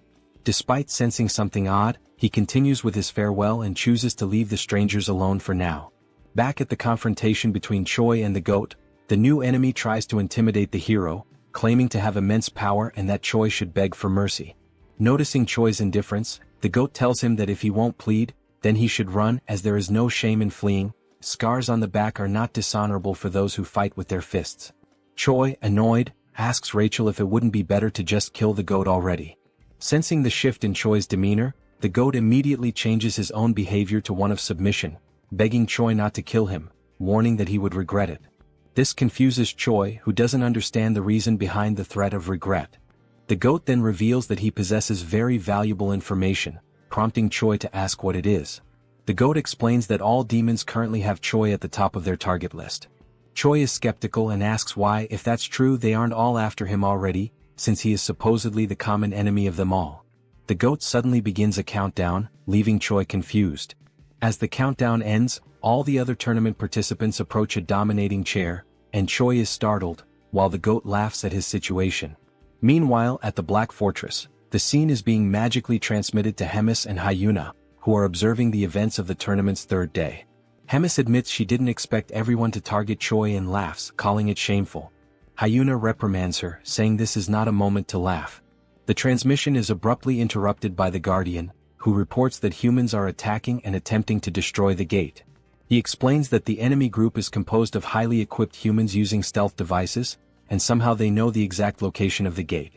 The transmission ends, and Hemis immediately assigns Riadrun to take action. Riadrun quickly understands the gravity of the situation and offers to act at once. Hemis notes how well prepared the attackers are and declares that information must be leaking from somewhere. As she speaks, Hyuna watches in shock. Hemis then raises her voice, demanding to know where the leak is coming from, while Hyuna reacts again, visibly shaken. Back in the forest, having escaped the other participants, Choi is distressed, questioning why the contestants are breaking tournament rules and why those monitoring the stage are doing nothing to stop it. Rachel urges him to remain silent so as not to compromise his hiding spot. Two participants are seen nearby, searching for Choi. They briefly scout the area but soon decide the hero isn't there and leave, planning to wait for the next tracking update. Choi stays hidden a bit longer to be sure, then collapses to the ground, overwhelmed and fearful of dying. He wonders how he will survive the ordeal. Rachel tries to comfort him, reminding him that his level progression has been going well and suggesting they could defeat more monsters nearby. She asks if Choi has anything in his shop that could help. He agrees it's a good idea and starts to search, though unsure if anything there could truly help him survive. Just as he finds something possibly useful, a dark cloaked figure approaches, interrupting his search. The stranger asks if he is the rumored hero, surprising Choi. The figure then removes his hood, revealing himself as a red-haired human, and Choi is taken aback. The rest of the group reveals their faces too, all fixing their strange gazes on the hero. Though they are all human, something about them feels unusual. The leader apologizes for not introducing himself earlier and tells Choi his name is Andrew Taylor, and that he is also a hero. At that moment, Choi's system interface appears, presenting him with a mission: survive at all costs and eliminate all the villains with a reward of 1,000 hero points. Choi quickly attempts to deceive the enemy group's leader by pretending to be a rookie hero. He energetically introduces himself as Choi, the new hero, and casually asks what brings them to such a lowly place. Andrew, the leader, replies that they are hunting demons. Choi agrees, saying it's a noble mission and that eliminating demons brings justice. Choi then stands up and prepares to leave, claiming he will go crush some demons too and wishes them luck. Suddenly, Andrew draws his sword and slashes at Choi, narrowly missing. Choi is startled by the sudden attack. Andrew then declares that they are also there to eliminate the traitor human. As Andrew readies another strike, the tournament participants arrive at the scene, also searching for Choi. The goat mocks Choi, claiming there's no way he can escape. Some of the participants behind the goat notice another human nearby and speculate that Choi may have the ability to duplicate himself. Andrew becomes confused by the statement, while Choi quickly analyzes the situation and begins to unfold an emergency plan. He boldly calls on everyone to recite the chant of the Demon King's army's third command. Everyone is surprised and doesn't quite understand what Choi is doing. Andrew is also confused by his actions. Choi then loudly begins a speech, declaring they are the mighty army of the Demon King. As he speaks, a blue aura begins to radiate from him. As he continues, the goat and the other competitors are unsure of the next step and ask if they should devour the humans ahead. Choi confirms and urges everyone to eliminate the enemies of their father, the Demon King, as true warriors. At that moment, the system announces the activation of a hidden status called Charisma and Leadership, and notes that morale among allies has increased. Choi raises his voice and commands the group to charge. The participants begin discussing among themselves, and the goat comments that Choi isn't wrong. Another participant agrees, saying they are an army either way. The goat then reinforces Choi's words, proclaiming that they should all advance and destroy the humans. Empowered by Choi's blue aura, the group charges into battle. In the midst of the crowd, Choi is thrilled that his plan is working and vows to remember their bravery. As they rush forward, Choi runs in the opposite direction, joyfully declaring that they will all meet again in Valhalla. As he flees, Choi reflects that they probably won't last long and that fleeing is his only option. Suddenly, someone grabs his scarf. It's the commander who was guarding the gate. Choi recognizes him and asks what's going on. The commander explains that the gate linked to the castle was destroyed during the humans' ambush. Choi asks about the fate of the gate's guards, and the commander says they were likely wiped out, adding that he barely escaped alive himself. Choi questions how that could happen, recalling there were only about 40 enemies. The commander explains that all of them were at least battalion commander level, with 3 at regimental commander level, and 1 nearly at division commander strength. Choi then asks what they should do to survive. The commander replies that survival may not be possible. He then reveals that Choi has a tracking spell on him and that, being of high rank in the Demon King's army himself, both of them are top priority targets for the enemy. Choi then asks the commander if there is any way to remove the tracking spell. The commander replies that it would not be possible, as the process takes too long and they do not have enough time. Suddenly, the tracking spell alerts them to the presence of a nearby creature of extremely high-level demon beast class. Choi realizes that this monster might somehow be useful. He turns to the commander, who waits to hear what Choi has in mind. Choi then announces that he has an idea that might help them escape the situation. Sometime later, the invading army has already wiped out all the tournament participants and realizes that the traitor hero has fled, prompting a full pursuit using the spell to track him. Andrew notices that besides Choi, something else is being sensed and he wonders if it could be Flowclad. He explains that Flowclad is a monster with a combat power between 250,000 and 300,000, known as the top predator of Inamazith, a massive plant type being classified as high risk, which typically requires at least a fighter-class hero to subdue. Andrew comments that while defeating it is not impossible, the damage it could cause will be significant. It doesn't take long before chaos breaks out with the encounter between the monster and the invading hero group. Andrew instructs his team to keep the monster distracted while he goes after the traitor hero. At this moment, the system announces the use of an item called Pheromone Perfume, which mimics the scent of a demon beast. However, the wider the area of use, the weaker its effect. It simulates beast affinity towards humans at the cost of 10 hero points. Choi then combines the item with Promote to attempt his survival plan, even if it means disguising himself as a female tree. Andrew soon spots the pair's strange outfits and is visibly surprised. Without hesitation, he charges at them and Choi sees the incoming attack, calling out for the commander to intervene. The commander effectively blocks Andrew's strike, and both swordsmen reposition, preparing for battle. Andrew activates his sword's advanced form and attacks again, triggering an epic duel between two highly skilled fighters. As the commander is assaulted from different angles, Choi steps in and neutralizes each peripheral attacker one by one. He reassures the commander, saying he will handle the smaller threats and urges him to stick to the plan so they can hold out as long as possible. Andrew then realizes and questions whether the duo's actual plan is simply to stall for time. His question is met with complete silence. The scene then flashes back to when Choi explains the plan to the commander. The central idea is to use the demon beast as their main force against the enemies. The commander's role is to evade Andrew as much as possible, tiring him out while using the beast as a shield against his attacks. Meanwhile, Choi is to deal with the rest of the group by leveraging the presence of the demon beast. The crucial point of the strategy is to never engage in a direct fight. Choi names the operation "You Come at Me." Returning to the present battle, Andrew grows frustrated with the commander's evasive tactics, asking how long he plans to keep dodging blows. The commander remains silent, internally reflecting on the fighting style of the humans, calling it cowardly. Still, he admits that it's exactly this method that allows them to buy precious time. The focus then shifts to Choi, who now faces a cloaked enemy. Weakened but determined, the opponent rises with one goal: kill the traitor. As the man charges, Choi easily dodges each attack. However, he notes the precision and strength behind the enemy's strikes, each one powerful enough to cut him in half. Despite that, the movements are highly predictable. Without embellishment, the enemy swings his sword like a machine. Choi counters, first striking the man's leg to unbalance him. When he falls, his chin hits the ground and Choi follows up with a direct kick to the head, knocking him out instantly. The swift victory earns Choi several level-ups, leaving him surprised by how easy the fight turned out. He wonders if they are truly human given their mechanical fighting style. Suddenly, while reflecting on the extended use of promote, and the risk of exhausting his stamina, Choi is caught off guard by a potential side effect. His forehead begins to undergo a strange mutation. The system alerts him that his demonic chi has increased from rank C to rank B. As a result, a horn begins to grow from his head. Confused by the transformation, Choi now possesses a demonic appearance. The system then informs him that his body has temporarily synchronized with demonic chi, triggering an immediate transformation.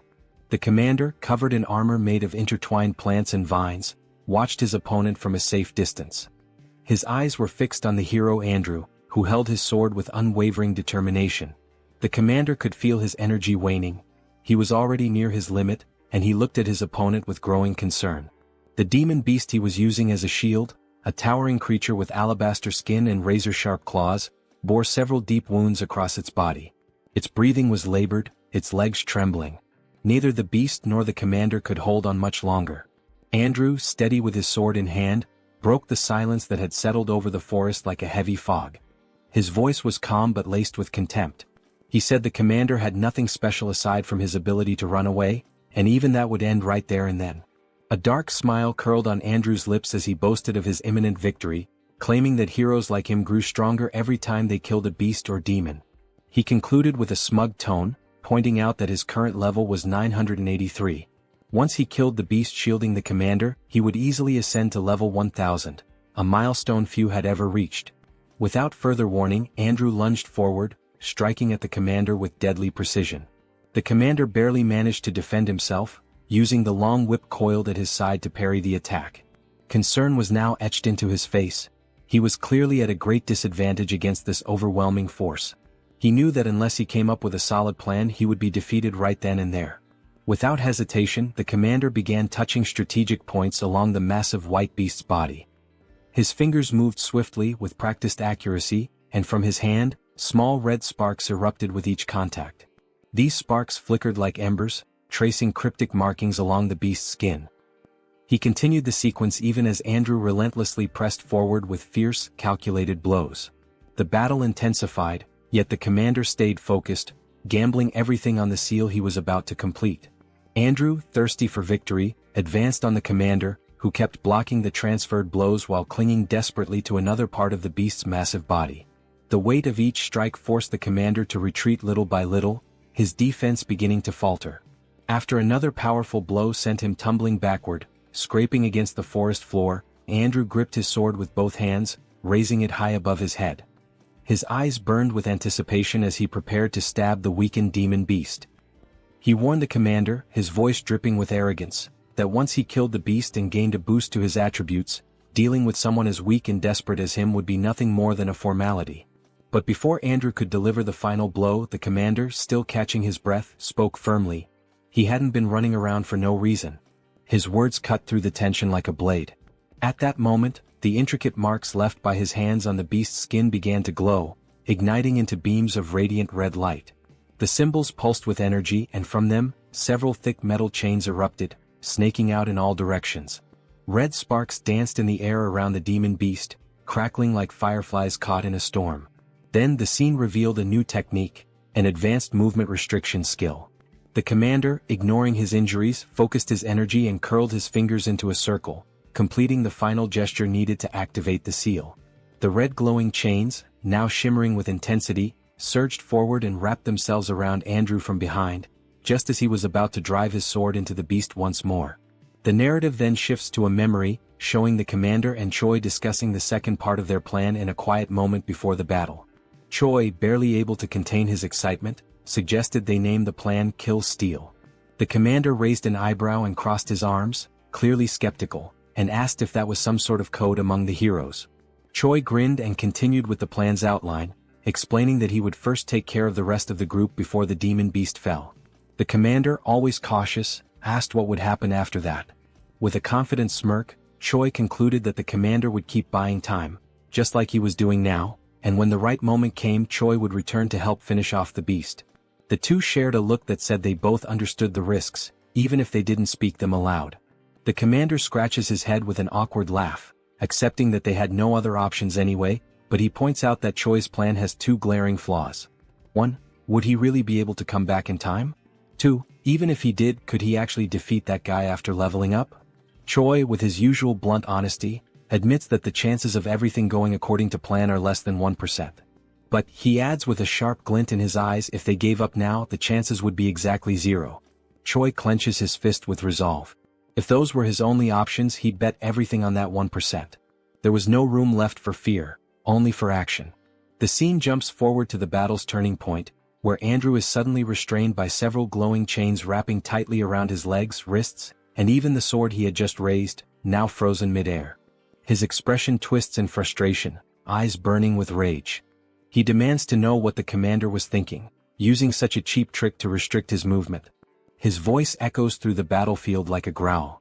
Unfazed, the commander keeps forming hand signs, controlling the magical chains with precision.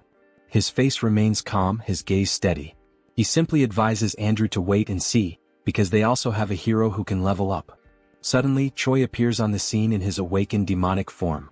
His body radiates power, dark horns protrude from his head, and his muscles are tense with raw energy. The air itself seems to crackle around him. Andrew's face shifts from anger to disbelief. He can't believe what he's seeing. His voice falters as he asks what that thing is and whether Choi is actually a demon. Choi says nothing. Instead, he charges at the demon beast with nothing but his bare hands, landing a brutal blow that sends a shockwave through the battlefield. His strength is so overwhelming that the chains wrapped around both the beast and Andrew shatter instantly.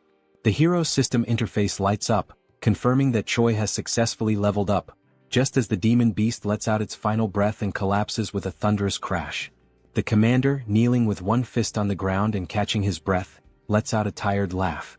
He jokes that there couldn't have been a better time for Choi to show up, even if the timing was clearly cutting it close. Choi, his fist still dripping with the blood of the beast he had just brought down, gives a slight nod and thanks the commander for holding the line.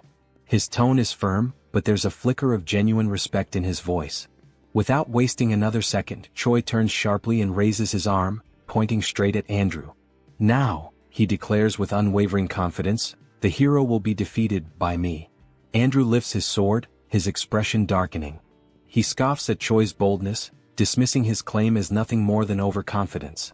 In his mind, no one could possibly defeat him just because they managed to kill a weakened demon beast. He tightens his grip on his blade and prepares to crush Choi's foolishness with overwhelming force. In the next scene, the air vibrates with tension as Andrew's newest skill is revealed, a high-level sword technique in Form 3, ominously titled Dragon Slayer.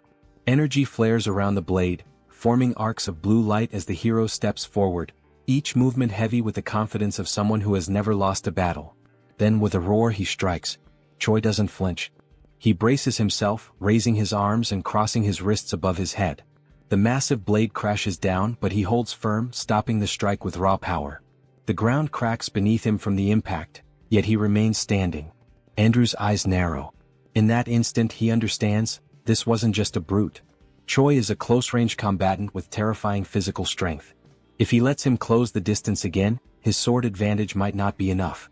On the other side, Choi's eyes glow with intense white light, sharp and calm, reflecting not just power but total composure. His gaze pierces through Andrew, void of fear. He's not impressed by the glowing sword or the title of hero. He's here to finish what he started. Andrew begins delivering a series of strikes with his sword skill, one after another, tirelessly forming blue beams around Choi. Yet Choi defends against all of them effortlessly.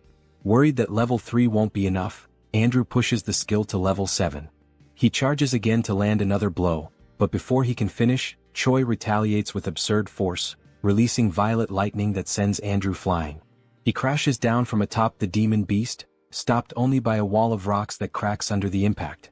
Blood drips from Andrew onto the ground. His teeth are clenched, his eyes wide in a desperate scream. He wonders what the hell Choi is, and if he truly is a demon. Choi, now standing on the forest floor, radiates a violet aura. He walks toward where Andrew fell and calmly states that every opponent he's faced until now had been stronger than him. Then, with a powerful kick to Andrew's stomach, he makes the hero gasp in pain. Suddenly, Choi grabs Andrew's face and slams him into the ground. Still holding him down, Choi speaks, his voice unwavering even as Andrew begs him to stop. As he advances on the enemy, Choi delivers each blow with brutal precision. In the brief pauses between attacks, he murmurs words almost like a mantra, as if each strike were meant to engrave a single truth into his opponent. That level in the end is just a number. With fists wrapped in energy and determination, Choi finishes his declaration with one final punch, more powerful than any of the previous ones. It is this final blow that ends the confrontation, leaving behind only the certainty that he had proven his point. At the end of the battle, Choi leveled up several times, and with that, a new hidden attribute was unlocked. The attribute is called Fighting Spirit, capable of increasing resistance to mental debilitation and adding focus during combat. Choi starts with 10 points in this new attribute. A few moments later, Choi is lying on the ground, agonizing from having used Promote once again, but this time with fewer side effects. He takes the opportunity to be dramatic, saying that he's going to die, although clearly he's not that bad.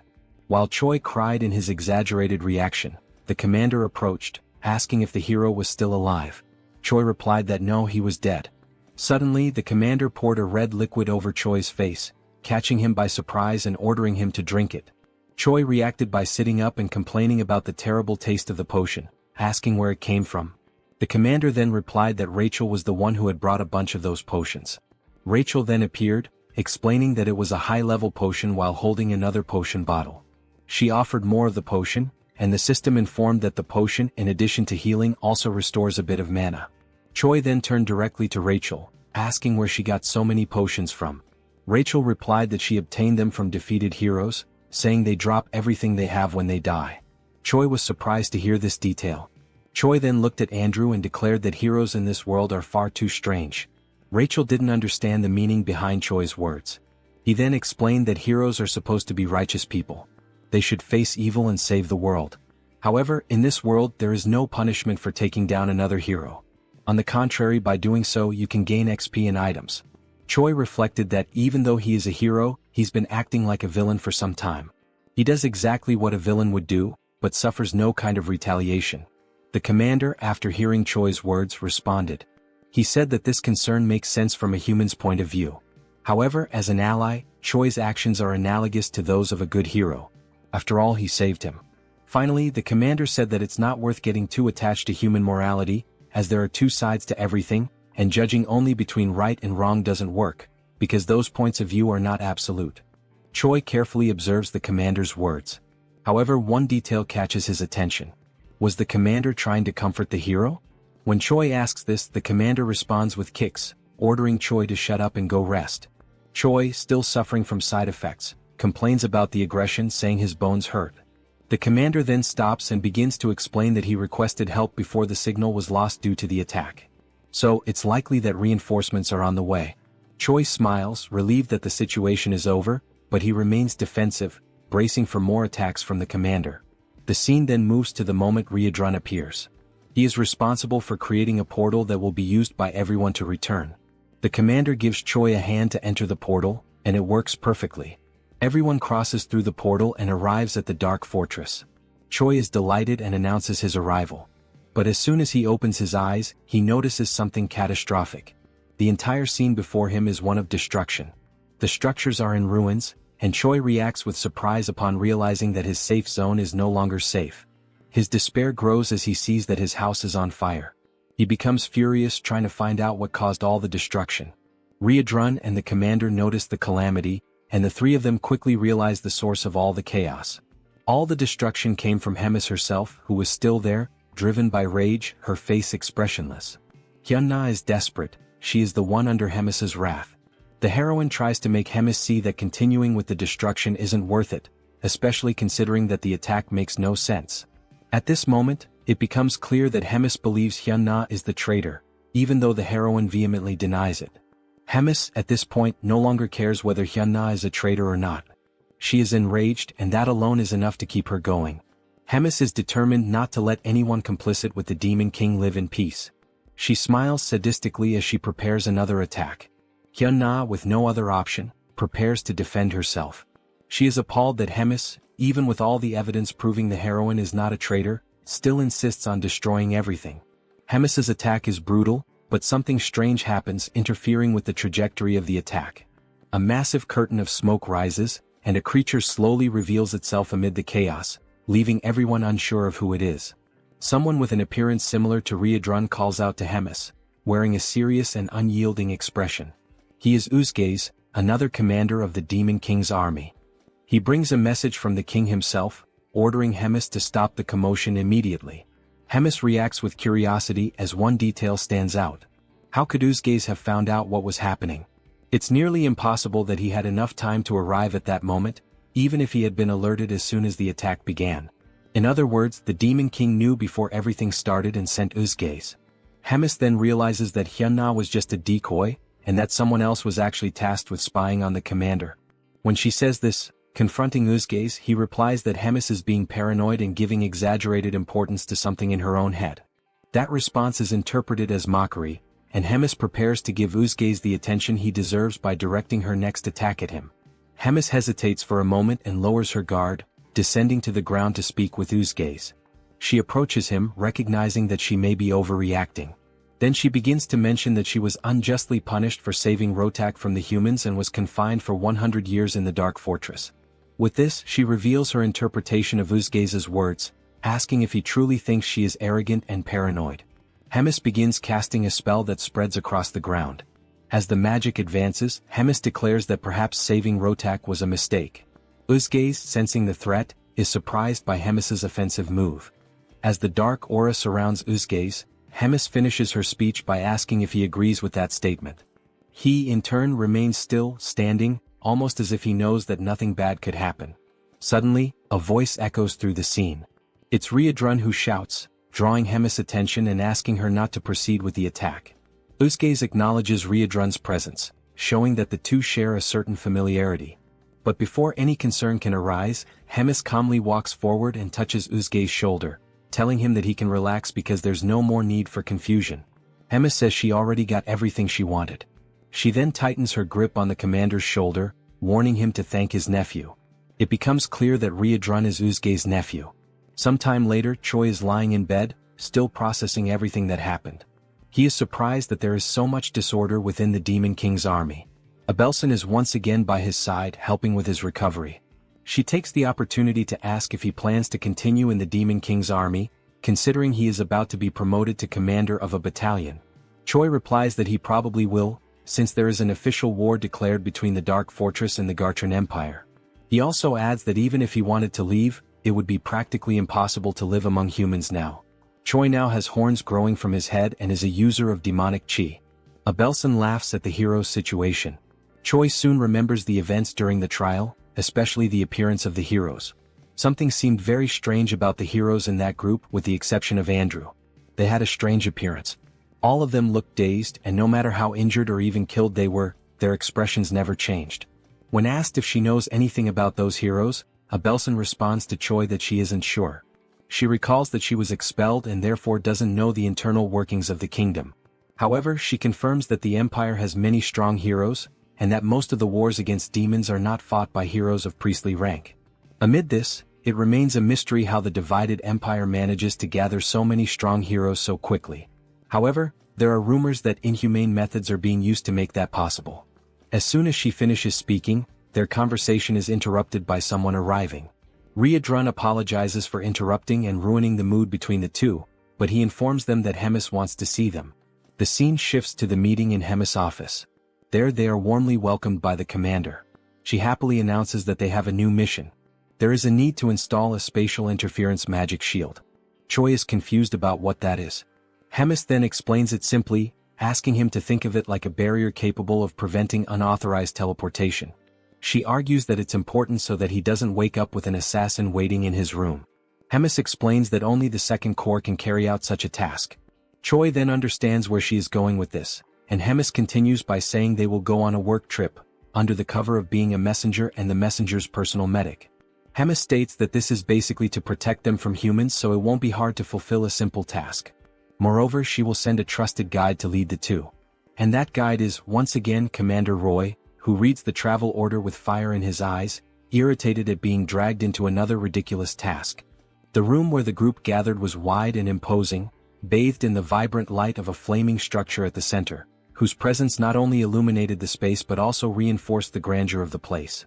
On its sides, swords meticulously positioned on the walls reflected the firelight, symbolizing both the opulence and the power of those present.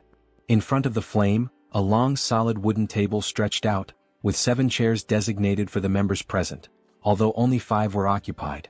At the head of the table rested the most ornate chair of all, occupied by the host of the meeting, a figure of authority and command. One of the seats, however, remained empty. The absence was notable but not surprising. It was just another one of Rotaka's recurring absences.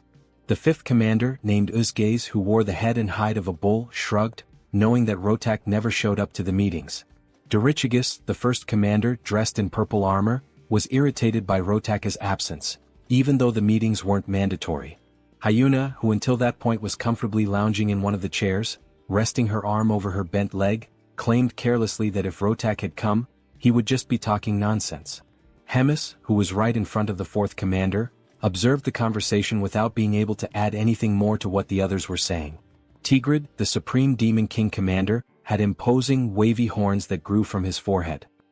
He had a serious expression when he finally announced to the other commanders present that they would begin the meeting.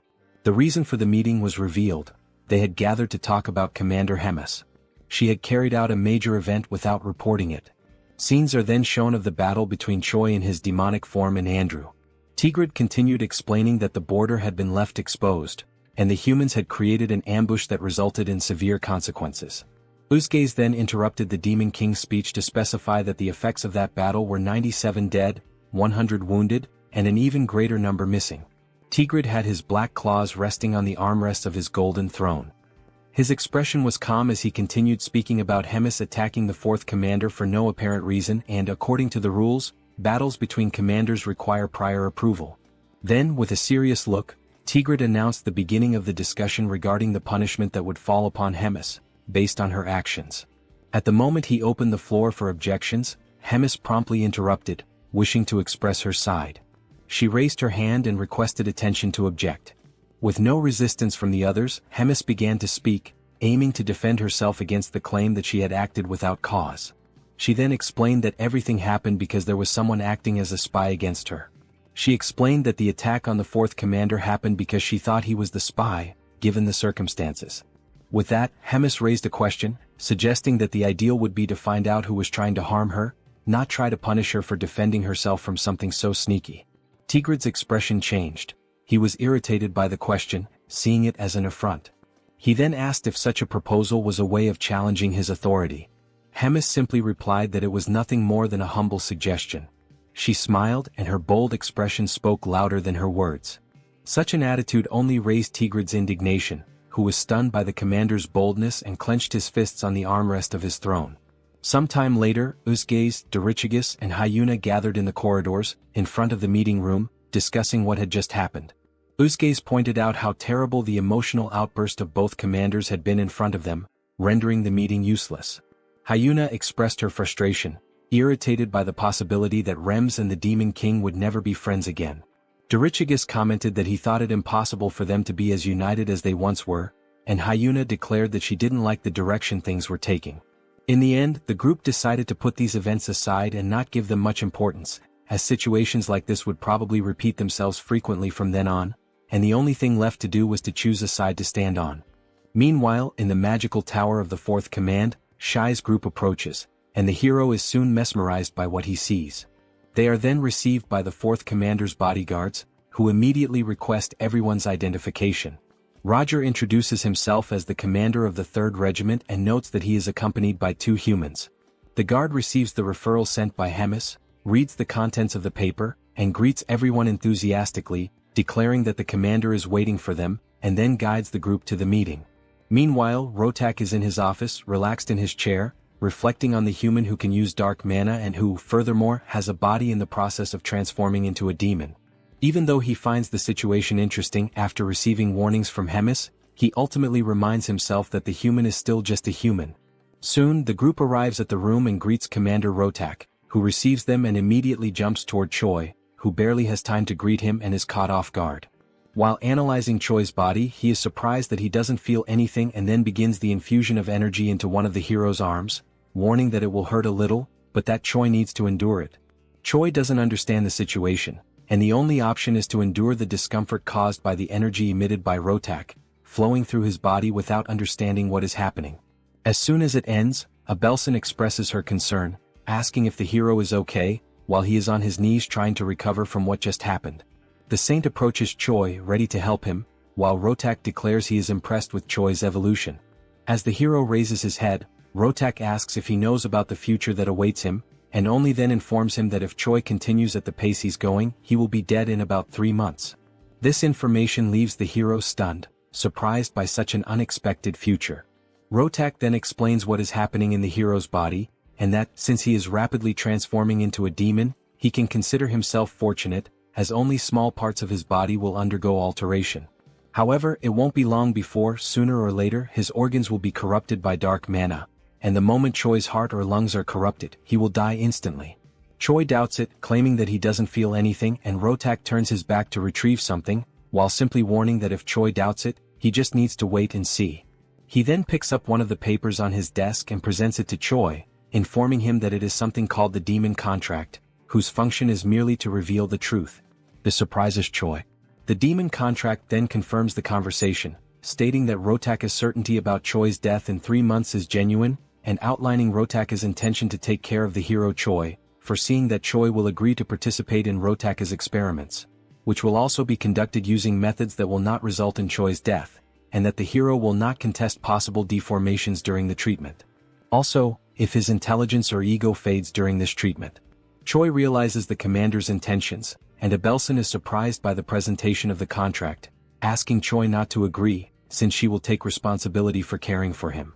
Rotak then intervenes, calling Abelson arrogant, warning that dark mana and divine power are opposites, and that her healing power only worked until now because Choi still has a mostly human side.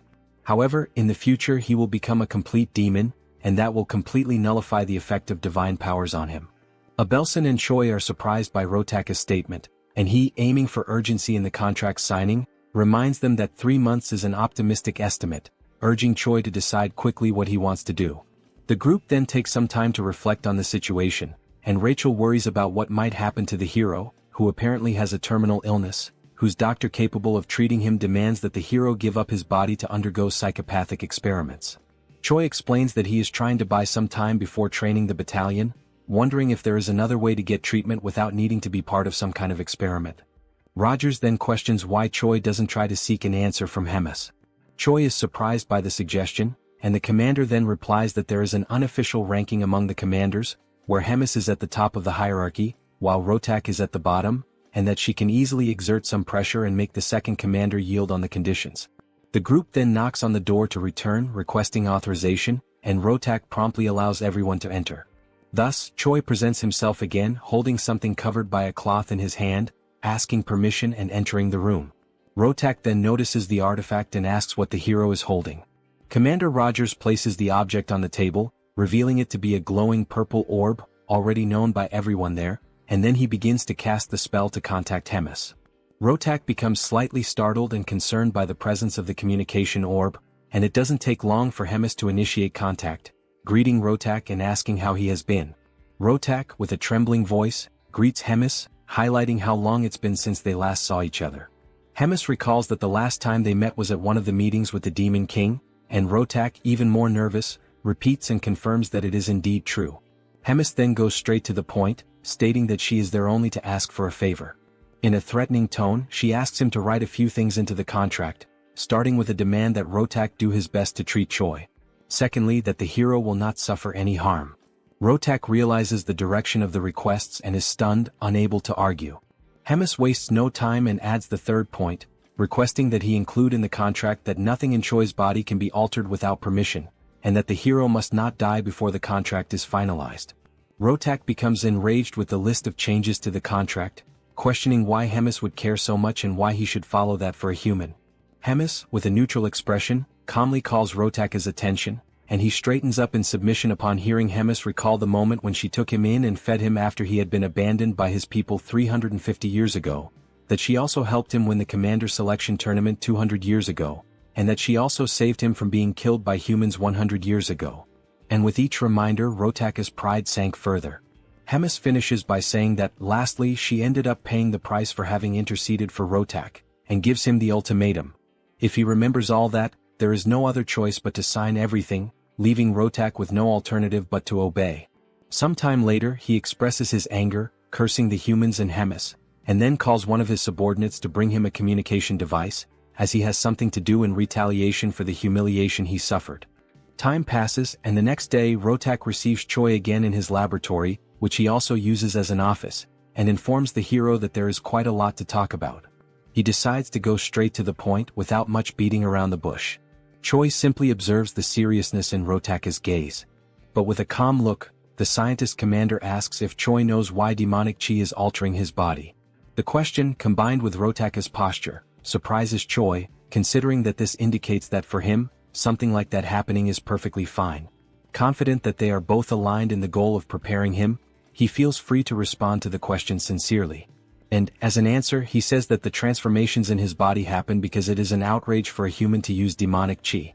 Rotak promptly declares that this answer is wrong.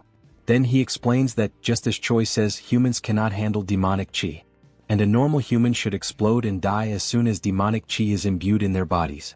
However, apparently fate, mixed with a bit of coincidence, made it possible for demonic chi to take root in Choi, thus becoming part of his body.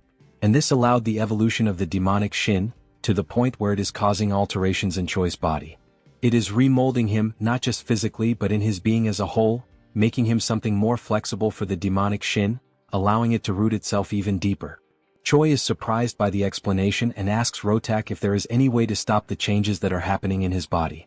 And Rotak, once again being direct, responds that it is not possible to stop the transformation. However, he adds that Choi may be able to create a way to guide the direction the transformation is taking. And for that, Rotak is planning to transfer parts of a demon or a magical creature into Choi's body. The hero does not take the news very well, imagining how grotesque it would be to become part human and part demonic beast. Choi then asks if there is a possibility for him to say no to this idea, since all the substitution options seem bizarre. Rotak simply responds that if he does not accept the idea, the other option is to continue living like someone with a terminal illness until he dies. Furthermore, Rotak explains that there is nothing to worry about, as he intends to maintain the hero's appearance and his main organs intact, doing the transplant only with things that wouldn't be noticeable. Once the subject is closed, and sometime later in the training arena, the commander and Choi gather for a noblesse demonstration. Rotak asks him to demonstrate the ability, and Choi promptly begins to focus, and it doesn't take long until the channeled energy displays a purple aura, signaling the start of the transformation.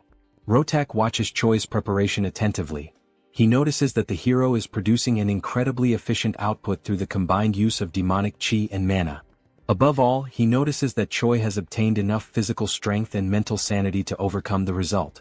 He is surprised at how talented Choi is for achieving such an outcome.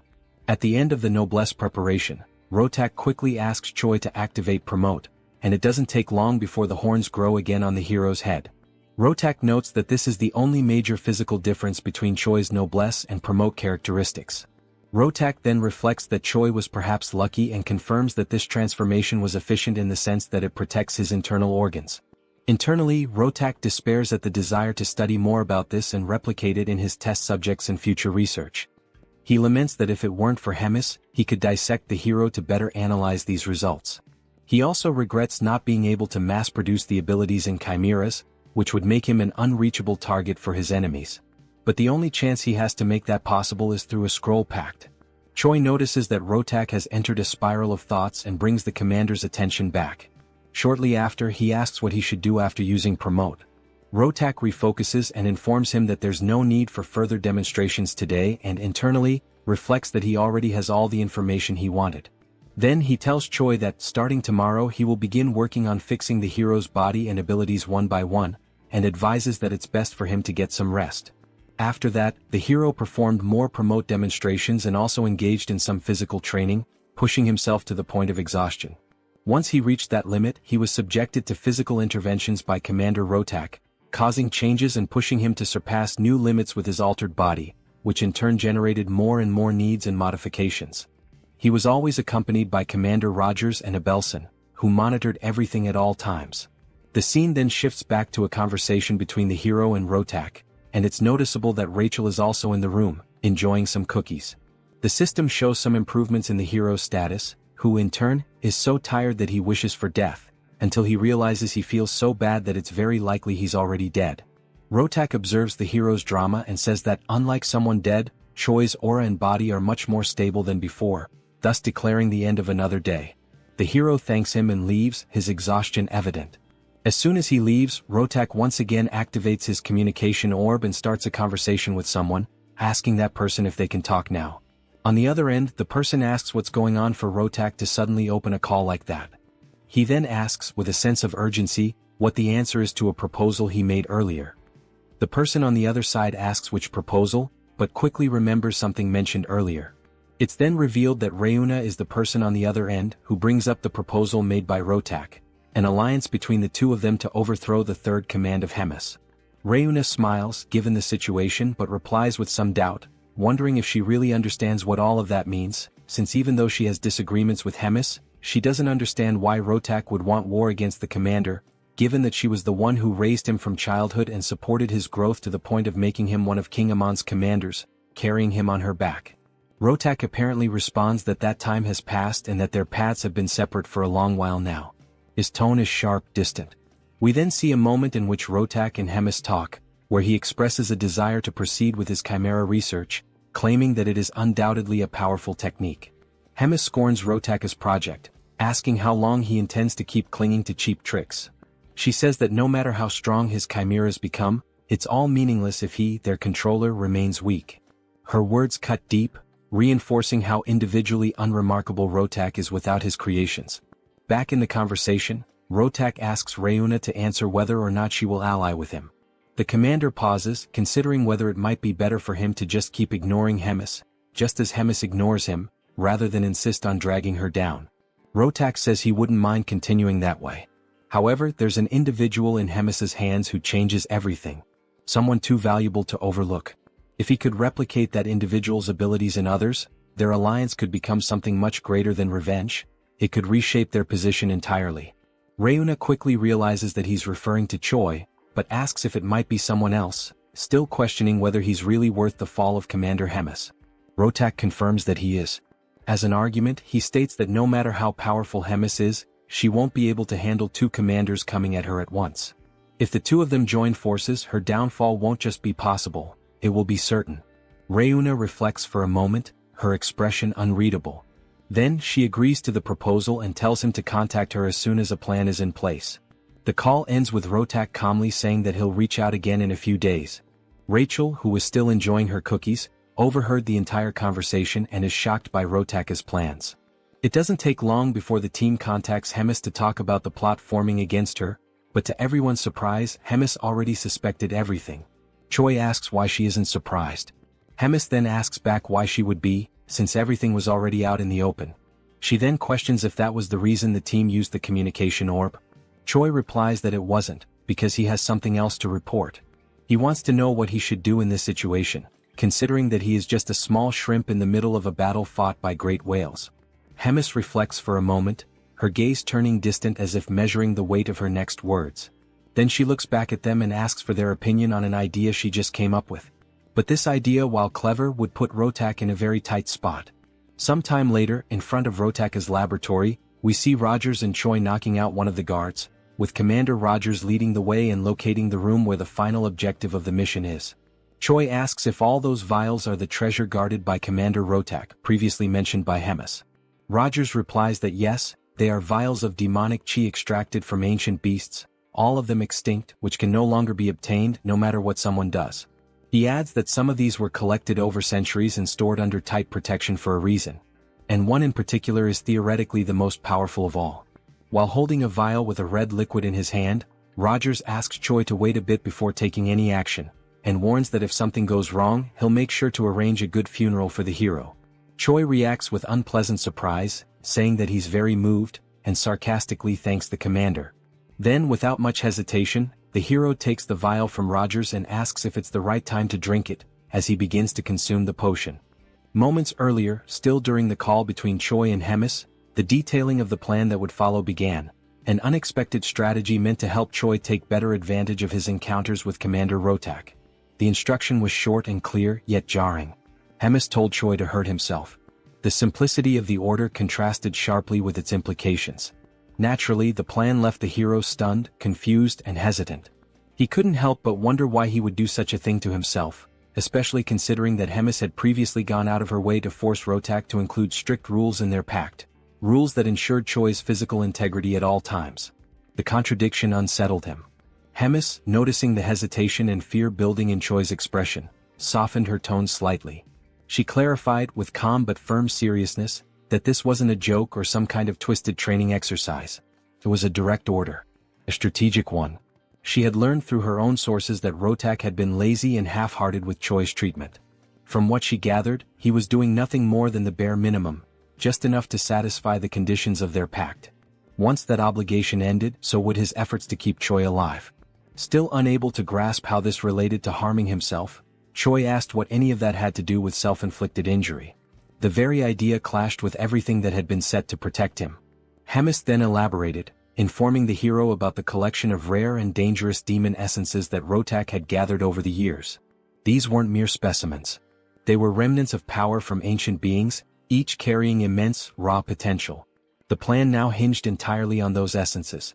More specifically, Choi would need to absorb the most powerful ex-demonic essence in Rotaka's possession. The mere mention of absorbing such volatile energy made Choi's stomach turn. He voiced his concern, asking whether ingesting something like that wouldn't inevitably lead to death. It was a fair question, one Hemis had clearly anticipated. With the same composed authority, she reminded him of the Pact's power. Because of it, Rotaka would be magically and contractually bound to do everything possible, and impossible, to keep Choi alive no matter what. That was the very leverage Hemis had counted on when she forced the terms. It was the safety net. No matter how dangerous the essence was, Rotaka would be forced to use every last ounce of his knowledge and skill to save Choi from dying in the process. To calm the growing fear inside him, Hemis reassured Choi again, adding something more personal this time. She knew Rotaka's capabilities intimately. She didn't just know him, she had created him. Every facet of his medical prowess, every ounce of his talent, she was responsible for nurturing. If anyone knew what Rotaka could do, it was her. She believed in this plan. The scene returned to the moment when Choi was reluctantly consuming the supposed potion. As the bitter liquid slid down his throat, Commander Rogers watched him closely, arms crossed, his expression unreadable. Rachel stood nearby, concerned, and asked if everything was all right. With a sigh and a grimace, Choi remarked that nothing unusual had happened, except for the awful taste, which he couldn't help but complain about. For a fleeting second, it seemed like things would go smoothly. But then everything changed. A wave of searing pain crashed through Choi's body. It was so sudden and overwhelming that his limbs locked, and the potion vial slipped from his fingers, shattering against the floor. His vision blurred. His breath caught. The agony was unlike anything he had experienced before. Rachel's voice broke through the chaos, calling his name with urgency. Reuters, though less panicked, narrowed his eyes and murmured something about the side effects having begun. The pain intensified. Choi writhed in place, desperately trying not to black out. In a moment of delirious humor, he sarcastically berated Reuters, accusing him of withholding just how brutal the side effects would be, especially since he clearly knew what was in the potion. Reuters responded with dry indifference, saying it was common sense and didn't warrant explanation. Choi glared at him, opened his mouth to say something more, but the pain took over and he lost consciousness. Sometime later, Choi woke up groggily lying in a bed. He immediately realized it wasn't any place he recognized. The air was sterile, the light cold. He sat up slowly, his muscles sore and weak. Just as he began scanning the room for clues, Rachel appeared, smiling softly. She told him that he was in Rotaka's office. The commander had personally tended to him for 4 consecutive days, using all sorts of questionable but effective methods to keep him alive. Rachel's words were comforting, but her expression hinted at unease. Finally, she asked how Choi was feeling, but before he could answer, the door opened. Rems entered the room with theatrical flair, declaring how long it had been since they last saw each other. Behind her, Reuters and Rotak followed quietly. Rems approached Choi with a pleased smile, commenting that his power had grown noticeably. She noted that he was stronger than she'd imagined he'd become. Choi tried to deflect the praise, modestly insisting that he wasn't that strong, but she ignored him completely. Without warning, she placed her hand on his shoulder and chanted a spell. Choi's right arm turned pitch black. Pain surged through him. Whatever magic she had cast was aimed at destroying his limb entirely. And once again Choi was left stunned, unsure of why or what would come next.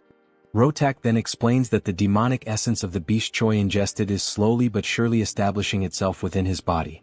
The beast in question was once feared throughout the demonic realms, an entity known for its near-complete invulnerability, a creature considered by many to be indestructible.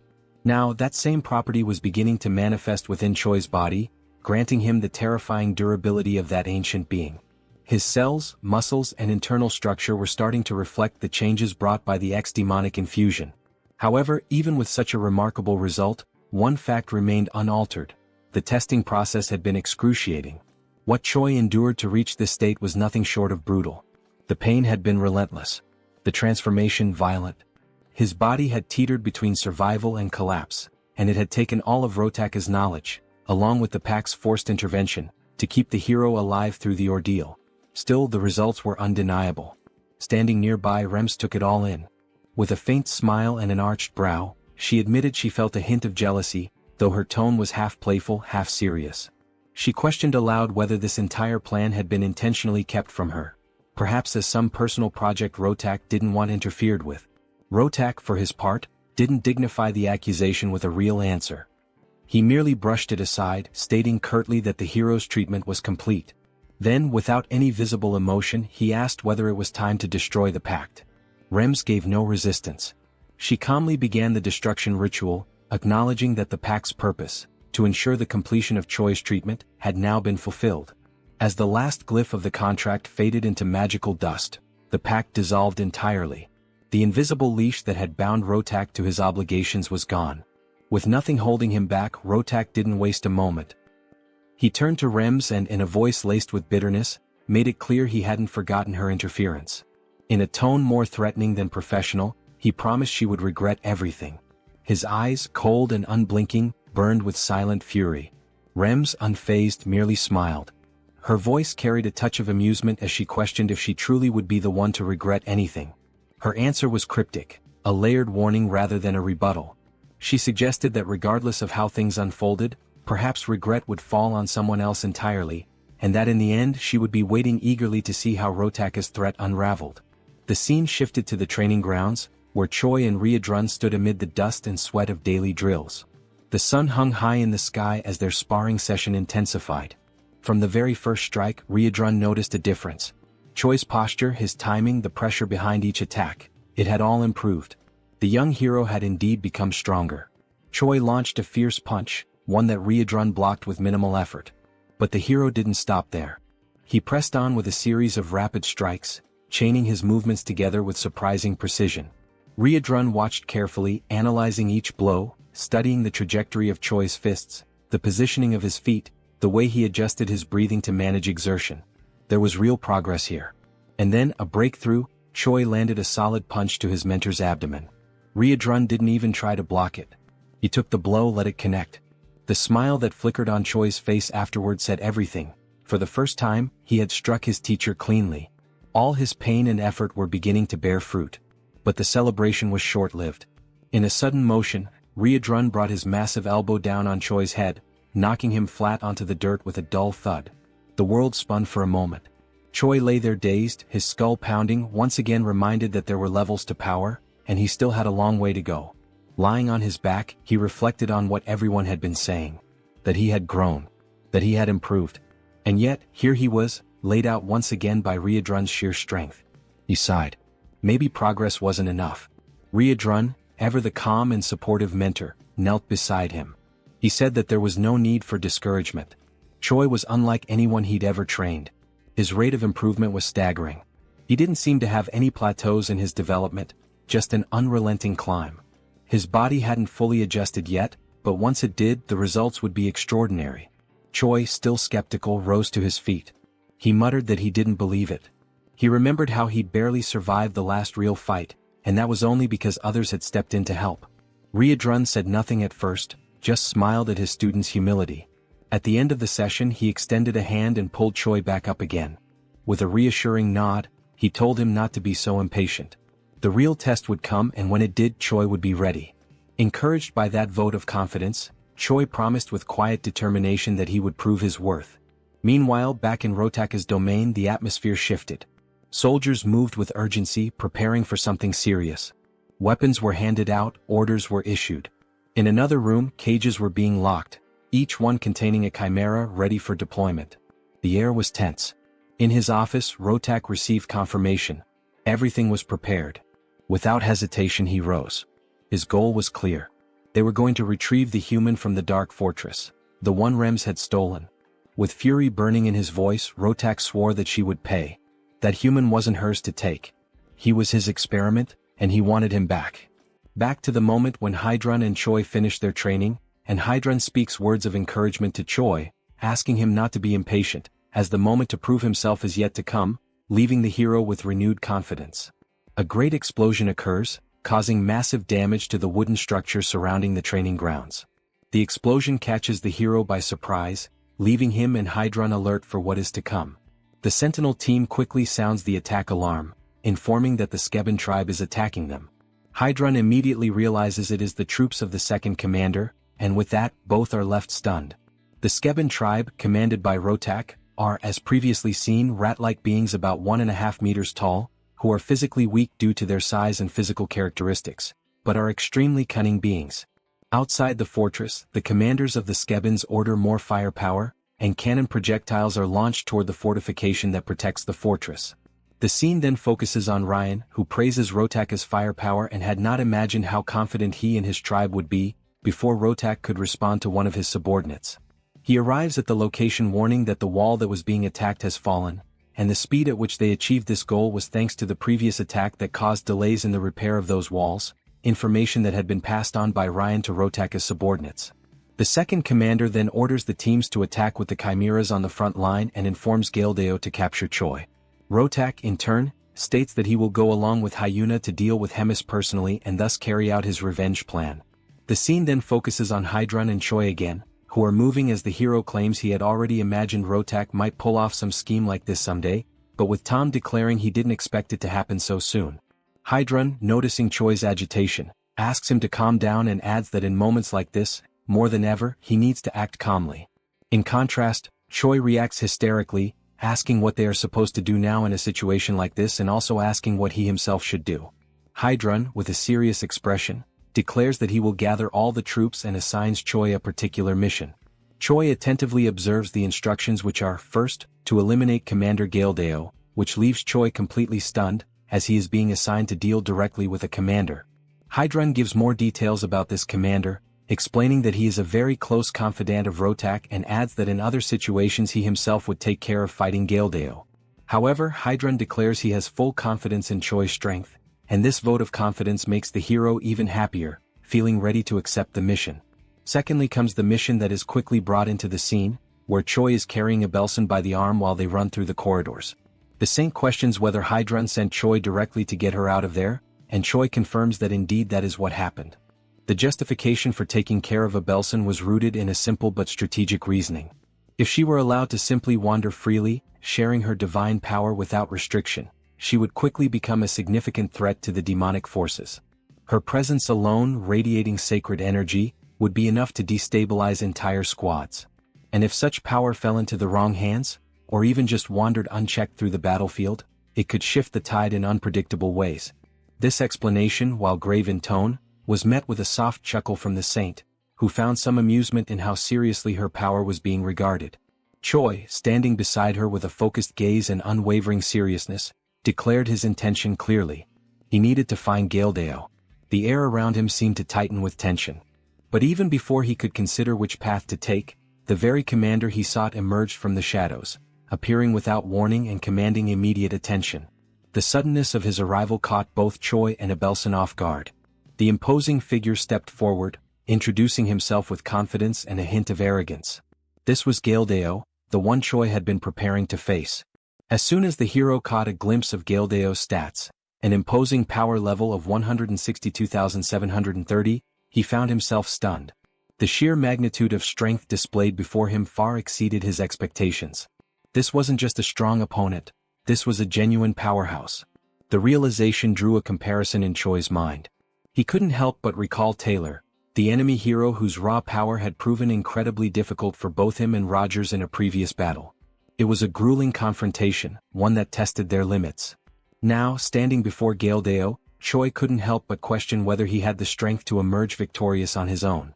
Before he had the chance to assess his surroundings or think of a strategy, Galdeo made the first move. With a snap of command, he unleashed his hellhounds. The monstrous beasts lunged forward with ferocity, aiming directly for Choi and Abelson. Reacting instinctively, Choi placed himself between the saint and the oncoming danger. Snarls and growls filled the air as the hellhounds sank their teeth into him from every direction. The pain was sharp, but he stood firm, shielding Abelson from harm. Galdeo, observing with malicious satisfaction, claimed that he had successfully restrained the hero. He began charging what appeared to be one of his most devastating attacks, boasting that this would end the battle swiftly and leave nothing of the hero behind. However, just as he prepared to strike, Choi interrupted. His voice rang out with firm resolve. He stated that the hound's bites were insignificant, their power greatly exaggerated. As their fangs pressed against his skin, he felt nothing, not even a scratch. With that, he activated his transformation, a blinding surge of energy engulfing him as his body pulsed with raw force. In an instant he ascended directly to level 3. The sudden shift in power stunned everyone. The hellhounds, sensing the danger, instinctively backed away. Galdeo himself was caught off guard, his confidence visibly shaken. But Choi gave no pause. Wasting no time, he darted forward, his speed immense, his body a blur as he charged at the commander with everything he had. Then, with a thunderous impact, Choi's fist collided with Galdeo. The strike reverberated through the air like a shockwave. The confrontation had officially begun, a direct clash of strength. Galdeo snarled, claiming once again that he possessed the finest technology on the entire continent, and that there existed no reality in which he would be bested by a mere human. Fueled by pride and desperation, he shouted for his entire army to converge on the battlefield. The ground trembled as more enemies approached. Abelson, who had remained in the rear, now sensed the danger escalating. Her eyes widened as she witnessed the arrival of the chimeras, grotesque, powerful creatures bred for war. The threat level rose dramatically. In a moment of resolve, she dropped to her knees and began chanting. She focused all of her divine energy into a single incantation, trying to delay or, if possible, repel the monstrous advance. Within moments, the battlefield was illuminated by an immense explosion of sacred energy. Her power surged across the terrain like a tidal wave of light, radiating from her in every direction. The brilliance of the spell could be seen from every corner of the Black Fortress. It was an awe-inspiring sight. But Choi's admiration was quickly replaced with concern. He knew the toll such a spell would take. Abelson, breathing heavily, confirmed that she wouldn't be able to keep going. She had used everything she could muster to deliver a single blast. Her energy had now been spent like a sacred cannon shot. That was all she could give. But it was enough. With newfound vigor, Choi turned his attention fully to Galdeo. Channeling his strength and determination, he began to overwhelm his foe. With a fierce cry, he tore one of the mechanical arms from the commander's armored suit, ripping it free with a sound of screeching metal. Galdeo's expression contorted into one of fear. The commander, once so proud and composed, was now frightened. He couldn't understand how a human could possess such overwhelming power. But Choi didn't allow him time to process. Without hesitation, the hero surged forward once more, gathering all his strength into a single devastating blow aimed directly at the buoy that protected Galdeo's head. The punch landed with tremendous force. Metal cracked and shattered. The buoy split apart entirely, and the impact transferred directly into the commander's body, sending a tremor through him. It was a finishing blow, one that left no room for recovery. With that, the enemy is finally defeated, falling to the ground with a dull impact that echoed through the battlefield, and Choi finds himself unexpectedly disappointed with his rival's overall performance. He tilts his head slightly, observing the fallen enemy with a look of contemplation, questioning whether this individual truly carried the weight and responsibility of a commander. His tone inwardly is skeptical, claiming that the man wasn't all that impressive, at least not compared to the challenge he had imagined.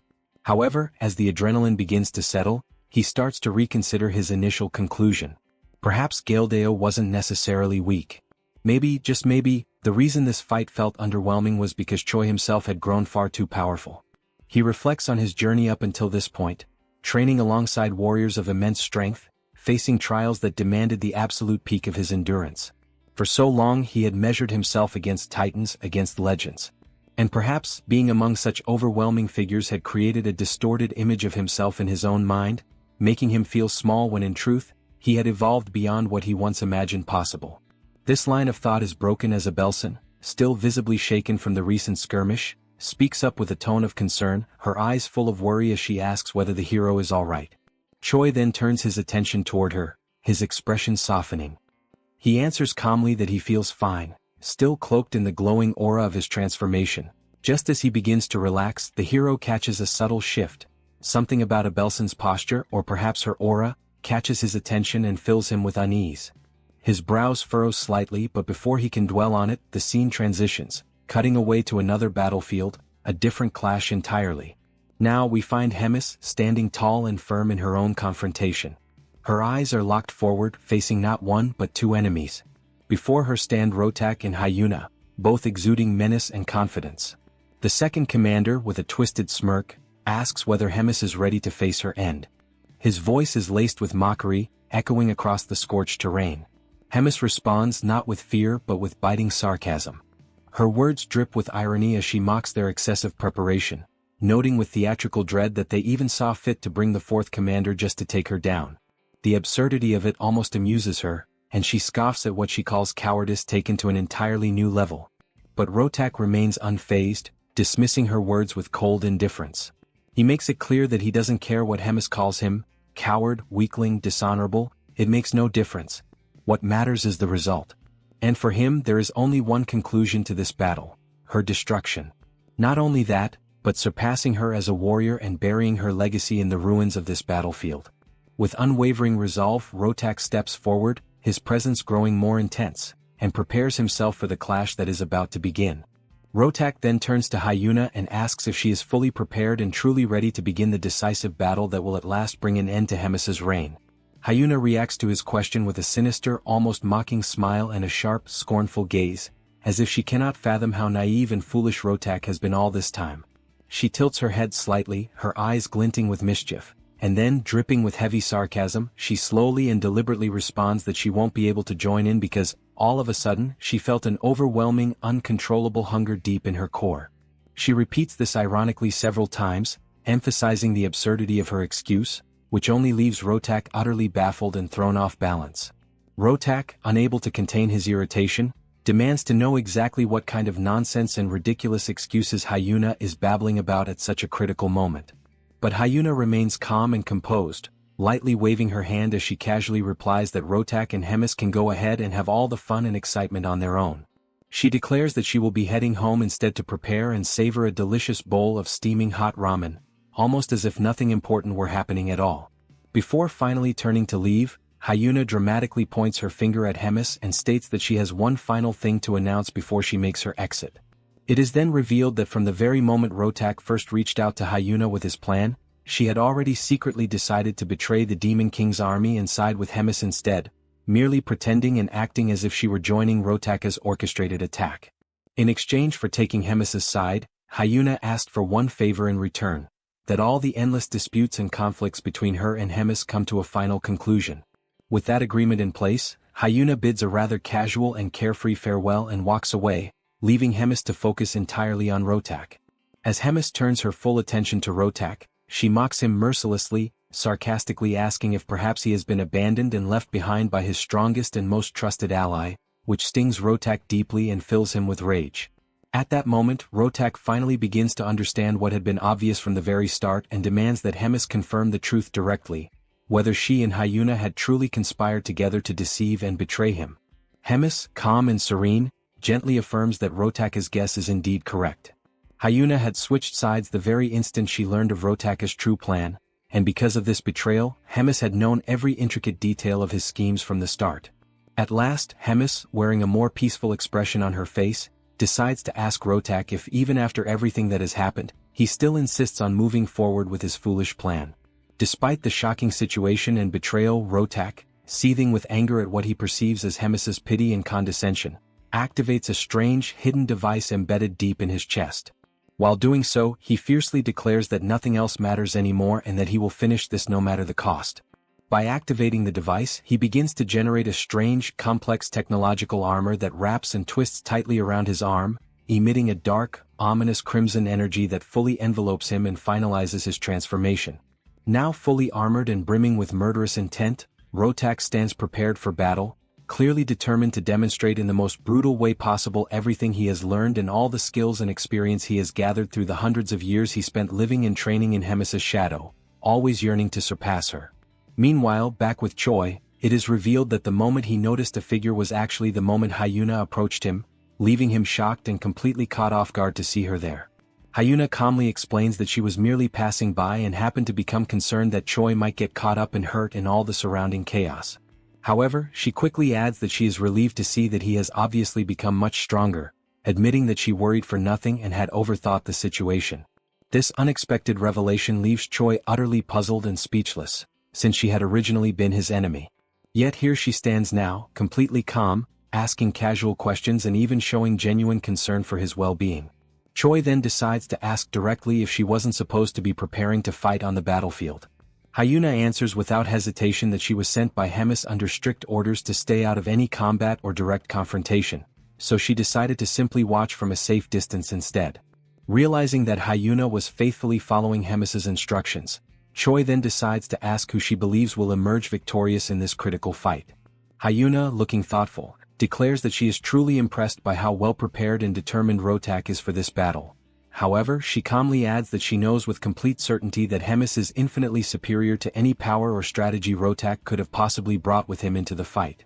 As the battle ignites, several blazing energy spheres are launched directly toward Hemis, who merely stands still, patiently waiting in total composure as all of Rotak's attacks hurtle toward her. Seeing Hemis's unwavering, passive stance, Rotak grows increasingly frustrated and loudly questions why she refuses to retaliate, demanding that she take this seriously and treat it as a true fight.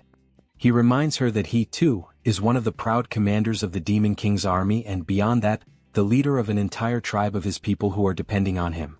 Realizing that Hemis's unwavering stance would not change no matter what he said or did, Rotak decided to channel every last drop of his energy to the absolute limit, gathering all the strength he had accumulated through countless years of struggle and pain to strike at his opponent with everything he had left. Hemis, still calm and composed as if nothing in the world could shake her, questioned out loud why she should even bother to counterattack or treat this as a real battle. In her mind, it was pointless, since regardless of any effort Rotak might make, she already knew with absolute certainty and unshakable confidence that she would ultimately emerge as the sole and undeniable victor. Without any further words or hesitation, Hemis unleashed a tremendous, blinding surge of energy that roared forward like a raging storm, crashing directly toward Rotak. At the same moment she hurled harsh words in his face, mercilessly reminding him that he had been betrayed by Hyuna, the very ally he had trusted so deeply and counted on to stand beside him in this final confrontation. Moreover, the powerful weapon he had spent so many long years carefully developing, refining, and relying upon was now completely useless, rendered worthless in an instant, as Hemis's precise attack had been aimed straight at Rotaka's most critical equipment, completely destroying it beyond repair. Hemis, her voice echoing with both authority and pity, asked him once again whether even after all this crushing defeat and betrayal, he still intended to continue fighting this hopeless battle. Rotak, with very few choices remaining and no clear path forward, simply confirmed everything Hemis had just said, openly acknowledging that he had been betrayed and admitting that her words were true. But even so, with a burning fire still flickering in his eyes, he fiercely declared that he would not retreat under any circumstances, no matter how impossible victory seemed. Determined, he then activated his promote ability to channel and amplify his remaining power, charging yet another of his desperate final strikes. He fired a series of enormous radiant energy spheres at Hemis using his cannon, launching what could only be described as a truly devastating attack, meant to end everything in one final desperate act. However, Hemis simply denied the entire offensive with a single effortless shield, as if swatting away a mere insect. From Rotaka's perspective, the entire wave of his energy seemed to be completely absorbed, leaving him in shocked disbelief. He briefly grew excited, a tiny flicker of hope sparking in his heart, wondering if perhaps even Hemis could not withstand such overwhelming power. But Hemis then responded with an almost amused tone that it had indeed been a good move, an attack worth acknowledging. Suddenly, a deep purple aura began to spread like a dark mist over Rotaka's energy blasts, and it didn't take long before Hemis's own energy completely overwhelmed and crushed Rotaka's offensive, erasing all traces of it from the battlefield. She then appeared before him, standing tall and victorious, and stated with unwavering certainty that Rotak had indeed changed dramatically compared to the weaker, lost version of himself she once knew. She even admitted that he had genuinely improved and grown stronger over the years. Nevertheless, Hemis firmly announced that it was now her turn to strike, and there would be no mercy. With a chilling grace, she slowly licked one of her fingers, her eyes locked on Rotak, and then pointed it directly at him, activating her formidable ability. Countless black claws suddenly materialized and surged forward like a pack of ravenous beasts, advancing rapidly toward Rotak with lethal intent. Rotak quickly recognized the immense danger of Hemis's conjured technique, and in an instant, all the fierce determination he had gathered was replaced by pure, paralyzing terror. He stood frozen in place, unable to react, helplessly waiting for the swarm of claws to reach him. It didn't take long before he was completely caught, wrapped up and immobilized by the relentless claws. The assault quickly intensified, growing ever more savage and merciless. With overwhelming ferocity, Rotaka's limbs were torn and separated from his body, leaving only the trembling, weakened torso of someone who had come so determined to eradicate Hemis and her people. Knowing his end had finally arrived, Rotak decided to use the last remaining moments of his life to ask something of the woman who had once been his beloved mentor. As Hemis slowly approached his broken figure, she questioned whether he was about to beg her for some form of mercy, her voice carrying a distant, cold sadness. Rotak then asked, with his last flickering strength, whether she still saw him as weak, useless, and pathetic, recalling his entire painful journey. He remembered vividly how he had once declared he would become as strong as Hemis and rise to be a true leader, a leader who would stand equal to or above all others. Yet, his path had been completely shattered and derailed by the torment of being scorned and rejected by Hemis, turning his only goal into a desperate mission to surpass her and make her pay for all the humiliation and pain. Hemis paused in heavy silence to reflect deeply on his words. Instead of giving him a direct answer, she remarked that time is cruel and unrelenting, lamenting how certain things seem as though they will last forever. But as time inevitably moves forward, people change, making choices and taking actions they later come to regret. Despite it all, she expressed her sincere gratitude to Rotak for, in the end, being able to find and enjoy at least something meaningful in his journey over the many long years, and for the destiny that his actions had helped shape. These final, heartfelt words drew a faint, peaceful smile from Rotaka's face, and at last he collapsed, his eyes closing for the final time, as Hemis softly wished that he may now rest in peace. The scene slowly transitions to the crumbling remains of the Black Fortress. Once a formidable stronghold, the structure now teeters on the edge of collapse. Its towering walls are scarred with deep cracks, and dust drifts from the ceilings with every minor tremor. The air is heavy, stale with age and decay. In the heart of this battered ruin, a tense meeting unfolds between Hemis, Choi, and Riadrun. The topic at hand is the inevitable. The fortress can no longer serve as their base of operations. Then comes the announcement, sharp and unexpected. Hemis informs them that they are preparing to relocate. The news lands like a thunderclap, catching the others off guard and momentarily silencing the room. Hemis, ever composed, elaborates on her decision. She states firmly that no matter how many repairs are attempted, no matter the effort poured into rebuilding, the fortress will remain fundamentally broken. Its integrity, both physical and symbolic, has been compromised beyond saving. Riadrun and Choi listen intently. Though neither openly argues with her reasoning, it's evident from their expressions and posture that accepting this truth does not come easily. Breaking the silence, Riadrun asks where they will go, what destination awaits the entire Third Command. He frames it as a logistical question, but beneath it lies concern for their future and safety. Without hesitation, Hemis answers. The Third Command is to be moved to the 8th Division. Their new home will be Fort Gadrick. The declaration lands heavily.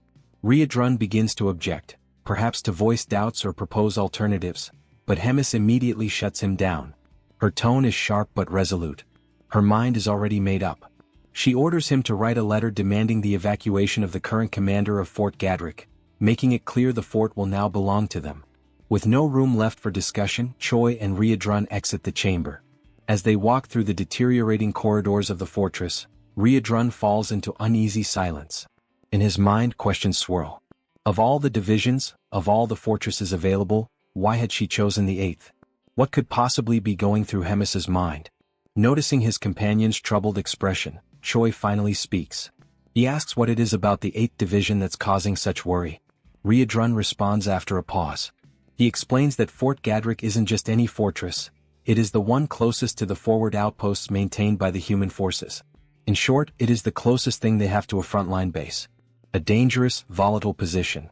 Choi's face hardens as the implication sinks in. It's a deadly place to be stationed. And yet, he reasons, if the fort has survived this long under such pressure, then surely the one commanding it must be highly capable. Riadrun disagrees, shaking his head. He reminds Choi of Fort Hemmern. The reference seems to confuse him, which visibly irritates Riadrun. That's where they first met, he says with a touch of frustration. He recalls the fierce battle that forced the command to retreat, an unforgettable moment of loss and tension. He goes on to remind Choi that Grat had been the commander of that division during those days. Choi then asks how they managed to deal with Hemis's wrath in the aftermath of the defeat. Riadrun answers soberly.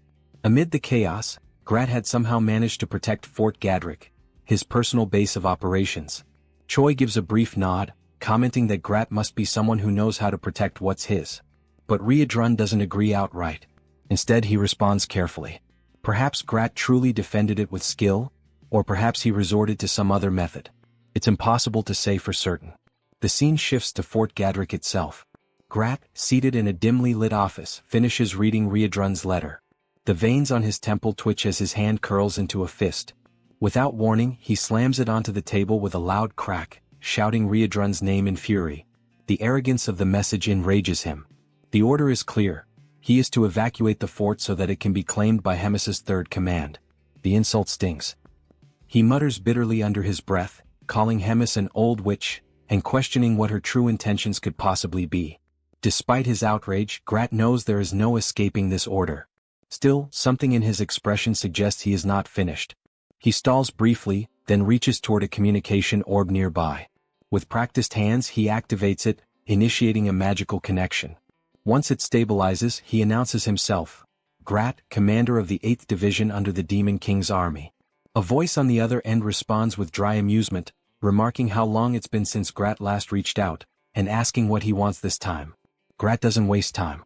He states plainly that he has a proposal, an urgent and significant one. The narrative now cuts to the Holy Capital, where a conversation unfolds in shadowed halls. One of the Pope's subordinates speaks, visibly disheartened. He laments the failures of Jeffin and Andrew, his voice low with regret. He confesses that he had genuinely believed Andrew would emerge victorious. He then wonders aloud, was it Choi again? Was he the one who turned the tide? The man with the monocle confirms it without hesitation. He adds that Choi's progress is unlike anything they've ever seen. His power is rising far too quickly. It's a pattern that's now beginning to alarm the Pope himself. The advisor then suggests perhaps it would be wiser to deal with Choi later, to shift their focus for now toward resolving the situation with the Drajan Empire. After all, he says, despite everything, Choi is just one man. But the Pope rejects that reasoning. If Choi were merely a regular citizen, then perhaps yes, he could be ignored. But he is not. He is a hero. And that changes everything. The Pope then scolds the monocled man for brushing things aside so easily. He accuses him of failing to grasp the true nature of what a hero is, and more importantly, what a hero can become. Such a decision would be incredibly dangerous and entirely indefensible, especially coming from someone in a position of such authority. The weight of such recklessness could ripple across kingdoms. The Pope, solemn and commanding, stresses the urgency of neutralizing this threat before it spreads, before it digs deep into the heart of the sacred capital itself and poisons everything from within. Turning to his aide, he asks in a quiet but heavy tone whether there has been any further communication from the spy embedded within enemy lines. The man confirms that there has. He reports that a message just arrived. According to the spy, a surprising offer was made. Support has been promised to completely wipe out all major enemy targets in a single decisive strike. Hearing this, the Pope falls silent for a moment. The offer is shocking. Completely unforeseen. Such a bold proposal leaves him visibly stunned. He narrows his gaze and, in a hushed voice, wonders aloud how the spy could even hope to carry out such a sweeping, ambitious mission. The man elaborates further. The Third Command is preparing to relocate. Their new destination is Fort Gadrick. The intention is clear. They seek to claim the fortress as their own and establish it as a new operational base. The suggestion is that something much larger may be unfolding there, some plan already in motion. As the room grows tenser, the Pope raises another question. If this proposal had already existed, why was it not brought up sooner? The response from the advisor is direct but uneasy. Grat had attached conditions so severe that they seemed impossible to fulfill. 10,000 sacrificial offerings. The strategic recall of support posts scattered across multiple fronts. And a non-aggression pact spanning 5 years. The monocled man hesitates as he says it, his voice tinged with disbelief. The demands, in both number and scope, are immense, perhaps even unreasonable. The Pope considers this. Then, calmly but with precision, he asks what Grat's true motives might be. Why place such a steep price on this deal? The advisor takes a breath and then answers. He's heard whispers that the second command seat has been vacated, the result of internal strife, specifically tied to Hemis's elimination of Rotak. With such a power vacuum, Grat might see a chance to ascend, to claim that seat for himself. And to do so, he may be attempting to manipulate the fragile balance between Hemis and the Demon King. The Pope ponders this out loud. 10,000 sacrifices, and perhaps more than just bodies, maybe land as well. A territorial gain masked beneath political strategy. But the monocled advisor responds carefully. It's not the land that's troubling, he says, it's the staggering demand for sacrifices. That level of loss could shake even the strongest foundations of the empire. The Pope then wonders aloud, why is Grat, of all people, seeking so many resources and services from within the empire's reach? Before another answer can come, the Pope rises slightly from his seat and delivers his verdict. With a voice of finality, he commands that the agreement be accepted. His conviction takes the advisor by surprise. The firmness in the Pope's decision is unshakable. The Pope begins to explain his reasoning. This might be the only opportunity they'll ever have to crush every looming threat in one bold stroke. To sever the heads of every rival in a single campaign.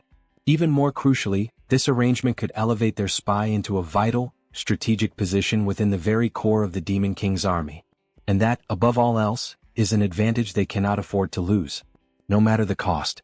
Be it 10,000, 100,000, or even 1,000,000 sacrifices. However, the Pope warns, such a scale demands meticulous planning. Every step must be executed flawlessly. The margin for error is now non-existent. No further failures will be tolerated. With that, the Pope issues his final order. Summon the legendary warriors of every region. The time has come. Every blade, every spell, every oath must be prepared, for the final battle is about to begin. Sometime later, within the shadowed walls of Gadrick Fort, Grat welcomed the arriving members of the Third Command. His face wore a smile, but it was clearly forced. His exaggerated enthusiasm poorly disguised the tension lingering beneath. He appeared to agree with their mission, to vacate Gadrick Fort as ordered by Hemis. On the surface he was cooperative. But it didn't take long for the cracks to show. Barely a few words in, Grat's tone shifted. Something wasn't right. His eyes narrowed and a hint of concern bled through his voice. Riedrun, sharp as ever, cut straight to the point. He demanded to know what kind of issue Grat was referring to. Grat then launched into a detailed explanation. According to him, the nearest human army had been behaving oddly. Their troops had been shifting in strange patterns, and massive quantities of supplies were being relocated. From that movement alone, Grat deduced something dangerous. They were likely preparing a full-scale siege on the fortress. It wasn't a guess. It was a calculated warning. Riedrun, concerned but focused, immediately asked what countermeasure had been planned. With a grim look, Grat laid out his strategy. He was preparing a segmented wave offensive, designed to strike preemptively before the enemy could tighten their hold. But to execute it properly, he needed support, solid reinforcements to hold the line until Hemis's main force could arrive. According to Grat, the 8th Division had been suffering from ongoing complications, minor setbacks here and there, that left them undermanned and overstretched. They were in no shape to hold out on their own. Riedrun gave his word. The 3rd Command would provide the necessary backup. Then he asked if the rest of their team would also participate in the counterattack. Grat hesitated for a moment, then shook his head. He claimed their presence might slow things down. Their involvement, he argued, could be more of a liability than an advantage. With an urgent tone, he volunteered to assign roles himself and made it clear. Everyone was to get some rest and prepare for the operation ahead. Later that evening, in the quiet of their quarters, Choi and Rachel sat in conversation, tension still thick in the air. Choi, clearly conflicted, turned to Rachel once more with the same question he'd asked before. What did she really believe it meant to be a hero? Rachel immediately sensed where this was going. She braced herself, knowing full well that Choi's mind was already spiraling into another round of reflection. He spoke slowly at first, then with growing emotion. He was a hero, but he was fighting humans. And that truth was tearing him apart inside. Rachel's response was calm, even a little distant. She said there wasn't much they could do, it was just how the situation had turned out. But Choi wasn't satisfied. He was taken aback by her resignation. Rachel, who used to speak endlessly about heroism, duty, and righteousness, now seemed strangely indifferent. When had that changed? Rachel simply smiled and asked when, exactly, had she ever said those things? Choi didn't hesitate. He recalled how she had once promised to guide him to defeat the Demon King and protect humanity. But something had shifted inside him recently. Choi admitted he'd started to see things differently. A hero shouldn't exist solely for humans. And more than that, heroes didn't always follow the right path. Sometimes they chose wrong. At that moment, Abelson spoke up, breaking his silence. He said he'd once read that heroes existed to fulfill the will of all. Choi blinked, confused. What did that even mean? Abelson elaborated. He'd seen ancient writings that claimed heroes were born to secure the happiness of the absolute majority. That was their true calling. Those words triggered a buried memory. Choi's commander had once told him something similar, that in his eyes, Choi was already a hero. It made him question what majority truly meant. Did it include non-humans too? The saint nodded. She said it likely did. Humans, she explained, often believed their happiness represented the happiness of the world. But maybe that wasn't true. Maybe human joy didn't equal universal peace. Choi's brow furrowed. Were heroes supposed to be responsible for the happiness of every intelligent life form? The saint didn't flinch. She said that might be exactly the case. And maybe that's why Choi was different, why he was a hybrid hero. That answer left him silent, his thoughts consumed by the gravity of that role, what it meant to protect the happiness of the absolute majority. At dawn, the assignments were finally handed down. Riedrun would operate solo, an independent unit. Roiger, meanwhile, would lead the observation team. According to intel gathered by the Analysis Division, he was tasked with triggering a direct engagement once the enemy was detected. His unit would engage immediately upon visual contact. The 8th Division had their role as well. They were to intervene at the end of Riedrun's skirmish, acting as support during the fallout. As for the trio, Choi, Abelson, and Bobo, they were stationed in the rear guard. Their duty was to defend the fortress's stockpiles and resources. Following instructions, the trio moved into what appeared to be a mess hall. It was a modest section of the 8th Division's domain, repurposed for quiet waiting. There, surrounded by crates, benches, and distant clatter, they awaited the moment the real battle would begin. Choi didn't wait long before voicing his discontent with the orders they had been given. There was something wrong, he could feel it in his gut. Something about the plan, the placements, it didn't sit right with him. Rachel, catching the seriousness in his tone, leaned in and asked what kind of bad feeling he was talking about. Choi paused. His eyes scanned the room as his thoughts raced.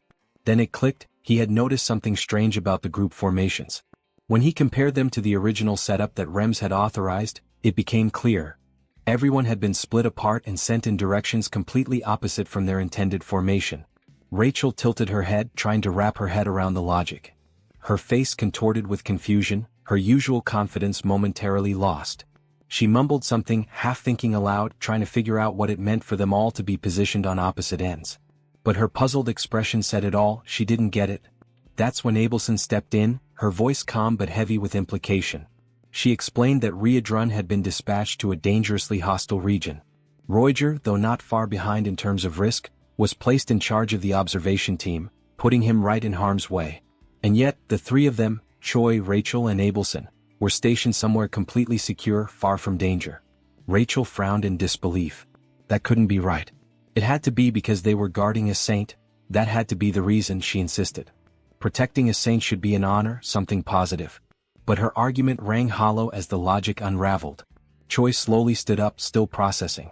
He pointed out the strange contradiction. Riedrun and Roiger had both been pushed to the front lines, even though it had been said that the enemy forces weren't particularly powerful. And yet, 3 capable team members had been left behind, to guard supplies. Rachel's eyes widened as the realization sank in. It made no sense.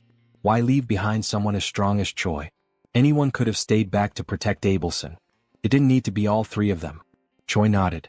That was exactly what had been gnawing at him. Without another word, he began walking away.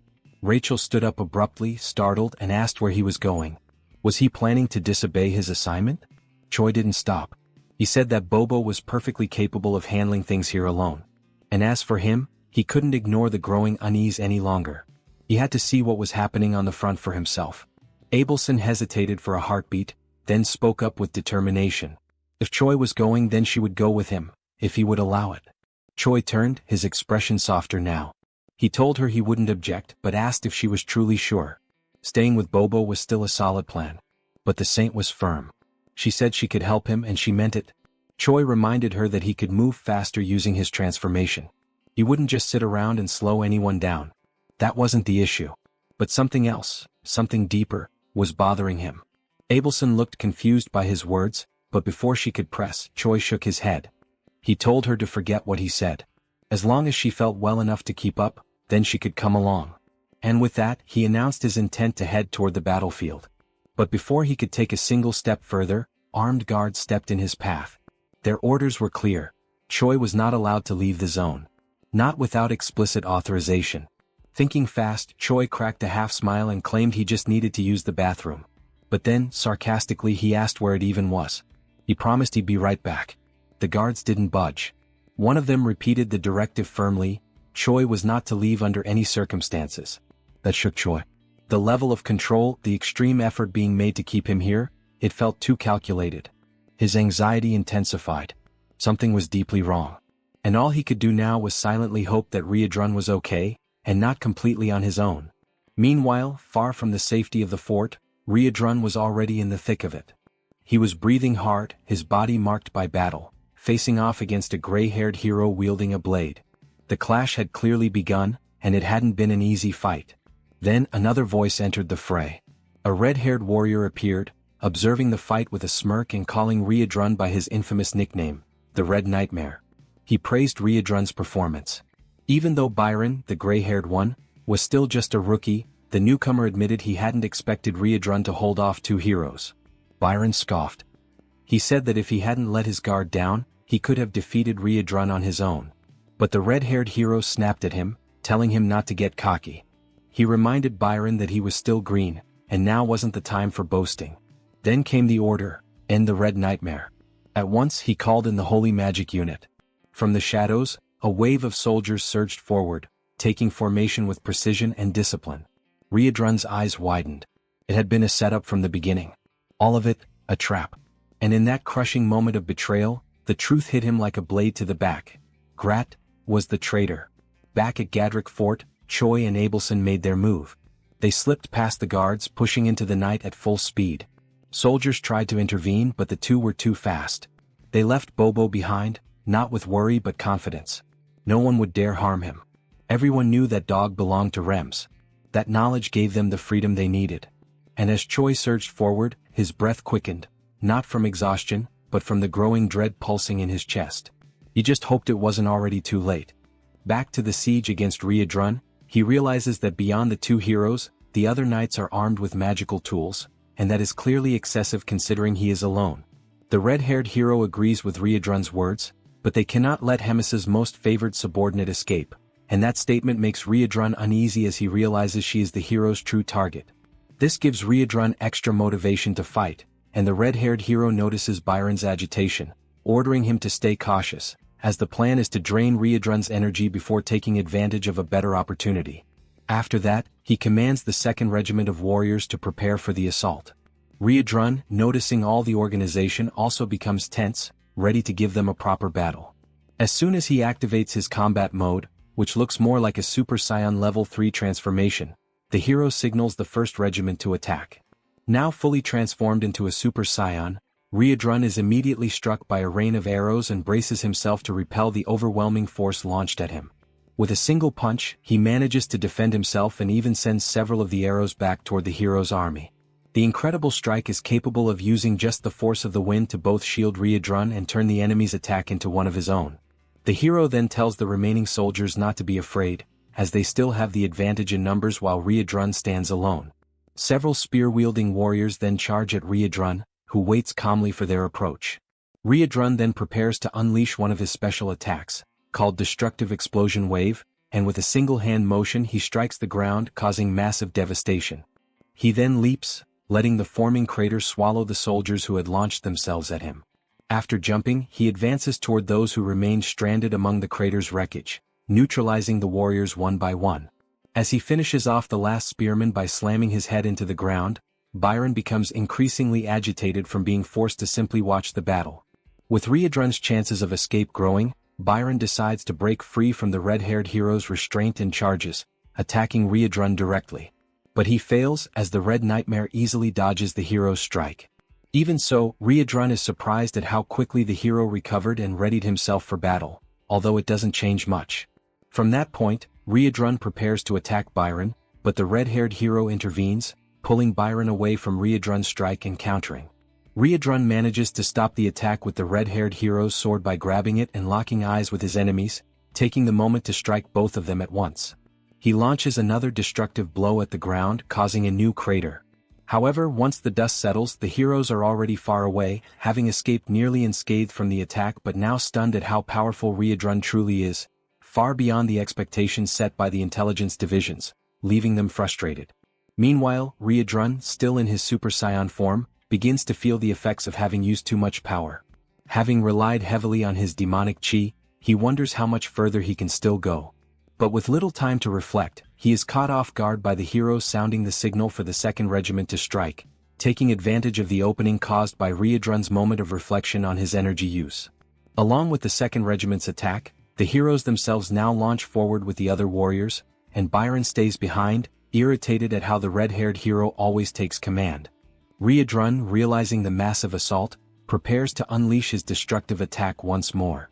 However, before he can complete the conjuration, the heroes advance, drawing his attention and forcing him to defend against numerous strikes simultaneously. This distraction opens an opportunity for other warriors to strike with magical spears, and upon being hit, he almost instantly feels his power being drained. The spears possess the ability to absorb all of his demonic chi.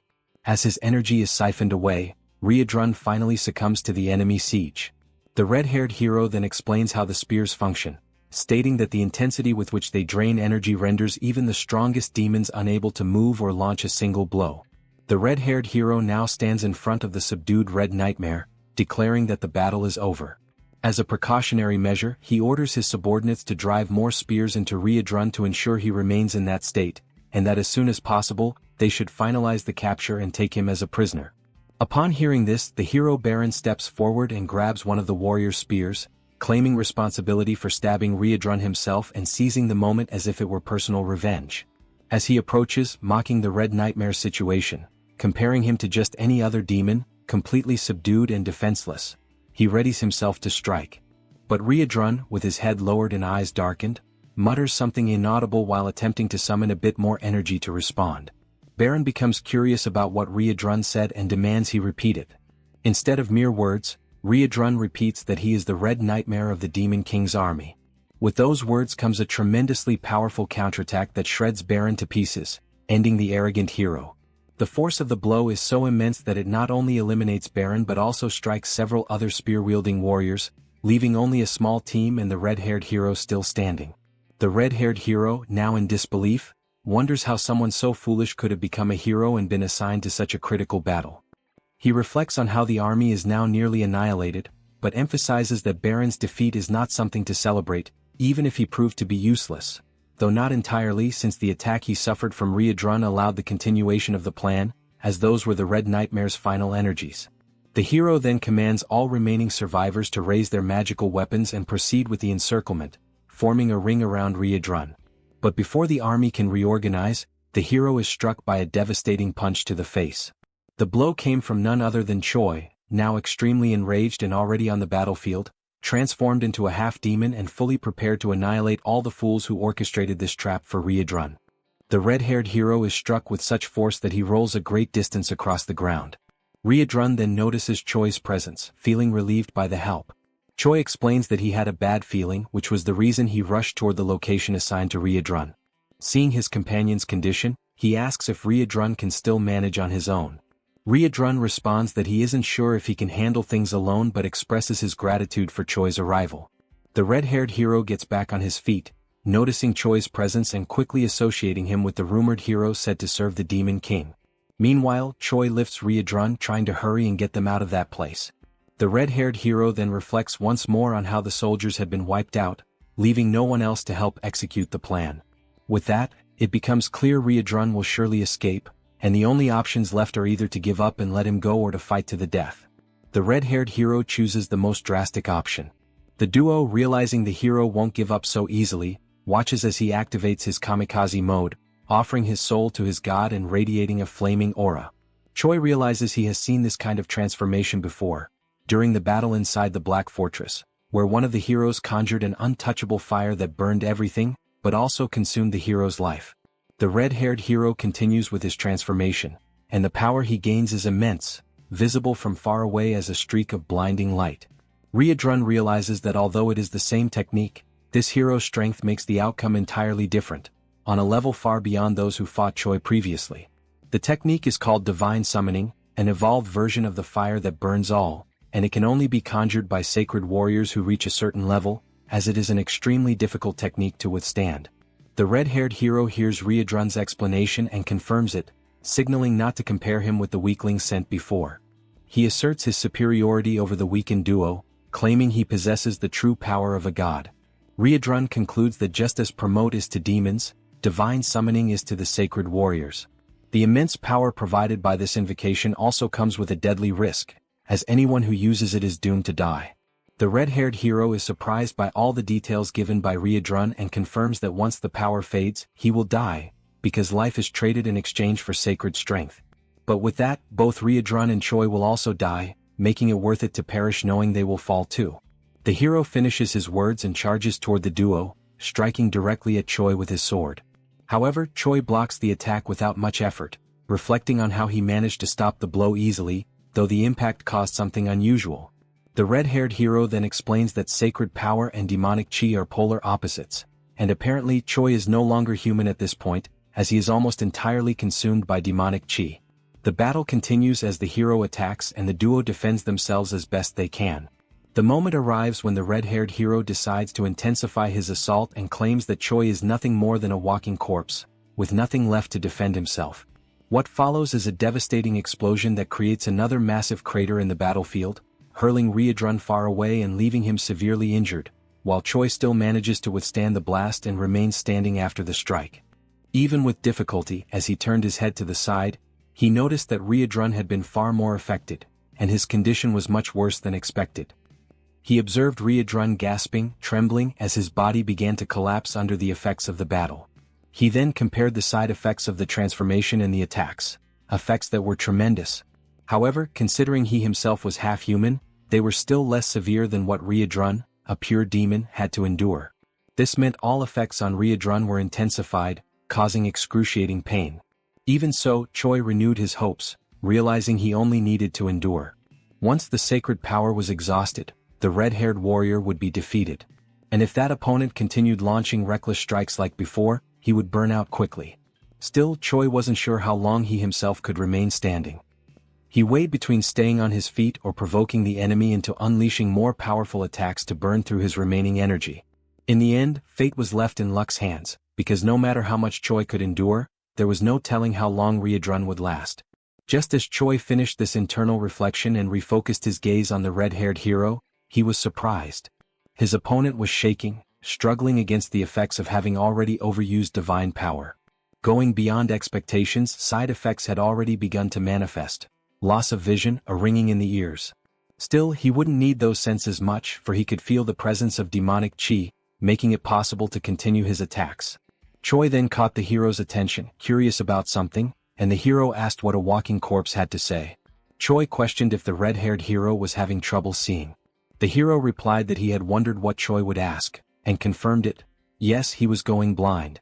But it didn't matter because he reiterated that he could still sense demonic chi even with his eyes shut. The duo then exchanged a remark, with Choi realizing this could be a disadvantage, even if the red-haired hero could still strike. Choi's behavior puzzled both Riadrun and the red-haired hero. Suddenly, someone wielding a bloodied club arrived on the battlefield.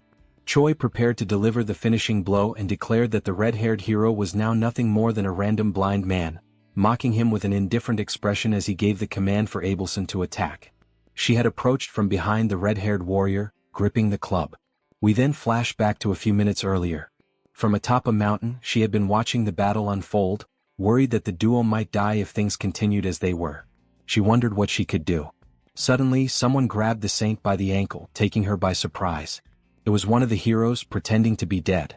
The soldier explained that he had been waiting for Choi to move away so he could advance toward the saint and have the chance to take her with him. Abelson was unsure of what to do, considering she had no one left to lose her body for. However, realizing she was cornered, she knew she could no longer rely on others for protection. Reflecting on all the times Choi had protected her and spared her from a cruel fate, giving everything, even willing to die for her safety, she, in turn, had simply remained complacent, living under the same roof, day after day, never giving anything back to the one who always defended her. She had portrayed herself as fragile, and that had made Choi constantly worry.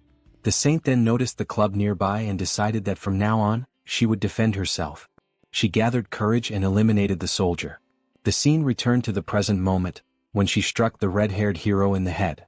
With that blow came not only victory, but also the relief of knowing that she would no longer be a burden to the one she called the hope of the world.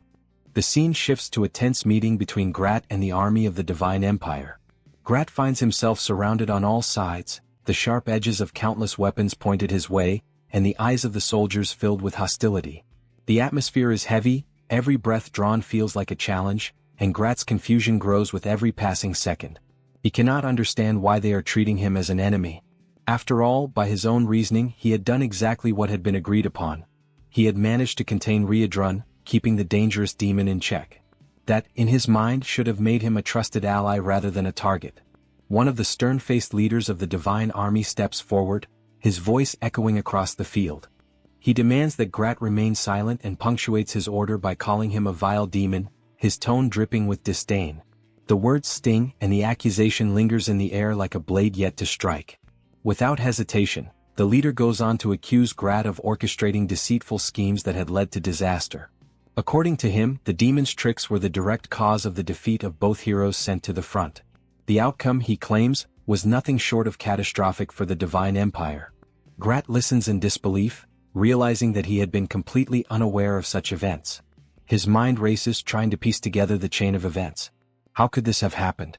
How could Riadrun, on his own, have been capable of defeating not only two heroes but also an entire army? Before Grat can think further or prepare a defense, the ground beneath them seems to vibrate with an unnatural force. The sky itself begins to change, a sudden burst of energy descending like a divine judgment. From above, a blinding light crashes down, striking Shang with unimaginable force and carving a massive crater into the earth. Dust and heat erupt in every direction. When the glare fades, the source of the devastating arrival is revealed. It is none other than Hemis herself.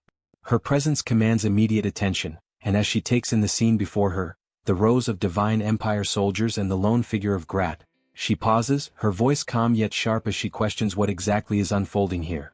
The soldiers, quick to draw conclusions, link Hemis's sudden appearance to Grat's presence. Whispers ripple through the ranks, accusations forming faster than reason.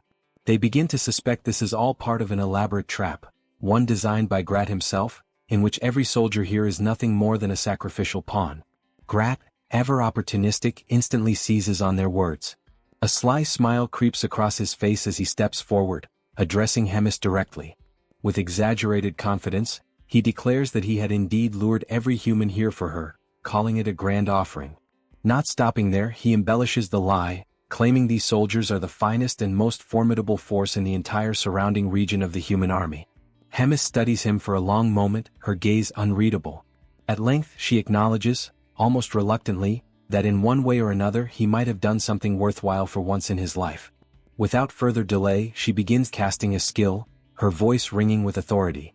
As a superior, she proclaims she would not deny herself such a feast so generously prepared by Grat. The air grows tense as the earth begins to tremble beneath their feet. Darkness creeps slowly but relentlessly across the battlefield, swallowing light and color. One of the soldiers notices movement in the sky and shouts a warning, but the moment is too brief to act. From above, a massive sphere of roaring fire plummets toward them, its heat searing the air long before impact. It strikes with cataclysmic force, annihilating every soldier caught in its path. There are no survivors. The once proud army is reduced to silence, leaving behind only scorched earth, shattered armor and rivers of blood. When the flames die down, Grat wastes no time. He rushes toward Hemis, his voice spilling over with exaggerated praise. He showers her with flattery, calling the attack beyond incredible, a strike so overwhelming it had single-handedly erased an entire army. He even goes so far as to call her an unmatched living legend, a figure without equal. But Hemis's patience for his fawning quickly runs thin. The false sweetness in his words grates on her nerves. Without warning she moves, faster than the blink of an eye. In one seamless motion she separates Grat's head from his body. His lifeless form collapses to the ground before the echo of the strike even fades. Only then does she speak, her voice now tinged with cold finality. She reveals that she had known for some time that Grat was the spy, even considering that he might have accomplices. She had watched as he foolishly created problem after problem, but in the end she had seen him for what he truly was, a compulsive liar, reckless, unafraid, and above all, acting solely for his own gain. Her only regret, she admits, is that she had not put an end to him sooner. With her business concluded, Hemis turns and leaves the battlefield. The scene shifts once again, this time to Fort Gatwick. Inside its stone walls, a meeting is underway. The day's agenda is the reorganization of the troops. Hemis takes the floor, speaking with precision while Choi, Riedrun, and Reuters listen closely. She begins by declaring that Riedrun will take charge of the remaining personnel abandoned by Grat, a task that will demand much of his time. To ensure the work proceeds smoothly, Reuters will act as his adjutant, providing direct support wherever necessary. As for Choi, Hemis had a surprise prepared, one that she revealed with a calm but decisive tone. She informed him that he would be taking the position of regiment commander, a role that would place him directly under her personal supervision. The announcement caught him off guard at first, but quickly sparked an excitement he could not hide.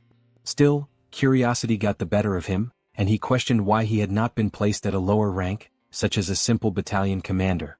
Hemis's answer came without hesitation. She explained that she could not afford to waste a talent like his on something so limited. In her eyes, his skill set was far too valuable to confine to a mere battalion. This new rank would serve as both recognition and reward, for his hard work, his survival against all odds, and even for the strange way he had managed to entertain her along the way. Yet there was a condition, one that immediately shifted the mood in the room. Choi, as regiment commander, would move forward without the assistance of any troops whatsoever. The statement hung in the air, drawing puzzled glances from everyone present. No one could fully grasp the reason behind such an unusual arrangement. Riedrun, ever the curious observer, finally voiced the question lingering in everyone's mind. He asked if Hemis would share her plan, as he found it difficult to understand the purpose of appointing a regiment commander without any soldiers to lead. Hemis answered without so much as a pause. She explained that there was a possibility, however unlikely, that Choi might not require subordinates at all. She wanted to see firsthand how events would unfold if he were left to operate entirely on his own.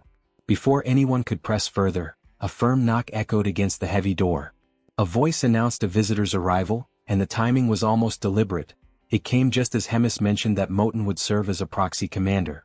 The door opened and Moten himself stepped into the room.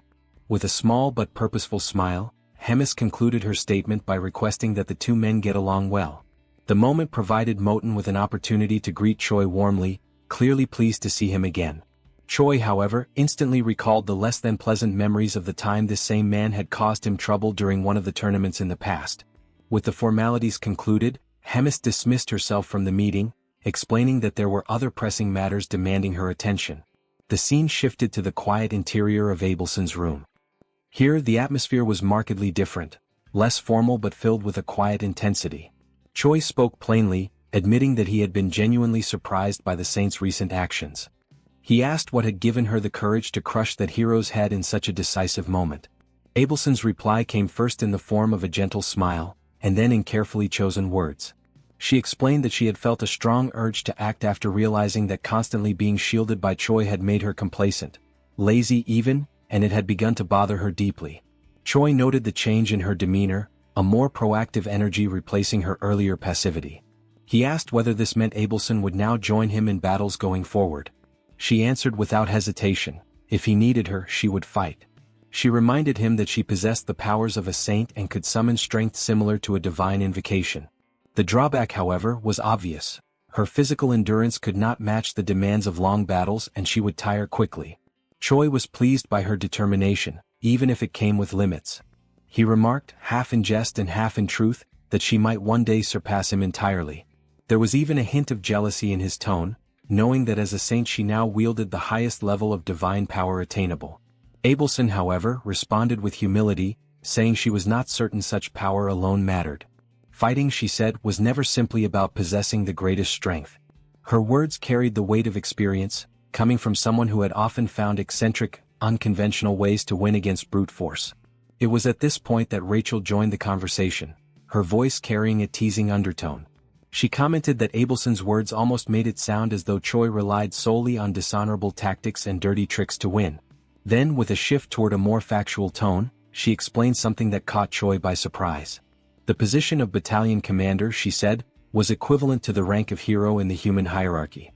Across the entire continent, there were likely only 1,000 humans who ranked higher than hero.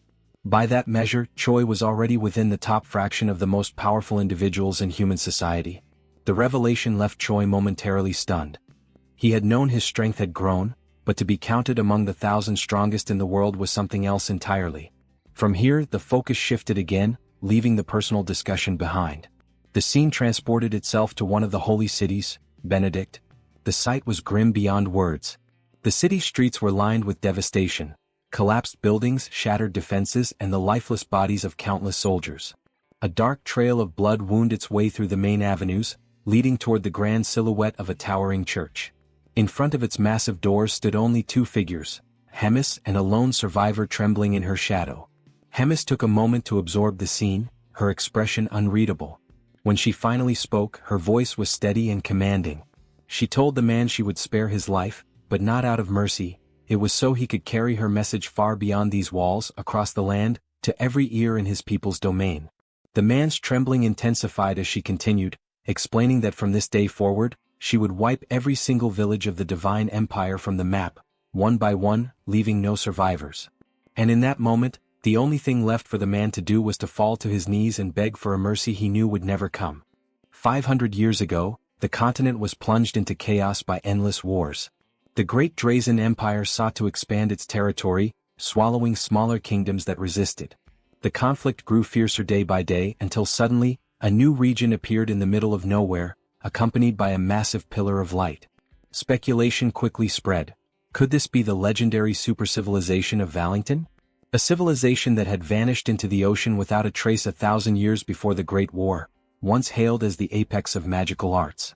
Rumors suggested that if these were indeed the ruins of Valington, they might hold the key to reviving ancient magic, a power nearly lost when Valington fell. Every nation believed that whichever kingdom succeeded in reviving this magic would gain unmatched supremacy. Thus, Each realm embroiled in war sent expeditions into the newly appeared land, hoping it would guide them toward a golden age of power. However, what the humans found there was nothing like the ruins of Valington, nor the lost people of that civilization. Instead, they encountered beings from another realm, demons, hostile, lustful for conquest, and utterly alien to humankind. Faced with this common threat, humans ceased their wars against one another and united for the sake of survival. Their armies turned against the demons, beginning a new war, one that would last for centuries. At first, it was the demons who seemed destined to win. Their innate belligerence and overwhelming physical strength far surpassed that of humans. On top of that, they possessed the demonic chi, a force of cunning and power that tipped the scales in their favor. When all hope seemed lost, a new light emerged. Clerics, healers and priests who had until then served as non-combatants, declared their intent to join the battlefield. With them came divine power, a force capable of countering the demons. Their presence was decisive. Not only did it balance the tide of war, it also spread the influence of religion across the continent. From this, the divine empire of Gartran was born, a union of faithful nations bound together by belief. Over the next 2 centuries, the power of faith grew stronger, and the number of combat clerics multiplied exponentially. Humanity, once outmatched, eventually surpassed the demons, gaining complete military superiority. It was during this period that a new figure emerged, the greatest contributor to the war against the demons. He became a legend known as the Pope. Through his unparalleled martial skill, he trained countless knights and soldiers, and even summoned heroes from other worlds. Under his leadership, demons were driven to the edges of the continent. A new age of peace dawned. But peace brought with it a new problem. During a great council with leaders from every region, the Pope raised the issue. He asked if they knew why humanity once again faced danger after so long. And he answered himself, it was because the demons had not been completely annihilated when the chance had been given. Instead of eradicating them, the humans had chosen to prioritize rebuilding their ruined cities. This was not wrong, for the well-being of the people had to come first. Yet, in the end, the survival of the demons meant that all nations still bore the shadow of their threat, and each nation's way of life had been negatively shaped by that choice. Before the worst could happen, the Pope urged all nations to unite their strength once again and retaliate against the rising threat through a holy war. The divine empire of Gartram would lead the charge, sparing no effort, no resource and no warrior, with one ultimate goal: to consolidate an era entirely dominated by humankind. The scene shifts to a religious setting where a message is being delivered. The speaker warns that the demons once more threaten human life. 3 cities have already been annihilated within days, and no one knows which will be next. Perhaps, even as he speaks, he and everyone present could be the next to die, for the demons show no mercy, not even to women or children. The man then points to Father Levi, the sole survivor of Benedict. With a hollow voice, the priest confirms that everyone in the city was slaughtered in a single moment, while they were merely living their ordinary lives. Only he remains to deliver the message, but his soul, he confesses, was left behind in Benedict, dead alongside those he once cared for. He admits he has no reason to go on. The speaker resumes, stressing the cruelty of the demons, who grow stronger with each passing day. He declares that the Pope has proclaimed a holy war and refuses to stand idle in the face of this threat. He also announces that Azahel Bald, the legend of Gatling, has ended his long seclusion to take part in the war. Other nations too have promised to send forth their legends and heroes to serve the people. A large-scale offensive is already underway. Yet this alone will not be enough to eradicate the demons completely. For the future of the continent to be secured, every man and woman capable of fighting must lend their support and strength. Now more than ever is the time. The call goes out to all. Join the holy war, the will of God, which shall guide them onto the path of peace. The speech ends with a rousing cry, shared by all present, united in a single desire, to eliminate the demons once and for all. The scene shifts again. In private, the Pope speaks with one of his subordinates. He reveals that, though competent, Cardinal Elrond has failed gravely in recent times. His blunders have led to the deaths of 2 heroes and the failed capture of Riadrun, a disaster that achieved nothing while costing tens of thousands of lives. For this reason, the Pope orders that Elrond's duties be reassigned within 3 days. Once this is done, all his possessions are to be seized and he, along with his entire family, executed. The scene shifts once more, this time to Riadrun, who storms into a room abruptly, visibly excited by Hemis's arrival. Hemis greets her with mild surprise, remarking that she never thought she would see the day Riadrun entered a room without knocking first, joking that it must be driven by longing. Riadrun ignores the comment and immediately presses the issue. Why had Hemis attacked an entire city alone?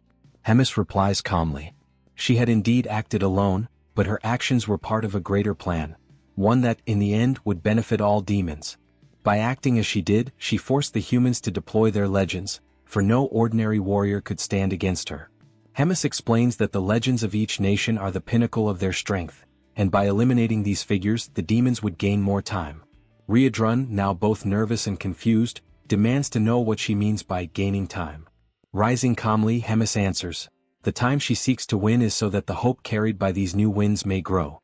Looking out the window, Hemis spoke quietly to herself, addressing Moten. She wondered whether Riadrun had truly been convinced by her plans. Moten replied that Riadrun was likely unconvinced simply because suspicion was in his nature. Then he shifted the subject. He asked Hemis if she truly no longer had any intention of working alongside the Demon King. His concern was clear. No matter how strong she was, the path she intended to follow was dangerously reckless. Hemis answered firmly. There was no longer any chance of them working side by side. Even if their relationship could somehow be restored, it would surely come at a price, one she was unwilling to pay. She added that she bore no resentment, for she understood why the Demon King wished to avoid another war with humans. But then she attempted to clear Moten's mind, pointing out that the Demon King had recently begun making foolish choices, guided by meaningless feelings, worrying about things such as the deaths of subordinates, comrades, or even family members. Such thoughts, she declared, were useless. If someone died, it was because they were weak, and thus deserved their fate. In a proper hierarchy, those at the top, the strongest, should trample without mercy upon the defeated and claim victory. This, Hemis stated, was what she believed, and what the Demon King himself once upheld as the natural order of the world. For that reason, his newfound empathy was incomprehensible to her. She decided to confront his cowardly actions, but in the end she lost patience. Giving him one last warning, she turned her back on him, telling him to compose himself and return to his colder, truer self. Yet even then, Hemis admitted to herself that she felt a touch of remorse. She was about to make a choice she would never have made in the past. Moten listened, quietly observing the inner conflict within his commander. Hemis lamented that perhaps, had she realized sooner what it meant to want to protect someone, she might have understood the Demon King earlier, and better. That thought led her to regret that better choices could have been made. She then turned to Frisch, apologizing for having dragged him into trouble. Frisch approached with a calm smile. It wasn't such trouble at all, he declared. It was an honor to carry out your orders. He was then revealed as the Pope's right hand. Hemis smiled faintly when she noticed that Frisch was still wearing his priestly robes. As he began to remove his disguise, he explained that after so many years as a cardinal, he had simply grown accustomed to them. Hemis handed him a letter, clearly glad to see him again after such a long time. She asked that he deliver it to Riadrun and Moten when the moment was right. She could have done it herself, she admitted, but if she did, she feared she might carry regrets afterward. Frisch accepted the letter with full understanding of his commander's will. Hemis then mentioned Choi. She instructed Frisch to make sure Choi would not die. Frisch was visibly surprised by her words. Hemis noticed and teased him, saying perhaps she was getting old, or perhaps she was simply worried about leaving Frisch alone, without anyone to support him in her absence. The next day in Gardrick Castle, the doors burst open. Choi, asleep, was jolted awake. Startled, he leapt to his feet, reflexively shouting with arrogance, "Who dares disturb the commander's rest?" But when he saw it was Riadrun who had woken him, his pride quickly faded. He lowered his tone and asked what was happening. Riadrun ordered him to leave immediately, to flee as far as possible. Shocked, Choi asked why such sudden orders were being given. Riadrun explained that the next day the human army would launch an assault on the castle. A massive battle involving the highest-ranking humans, their legends. Choi protested. Would it not be better for him to stay and help? Riadrun shook his head. The enemy's sole objective was Hemis's death. Though he did not doubt her victory, if anything happened to her, he would not be able to protect Choi alone. The scene shifts to the moment when a letter is slipped under the door of the room where Riadrun is staying. He picks it up and begins to read. Its contents reveal part of Hemis's past and the truth behind recent events. Hemis writes that the demons endured countless deaths and were ultimately forced into exile at the very edge of the continent. Yet, despite having cornered them completely, the humans never carried out a full extermination. There were many reasons for this decision, but the most significant one was the existence of the Holy Empire. For the Empire to remain valid, it needed the demons to exist. The Demon King exploited this convenience to form a secret pact with Gartram. They agreed to maintain the front lines and preserve each other's territories. Thus, the very survival of the demons became tied to the humans' perception of a war, kept alive only through small-scale skirmishes and minor threats. This balance became a key element in maintaining unity among Gartram and the other nations. Only Hemis was entrusted with knowledge of Gartram's proposal. Yet she rejected it outright. To her, a proud death was far better than a life of servitude. The price she paid for this defiance, however, was exile. Using Rotaka's actions as a pretext, she was banished to the Black Fortress. Hemis clarifies in the letter that this long explanation was only the introduction. What truly matters now is what comes next. According to Frisch, the humans are preparing a massive attack, an unparalleled battle involving the legends and heroes of every human nation. While she faces this threat directly, Riadrun must protect the castle and take her place as its commander. She admits openly that she knows his current strength may not be enough to make this task easy. However, when the vote to select the next commander takes place, Hyuna and Ashjas will support him. This was arranged beforehand, and Ashjas in particular required no convincing. His affection for his nephew made it impossible to ignore such a request. This, Hemis writes, is all I can do for now. From here onward, everything rests in your hands. I believe you will handle it in the best possible way. She thanks Riadrun for making her confinement in the suffocating castle feel just a little lighter. As a postscript, she mentions Choi. She tells Riadrun not to worry about him. His path has already been arranged. Choi will leave the Demon King's army, and if all goes well, he and Riadrun will meet again. For now, however, Choi must depart together with the saint. Later, preparations for departure are made. Riadrun assures Choi that once everything is settled and he has taken his rightful place, he will reach out through the communicator. Choi, uneasy and unwilling to accept what is happening so suddenly, nevertheless agrees to the plan. Suddenly, someone calls out to Choi, drawing his attention. Abelson and Frisch appear. Hemis's aide steps forward, introducing himself and stating that he has been assigned to accompany them by Hemis's orders. He explains their next step. They must infiltrate human society and observe events as they unfold. During this time, Abelson will act as a priestess in training. Frisch distributes false identities for them all. He declares that both Choi and himself will disguise themselves as mercenaries. If there are no further questions, he says, everyone should board the carriage. Abelson climbs in first, followed reluctantly by Choi, who is still overwhelmed by denial, clinging only to the hope that everything will turn out well. Once inside the carriage, Choi asks Frisch where exactly they are heading. Frisch sighs, regretting that he had not explained it earlier. He clarifies, the regions of the Holy Empires are extremely dangerous, and Drazen is known for rejecting heroes. That is why they are moving toward the kingdom of Marriott. The next morning, as the sun rose, Riadrun found himself alone in his new room. He sat in silence, thoughtful about the next steps he should take, his eyes fixed on the desk that had once belonged to Hemis. His mind wandered, reflecting on the many demons who had already died up until now. He knew that if things continued in the same way, the number of losses would inevitably grow. Riadrun, aware of the truth surrounding the war between humans and demons, reached a painful conclusion. All these losses had no meaning at all. Suddenly, a knock at the door interrupted his thoughts. It was Reuters, standing firmly and declaring that it was already time to depart. Riadrun, taking in one last breath of inspiration, raised his resolve and declared that from that moment onward, demons would be different. He would give his all to ensure that his will prevailed. The scene then shifts to the moment when Riadrun gathers his army. Standing before them, he demanded that everyone pay close attention to his words. He began his speech by exalting who they were, reinforcing that demons are a warrior race, born to fight, and that no other race would ever be able to tame them. For that reason, he told them, they must face the battle to come without hesitation. And if necessary, they must be willing to die for freedom, to die as the warriors they were, for the sake of the future of their entire race. Riadrun raised his voice as he reached the climax of his words, declaring his own way of combat, and as he finished his speech, he emphasized with force and conviction that demons are warriors of pride. The focus then shifts to Hemis, who quickly realized that Riadrun had already begun his movements. With that, she too would have to begin her own, acting from her side. At the top of a mountain, Hemis looked down before leaping gracefully to the lower part. The moment she landed, she came across a man leaning calmly against a tree. The man spoke first, declaring that he had known she was on her way and had been waiting eagerly for their encounter. Hemis recognized him immediately and stated that it had been 150 years since their last meeting, remarking with some surprise that he had grown younger with the passing of time. Basil Scott, the Legend of Drasen, was this man's name.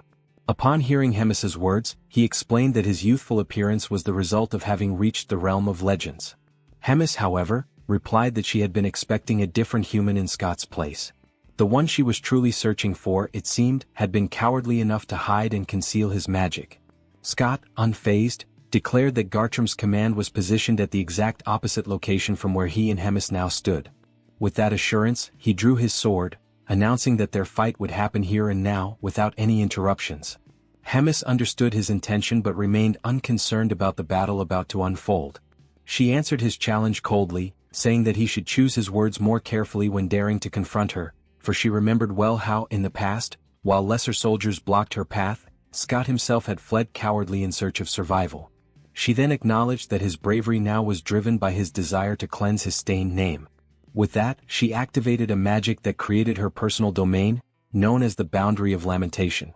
Scott, undeterred, declared that back then he had been defeated by a technique he had never seen before, but that now things would be different.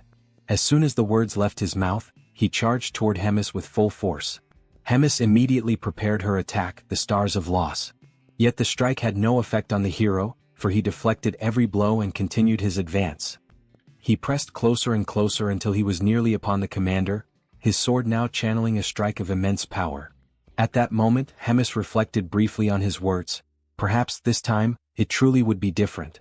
As the attack drew near, the hero struck at Hemis, but she swiftly blocked the blow and mocked him, claiming that she had not noticed any difference in his strength so far. With a sneer, she ridiculed his lack of evolution. Their weapons clashed violently, the sound echoing with each strike, and in that brief moment the hero reflected on how his powers seemed to be evenly matched with hers. Realizing this, he concluded that all he needed to do was remain cautious of the magical projectiles raining down from above. These projectiles, known as the Ability Tears of Lament, were conjured instantly by the commander. This time, however, they did not fall solely from the sky, they also erupted from the ground. Taken completely by surprise, the hero was forced into evasive maneuvers, dodging desperately while at the same time avoiding Hemis's relentless physical strikes. At one point she leapt into the air, preparing a devastating combined assault that nearly struck the hero's head. By the narrowest margin he avoided the fatal blow. The feat left Hemis impressed, for it proved that he had indeed improved, managing to evade attacks that once would have overwhelmed him. Irritated by her condescending remarks, the hero shouted for her to be silent. He reinforced his energy and steadied himself, preparing to advance once again. Their clash resumed with even greater intensity. Hemis, however, sought to break his spirit through psychology. With a cold smile, she asked him where he thought the next tears would come from, the ground or the sky. Amused by his visible struggle to cope with so many simultaneous threats, she declared that the moment he let his guard down, she would finish him with a single strike. Her words became reality almost instantly. Before the hero could even attempt to dodge, the ground beneath him erupted, releasing countless magical stakes that pierced his chest and pinned him in place. Stunned and defenseless, he could only grit his teeth. Hemis looked upon his suffering with sharp eyes, remarking that the mere fact he had managed to evade so many times before was proof of his progress. The difference between the man before her now and the one she had faced years ago was clear. Yet before she could continue, the hero's body began to blur and fade, as though he were being teleported elsewhere. For a moment, Hemis wondered if it had been a clone, but she quickly dismissed the thought. She was certain she had struck the real one. Meanwhile, the hero emerged from a portal, already charging with a new technique that took her by surprise. For the first time, she was genuinely impressed by his growth. Advancing with determination, the hero declared that he had saved this secret technique for precisely this moment. He launched his strike with all his might. Hemis, however, raised only a single hand to defend, blocking his assault effortlessly. She made it abundantly clear that the gap between their powers was insurmountable, for she stood 2,000 years ahead of him. With cold precision, the commander raised 2 fingers and aimed them at the hero's chest. A burst of devastating energy exploded forth, striking him directly and rendering him unconscious in an instant. He collapsed, unable to respond, his strength utterly spent. Cornered and stripped of every skill, the hero questioned if this was truly the end. Humiliation weighed heavily on him. He had not managed to land even a single decisive blow. At that moment, Hemis called out to him, demanding that he confirm if he was truly the famed Legend of Drasen. Before he could recover from the shock, she made a request, something he had never imagined he would hear from a demon. Hemis explained that personal matters were unfolding, and she needed his cooperation. She asked that when he eventually met Choi in the future and fought against him, he would grant Choi mercy at least once. The hero was stunned, unable to comprehend why a commander like Hemis would lower herself to ask such a thing. But before she could say more, the sky split open and a massive surge of golden energy descended upon him. The overwhelming force struck with such intensity that the legend of Drasen was annihilated completely. His body erased, leaving not even dust behind to tell the tale. Hemis, caught off guard, analyzed what had just occurred. She was certain that the hero was now dead. Frustration welled within her, for she had deliberately granted him time to converse, only for their encounter to be interrupted in the most brazen and discourteous way possible. Raising her eyes toward the sky, she identified the only suspect who could wield such power, Azrael Bald, descending with his underling Morim at his side. He had originally planned to appear only after the group defeated Basel. However, realizing that such a victory was far beyond their reach, he concluded that he had no choice but to reveal himself earlier than intended. At that moment Hemis appeared, gripping her scythe tightly. Her gaze reflected doubt, questioning whether it was too cruel to act this way among humans, silently wondering if it was truly the right thing to do. But the answer was clear: it did not matter. Standing before her was none other than the legend of Drazen. Even if temporary cooperation existed, the truth remained that Drazen had always been the rival of the Holy Empire. Striking first and eliminating him was the wisest choice. After all, the death of a legend carried the weight of disaster on a national scale. From the top of a cliff, Asael observed Hemis below. He knew the destruction of the city had been nothing but bait to lure him to that place. Her response confirmed his suspicions, recognizing him as the very legend of Gratin. Asael, resolute, revealed that nothing happening there was by chance. A long and meticulous preparation had led to this very day, a plan designed for this precise moment. Behind him, Morian stood with her radiant aura, flanked by a vast army aligned at her side.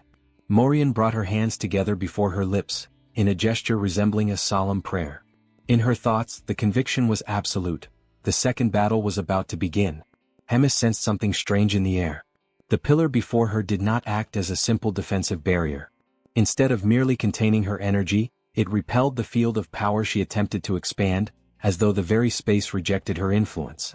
That pillar carried sacred power accumulated over time, now releasing a golden aura that spread outward, neutralizing her presence. Above, Asael raised his sword before the army. The strategy was clear: the saint would maintain the pillar, while the knight's mission was to protect her with all their might. The soldiers took position, resting their hands on the swords planted in the ground, their heads bowed in reverence. From the exact spot where each of them stood, golden flowers bloomed, as if manifestations of the sacred power itself. At Asael's command, they raised a barrier to ensure Hemis had no chance of escape. The golden sphere, wrapped in lightning-like energy, glowed with blinding intensity, spreading its dazzling light across the field.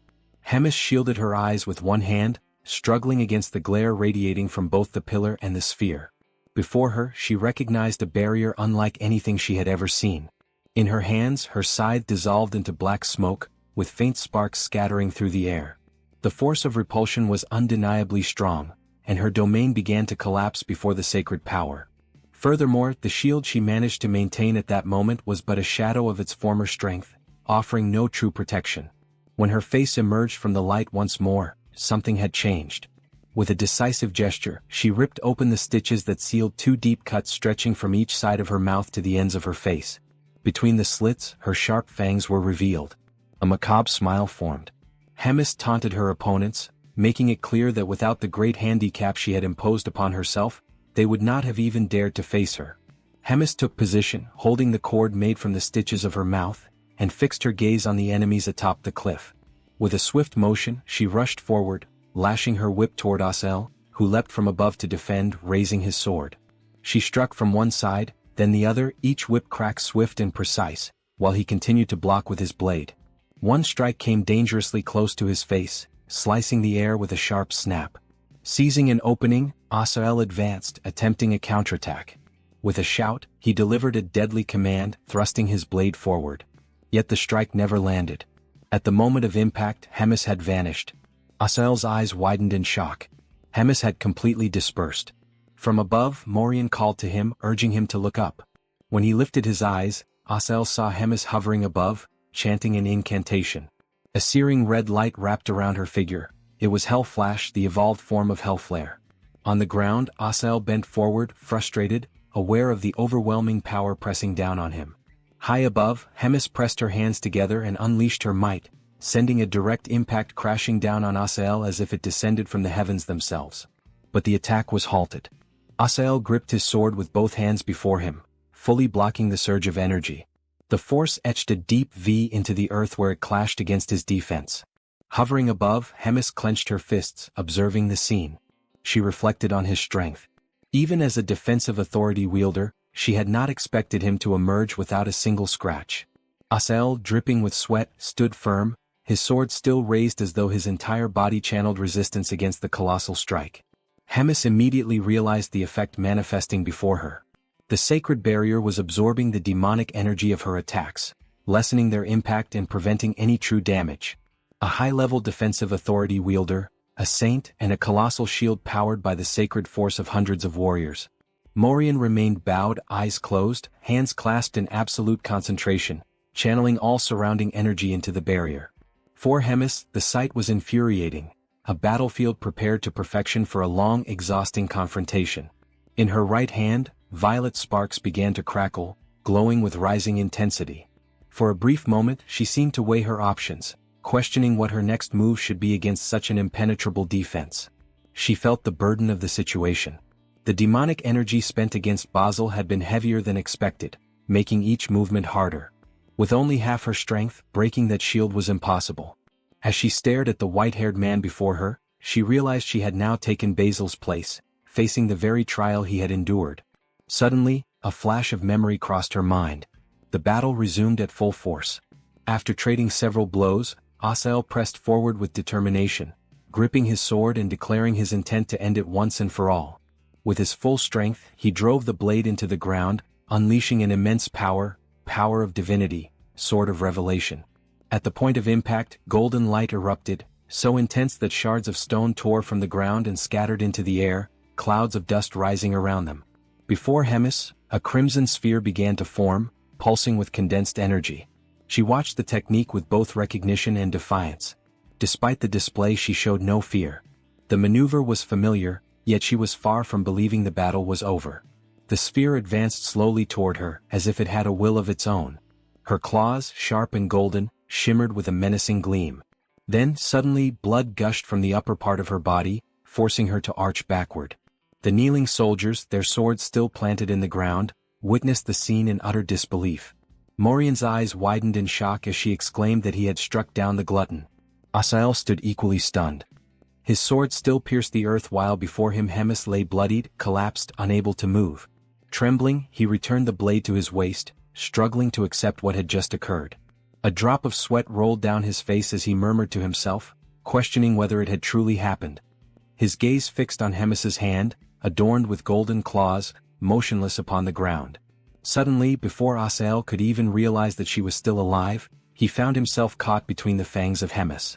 She lunged forward with a monstrous maw, bursting open from the wound Asael had inflicted on her moments earlier. In a single motion, the legendary hero became nothing more than a morsel for the glutton. Only a fragment of him remained, leaving the scene both grotesque and astonishing. The saint, unable to believe what had just happened, cried out desperately for Asael, her voice filled with disbelief. Hemis, brimming with confidence, returned to her original form, mocking the situation and ridiculing the shock she had caused. She then reflected on how dire her circumstances had become, forced to feign death and rely on a strategy once used by Baal. Yet, with a sardonic tone, she joked, asking what everyone thought of her magic trick. But her composure soon faltered as she began to spit blood. It was then that she admitted the Empire was indeed far stronger than she had anticipated. The saint noticed the blood and speculated whether it was caused by Hemis's wounds, or perhaps the result of being unable to digest a paladin. Without wasting another thought, the saint commanded all the warriors to begin multiple enchantments, while she alone maintained every barrier. The warriors obeyed, dividing themselves as they prepared their incantations. Meanwhile, Hemis stood still, drained of strength, unable to muster any form of resistance. She reflected on how the digestion had been far slower than usual, likely suppressed by the sacred barrier. When she lifted her eyes, she saw the attack was nearly ready. In that instant she understood that her end had already arrived. With a tone of acceptance, the commander declared that her role had been fulfilled.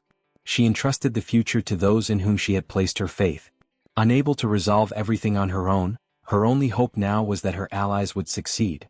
The saint then unleashed the strike, a radiant beam of sacred energy, that struck the commander directly. Hemis accepted it calmly, seated and unmoving, yet content that she had never surrendered to a destiny of servitude. The battle at last came to an end. All that remained from the devastating clash was the shattered and broken ground, a scar left upon the earth itself. At the center of it all lay a vast crater, silent and empty, with no trace whatsoever of Hemis. The saint, breathing heavily and at last somewhat relieved, allowed her thoughts to wander. Her mind returned to Asael, who had acted like a reckless fool. He had let himself be carried away by the fleeting belief that victory was already his. That overconfidence had left him vulnerable, and in the end, it had cost him dearly. His fate had been a terrible one. She also pondered the weight of his loss, the fact that Asael had been taken from them so early in the sequence of events now unfolding. Losing him at such a moment cast a shadow that she could not shake. Beyond that, she knew in her heart that the Pope himself would be gravely disappointed by what had transpired. A warrior broke the silence, asking her what course of action they should take next. The saint turned slowly to the gathered army. With a firm voice, she instructed them to return to the capital for now. She then warned them to listen carefully, to etch into their memory the words she was about to speak. She declared that the tale to be carried forward, the only tale to be remembered, was this. Sir Asael, together with Sir Basil of Drazen, had fought with unmatched valor. For the sake of the Empire of Gartram, the two had perished side by side with the gluttonous foe. Both had met an end worthy of the highest honor, befitting the titles of living legends. And with that solemn declaration, she commanded that no other version of the story must ever be told. The scene then shifted elsewhere, to the battlefield where Riadrun now stood. He had cut down every last soldier who opposed him, and still he remained tall and unwavering. It was then that Moten arrived, his steps echoing with authority, and he praised Riadrun's performance. Moten declared openly that none of those fallen soldiers had ever been a match for Riadrun's strength. Riadrun brushed off the praise, insisting that compared to Moten himself, his own journey was still long, his growth still incomplete. Moten, however, did not waver. He reinforced that his words were not spoken lightly. His praise was no exaggeration. For it was plain to see that within only a few short years, or perhaps even before the end of the current year, Riadrun would rise beyond him. That claim left Riadrun astonished, his heart shaken by the weight of such certainty. With solemnity, Moten drove his sword into the ground. He revealed then that the link he had once shared with Rems had vanished completely. Riadrun, startled, connected the signs and spoke aloud the fear that the worst might have happened. Moten confirmed his suspicion. Riadrun pressed further, asking what Moten's path would be from here. The knight did not hesitate. He declared that Rems was his one and only lord, and that he would continue to follow her final orders. His loyalty, he affirmed with unshakable conviction, would not falter whether she still lived or whether she had already passed beyond this world. Riadrun then asked what her final instructions had been. Moten explained carefully that she had charged him with protecting Riadrun, ensuring his safety until the day he succeeded in becoming a commander. From that day forward, Moten himself would take up the duty of aiding him, guiding his training, until Riadrun had gathered the strength and the wisdom required to rise above all others and become the most powerful among commanders. Powerful enough to change the rotten and corrupted state of the demon race itself. Standing face to face, Moten extended his hand to Riadrun, sealing their pact with a promise that he would remain forever as his ally. The scene shifted once more, this time to a grand place of worship, where the Pope himself stood before the gathered faithful. His voice echoed through the sacred hall as he delivered grim news. One of the greatest pillars of the Holy Empire had fallen. He announced that Asael had become a martyr, a man who had given more than 2 full centuries of his life to service. With sorrow heavy in his tone, he mourned the passing of a comrade who had shared so many years alongside him, and alongside the legendary Sir Quinley as well. The Pope then declared that Asael was a man who had lived with devotion to God beyond comparison, greater than anyone else could ever hope to achieve. To his very last breath, Asael's thoughts had been for the well-being of the people of the Holy Empire. He revealed that in the moment of his death, Asael had lifted his final prayer, asking that the remaining days of the sacred people might be spent in safety and in peace. The Pope then called upon all present to pray in remembrance of Asael's deeds, to ensure that his sacrifice would never be forgotten. His words carried a warning. The day would surely come when divine punishment would descend upon all those who opposed God. At last, with sorrow etched upon his face, the Pope reflected on how often he had warned against lowering one's guard in times of advantage. And so he lamented the tragic end of the legendary hero, Asel, whose fall would forever weigh upon the hearts of the faithful. The Pope was suddenly interrupted by a messenger reporting that Drazen had sent someone to Marriott, requesting access to investigate the battlefield where Hemis had been fought. The Pope remarked that they must be searching for the truth about Basil's death, but noted that the cleaning service had already been completed and nothing remained to be found. Even so, he instructed the man to secretly contact Marriott and have Drazen's request denied.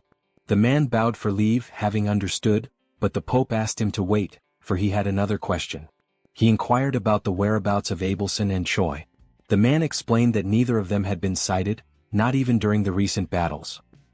He found it particularly strange that Choi had not appeared, as there would have been no reason for him to avoid the front lines.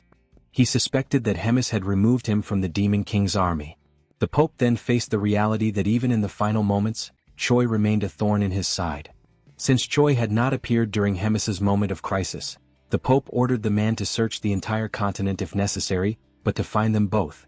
He warned that if anyone dared to hide them or offer them shelter, they would suffer divine consequences. The scene then shifted to the carriage of the group, or rather the quartet, where Choi and Rachel were muttering complaints but were quickly interrupted. Rachel was asked to check whether the disguises were ready. She was surprised at how quickly they had been prepared. Looking at Choi, she noticed his newly dyed cold red hair, evaluated it, and asked him not to make a mess of things. Abelson then appeared, announcing that she had finished her disguise as well, and asked for everyone's opinion. Choi reacted with typical exaggeration, his eyes nearly popping out, declaring that Abelson looked stunning, like a princess from a fairy tale. Abelson laughed, thanked him for the compliment, and replied that she might not be from a fairy tale, but she truly was a princess, one of Marriott. Choi quickly snapped back to reality. Frisch was astonished that Choi had not connected Abelson's surname to the kingdom, which happened to be their current destination. Rachel admitted she would have liked to defend Choi, but he had been far too foolish this time. Choi then bent forward toward Abelson, apologizing for not realizing sooner that she was a princess.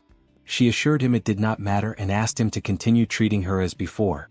Choi muttered that he was Korean and carried something like a slave mentality. He then reflected on the fact that being a princess meant Abelson must have influence in Marriott. Abelson answered that she was not sure, explaining that she had already spoken to Frisch about it, but if possible, she wished not to reveal her identity or even return there. Choi, surprised, asked why, only to receive a blow to the head from Frisch, who called him an idiot, with Rachel echoing the insult. Frisch explained that one of the greatest empires of the continent was hunting him, and Abelson had no intention of letting anyone else suffer on her account. Abelson added that it was not as though she would never return, but if the situation became critical, she would have to find a way to ask for help, because in the end they were still her family.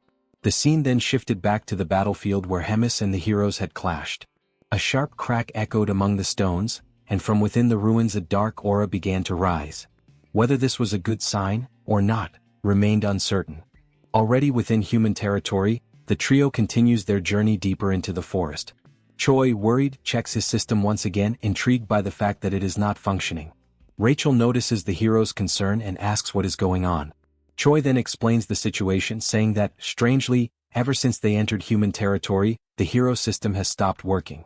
The only thing displayed is a screen full of glitches and scrambled text. Rachel doubts the situation, saying that the system is far too intelligent to break down like that. Choi reports that he has been feeling something strange for some time now, as if someone were watching his steps and creating obstacles in real time.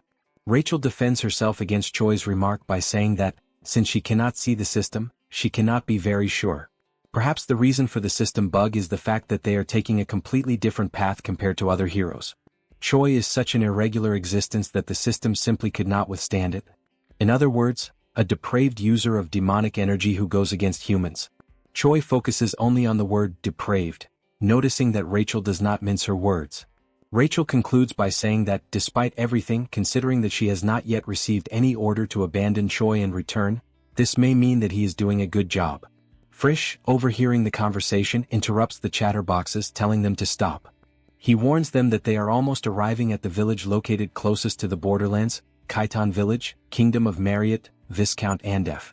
Abelson becomes curious and asks if this would be the first time he has entered a human village. The hero replies that yes, since he began his journey in a strange place thanks to someone, but that, in the end, he managed to get a chance to be a hero properly. Knowing this, Abelson points out that Choi will probably be disappointed. The hero's first time in human territory will be in a place far from wonderful. Meanwhile, guards approach the group requesting identification, while Frisch promptly complies and describes the group as consisting of 3 mercenaries in search of paid work. Choi is surprised by the objective stated by the man, especially considering that the region is the demon border. Frisch ignores the surprise, replying that the objective will become clear once he sees where they are entering. Ahead lies a catastrophic scene, people in misery and ruins as far as the eye can see. Rachel steps forward and notices posters placed on notice boards. The poster contains discouraging information, stating that the region suffers from taxes, endless labor tasks, taxes and more taxes, and also a bit more taxes. Abelson receives the information with great anguish, especially because it is a region belonging to her family. Frisch notices Abelson's reaction and questions why she is embarrassed, asking her to be honest ironically. With Abelson's hesitation, he himself explains, saying that the imperial family is exploiting the people there, draining every last drop from everyone under the pretext of an imminent war. He adds that what is happening there is not a problem unique to the Empire of Marriott, and that he knows the situation exists in other empires, having learned this during the period when he worked as a cardinal. It is common for rulers in Garden to exploit the people through the fear of wars, inciting them while filling their own pockets. Abelson listens to the explanations without believing the direction the kingdoms are taking. Later, Abelson is sitting, reflecting on the reality of the people, beneath the statue of a knight. The saint's thoughts are interrupted when someone surprises her, calling out to her. It is Choi who arrives, surprising Abelson, who in turn asks him where Frisch and Rachel are. Choi sits beside the saint and asks how she is feeling. Abelson answers honestly, saying that her mood has not improved at all and that, in fact, she feels angry. Choi tries to joke, saying that she has every right to be after hearing so many atrocities. Abelson clarifies that the feeling is not directed at Frisch, but at herself. She could have tried to argue something that defended the empire, but it was impossible. Nothing she could say would be capable of defending Garden from what it has been doing to the people. Choi is shocked upon hearing the saint and begins to wonder what to do to help her get out of this situation.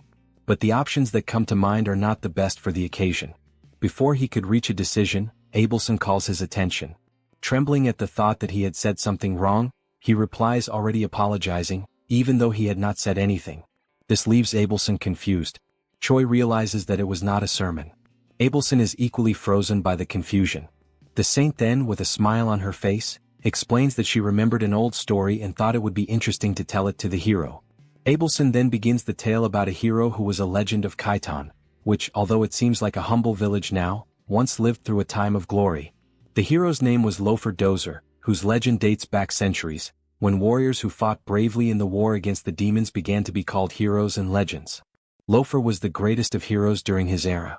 His fame spread beyond Marriott and across the entire continent. Among many, Lofer was one of those who most deserved the fame of the title for his deeds and his character. An unblemished warrior, a lover of his homeland who respected the weak and was compassionate.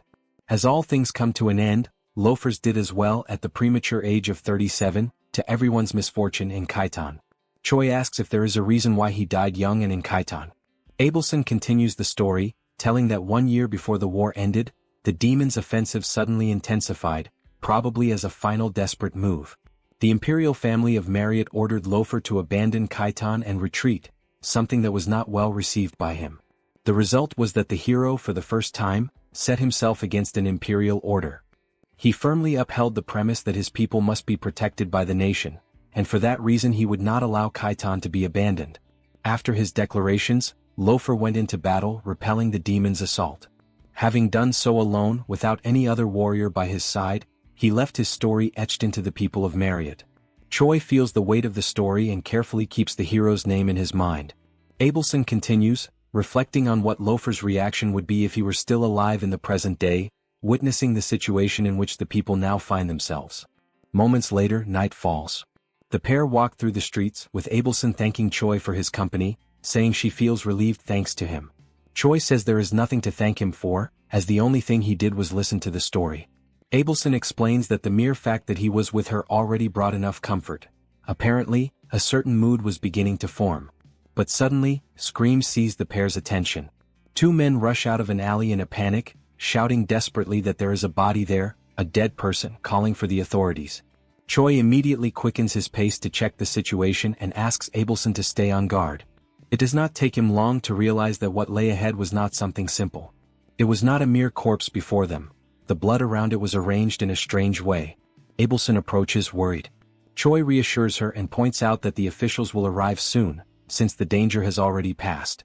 However, he reveals that something is not right and asks Abelson to take a closer look as well, to confirm his suspicions.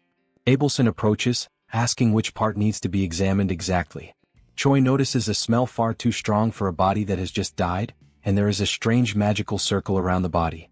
As he is not an expert in magic, Abelson will be able to investigate it better. As soon as the saint arrives, the warning is shouted, "Choi, be careful, behind you." Behind the hero, there is a zombified creature, ready to launch a surprise attack against him. Choi reacts and breaks free from the creature that was attacking him, putting some distance between them as he tries to understand what is happening. Abelson also reacts, rushing forward toward the creature to protect Choi from further harm. The saint strikes the monster on the head, incapacitating it immediately. Terrified, Choi asks what exactly just happened, questioning whether that individual is truly dead.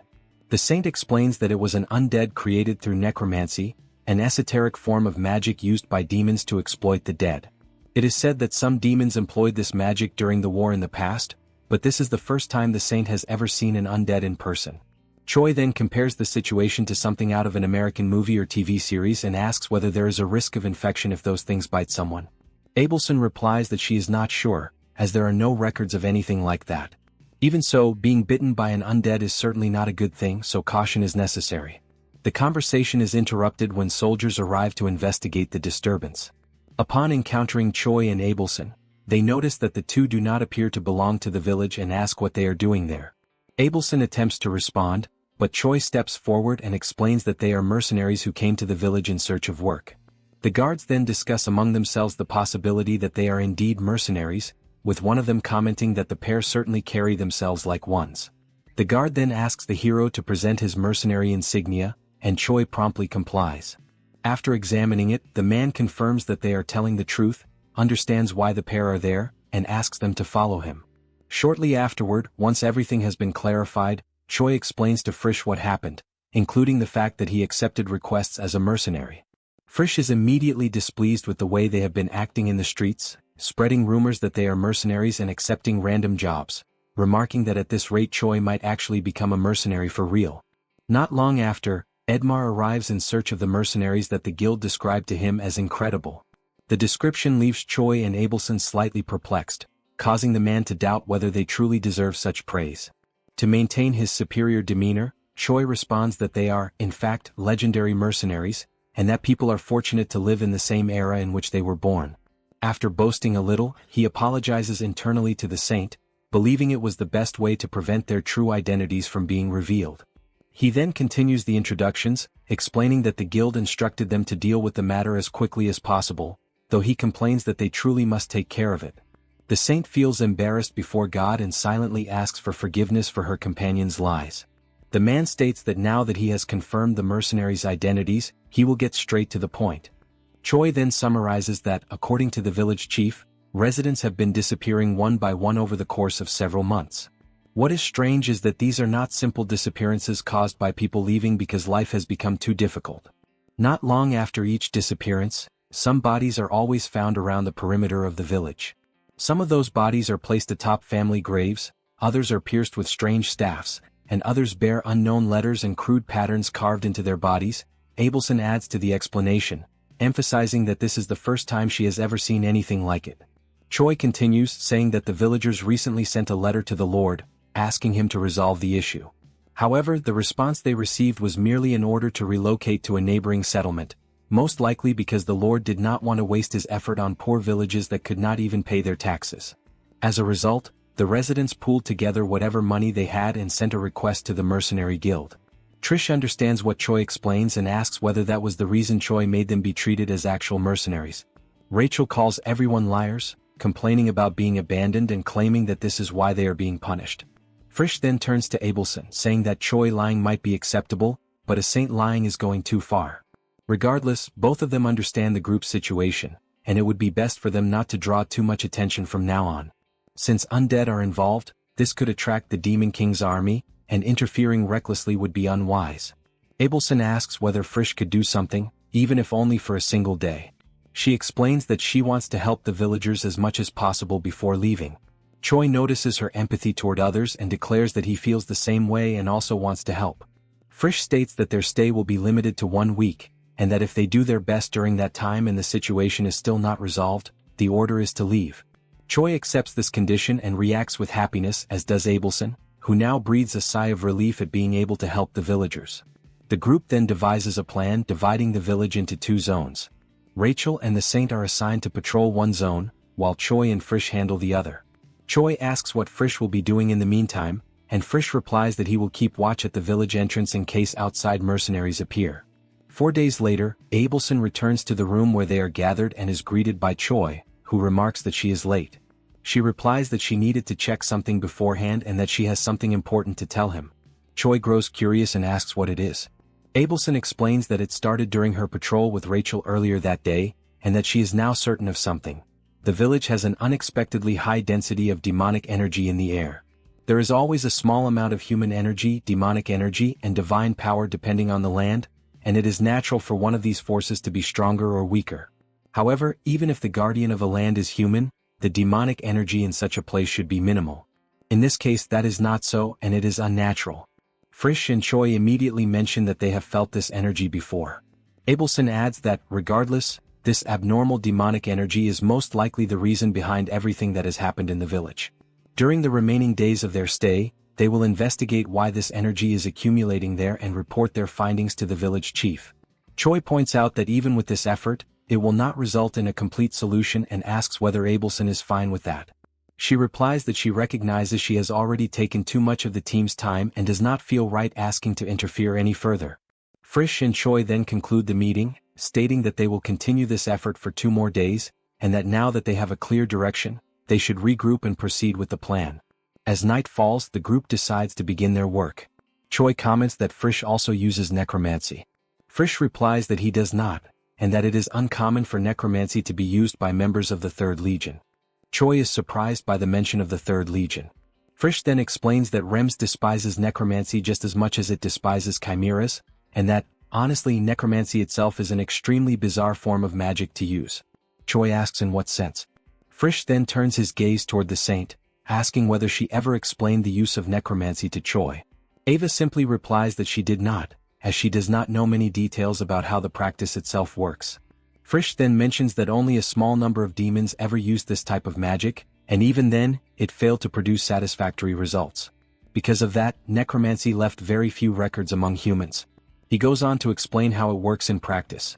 It is an ability that turns the dead into undead in order to command them. During the war, bodies scattered everywhere were exploited for this purpose. At first glance, it appeared to be a grand form of magic capable of increasing army numbers. However, low-rank undead were far too stupid, requiring the caster to control each one individually. Attempting to command undead amid the chaos of battle left the caster full of openings. In the end, even when high-level undead were created, it was enough to surpass the abilities of the one controlling them for the undead to break free. There were even cases where the undead turned against their own summoner. Once control was lost, the undead would attack anything alive nearby, without distinguishing between friend and foe. Choi understands the explanation and agrees that it truly is a bizarre form of magic to conjure. Frisch adds that during the war, this resulted in significant friendly fire. Before the conversation can continue, a strange energy draws their attention. Abelson immediately points out the presence of another demon near the group. Frisch is surprised by the Saint's sensitivity to demonic energy and asks where the demon is. Choi also asks from which direction the energy is coming, and she answers that it is emanating from the statue plaza. The group quickly heads toward the plaza, where they find an individual performing a spell on the ground. They stop, and Choi asks whether that person is the source of the demonic energy. Abelson confirms that it is, but asks them to wait, explaining that they cannot kill the individual yet, since what matters most is discovering what that creature is doing there. Frisch then asks what she plans to do, but Choi interrupts, saying that he will try to handle the situation himself and asks to go alone. The individual casting the spell senses their presence and remarks that for a human, Choi possesses a very strange aura. Choi realizes how sensitive the individual is.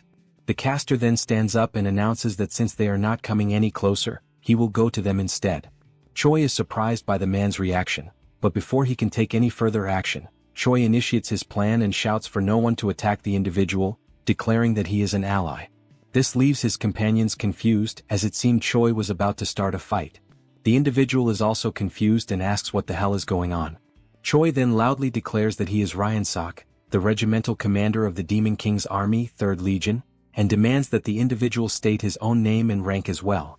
If you enjoyed this video, don't forget to give it a thumbs up, it really helps. And for more content like this, make sure to subscribe and hit the notification bell so you don't miss any updates. Let me know in the comments if you'd like to see another part. I'd love to hear your thoughts.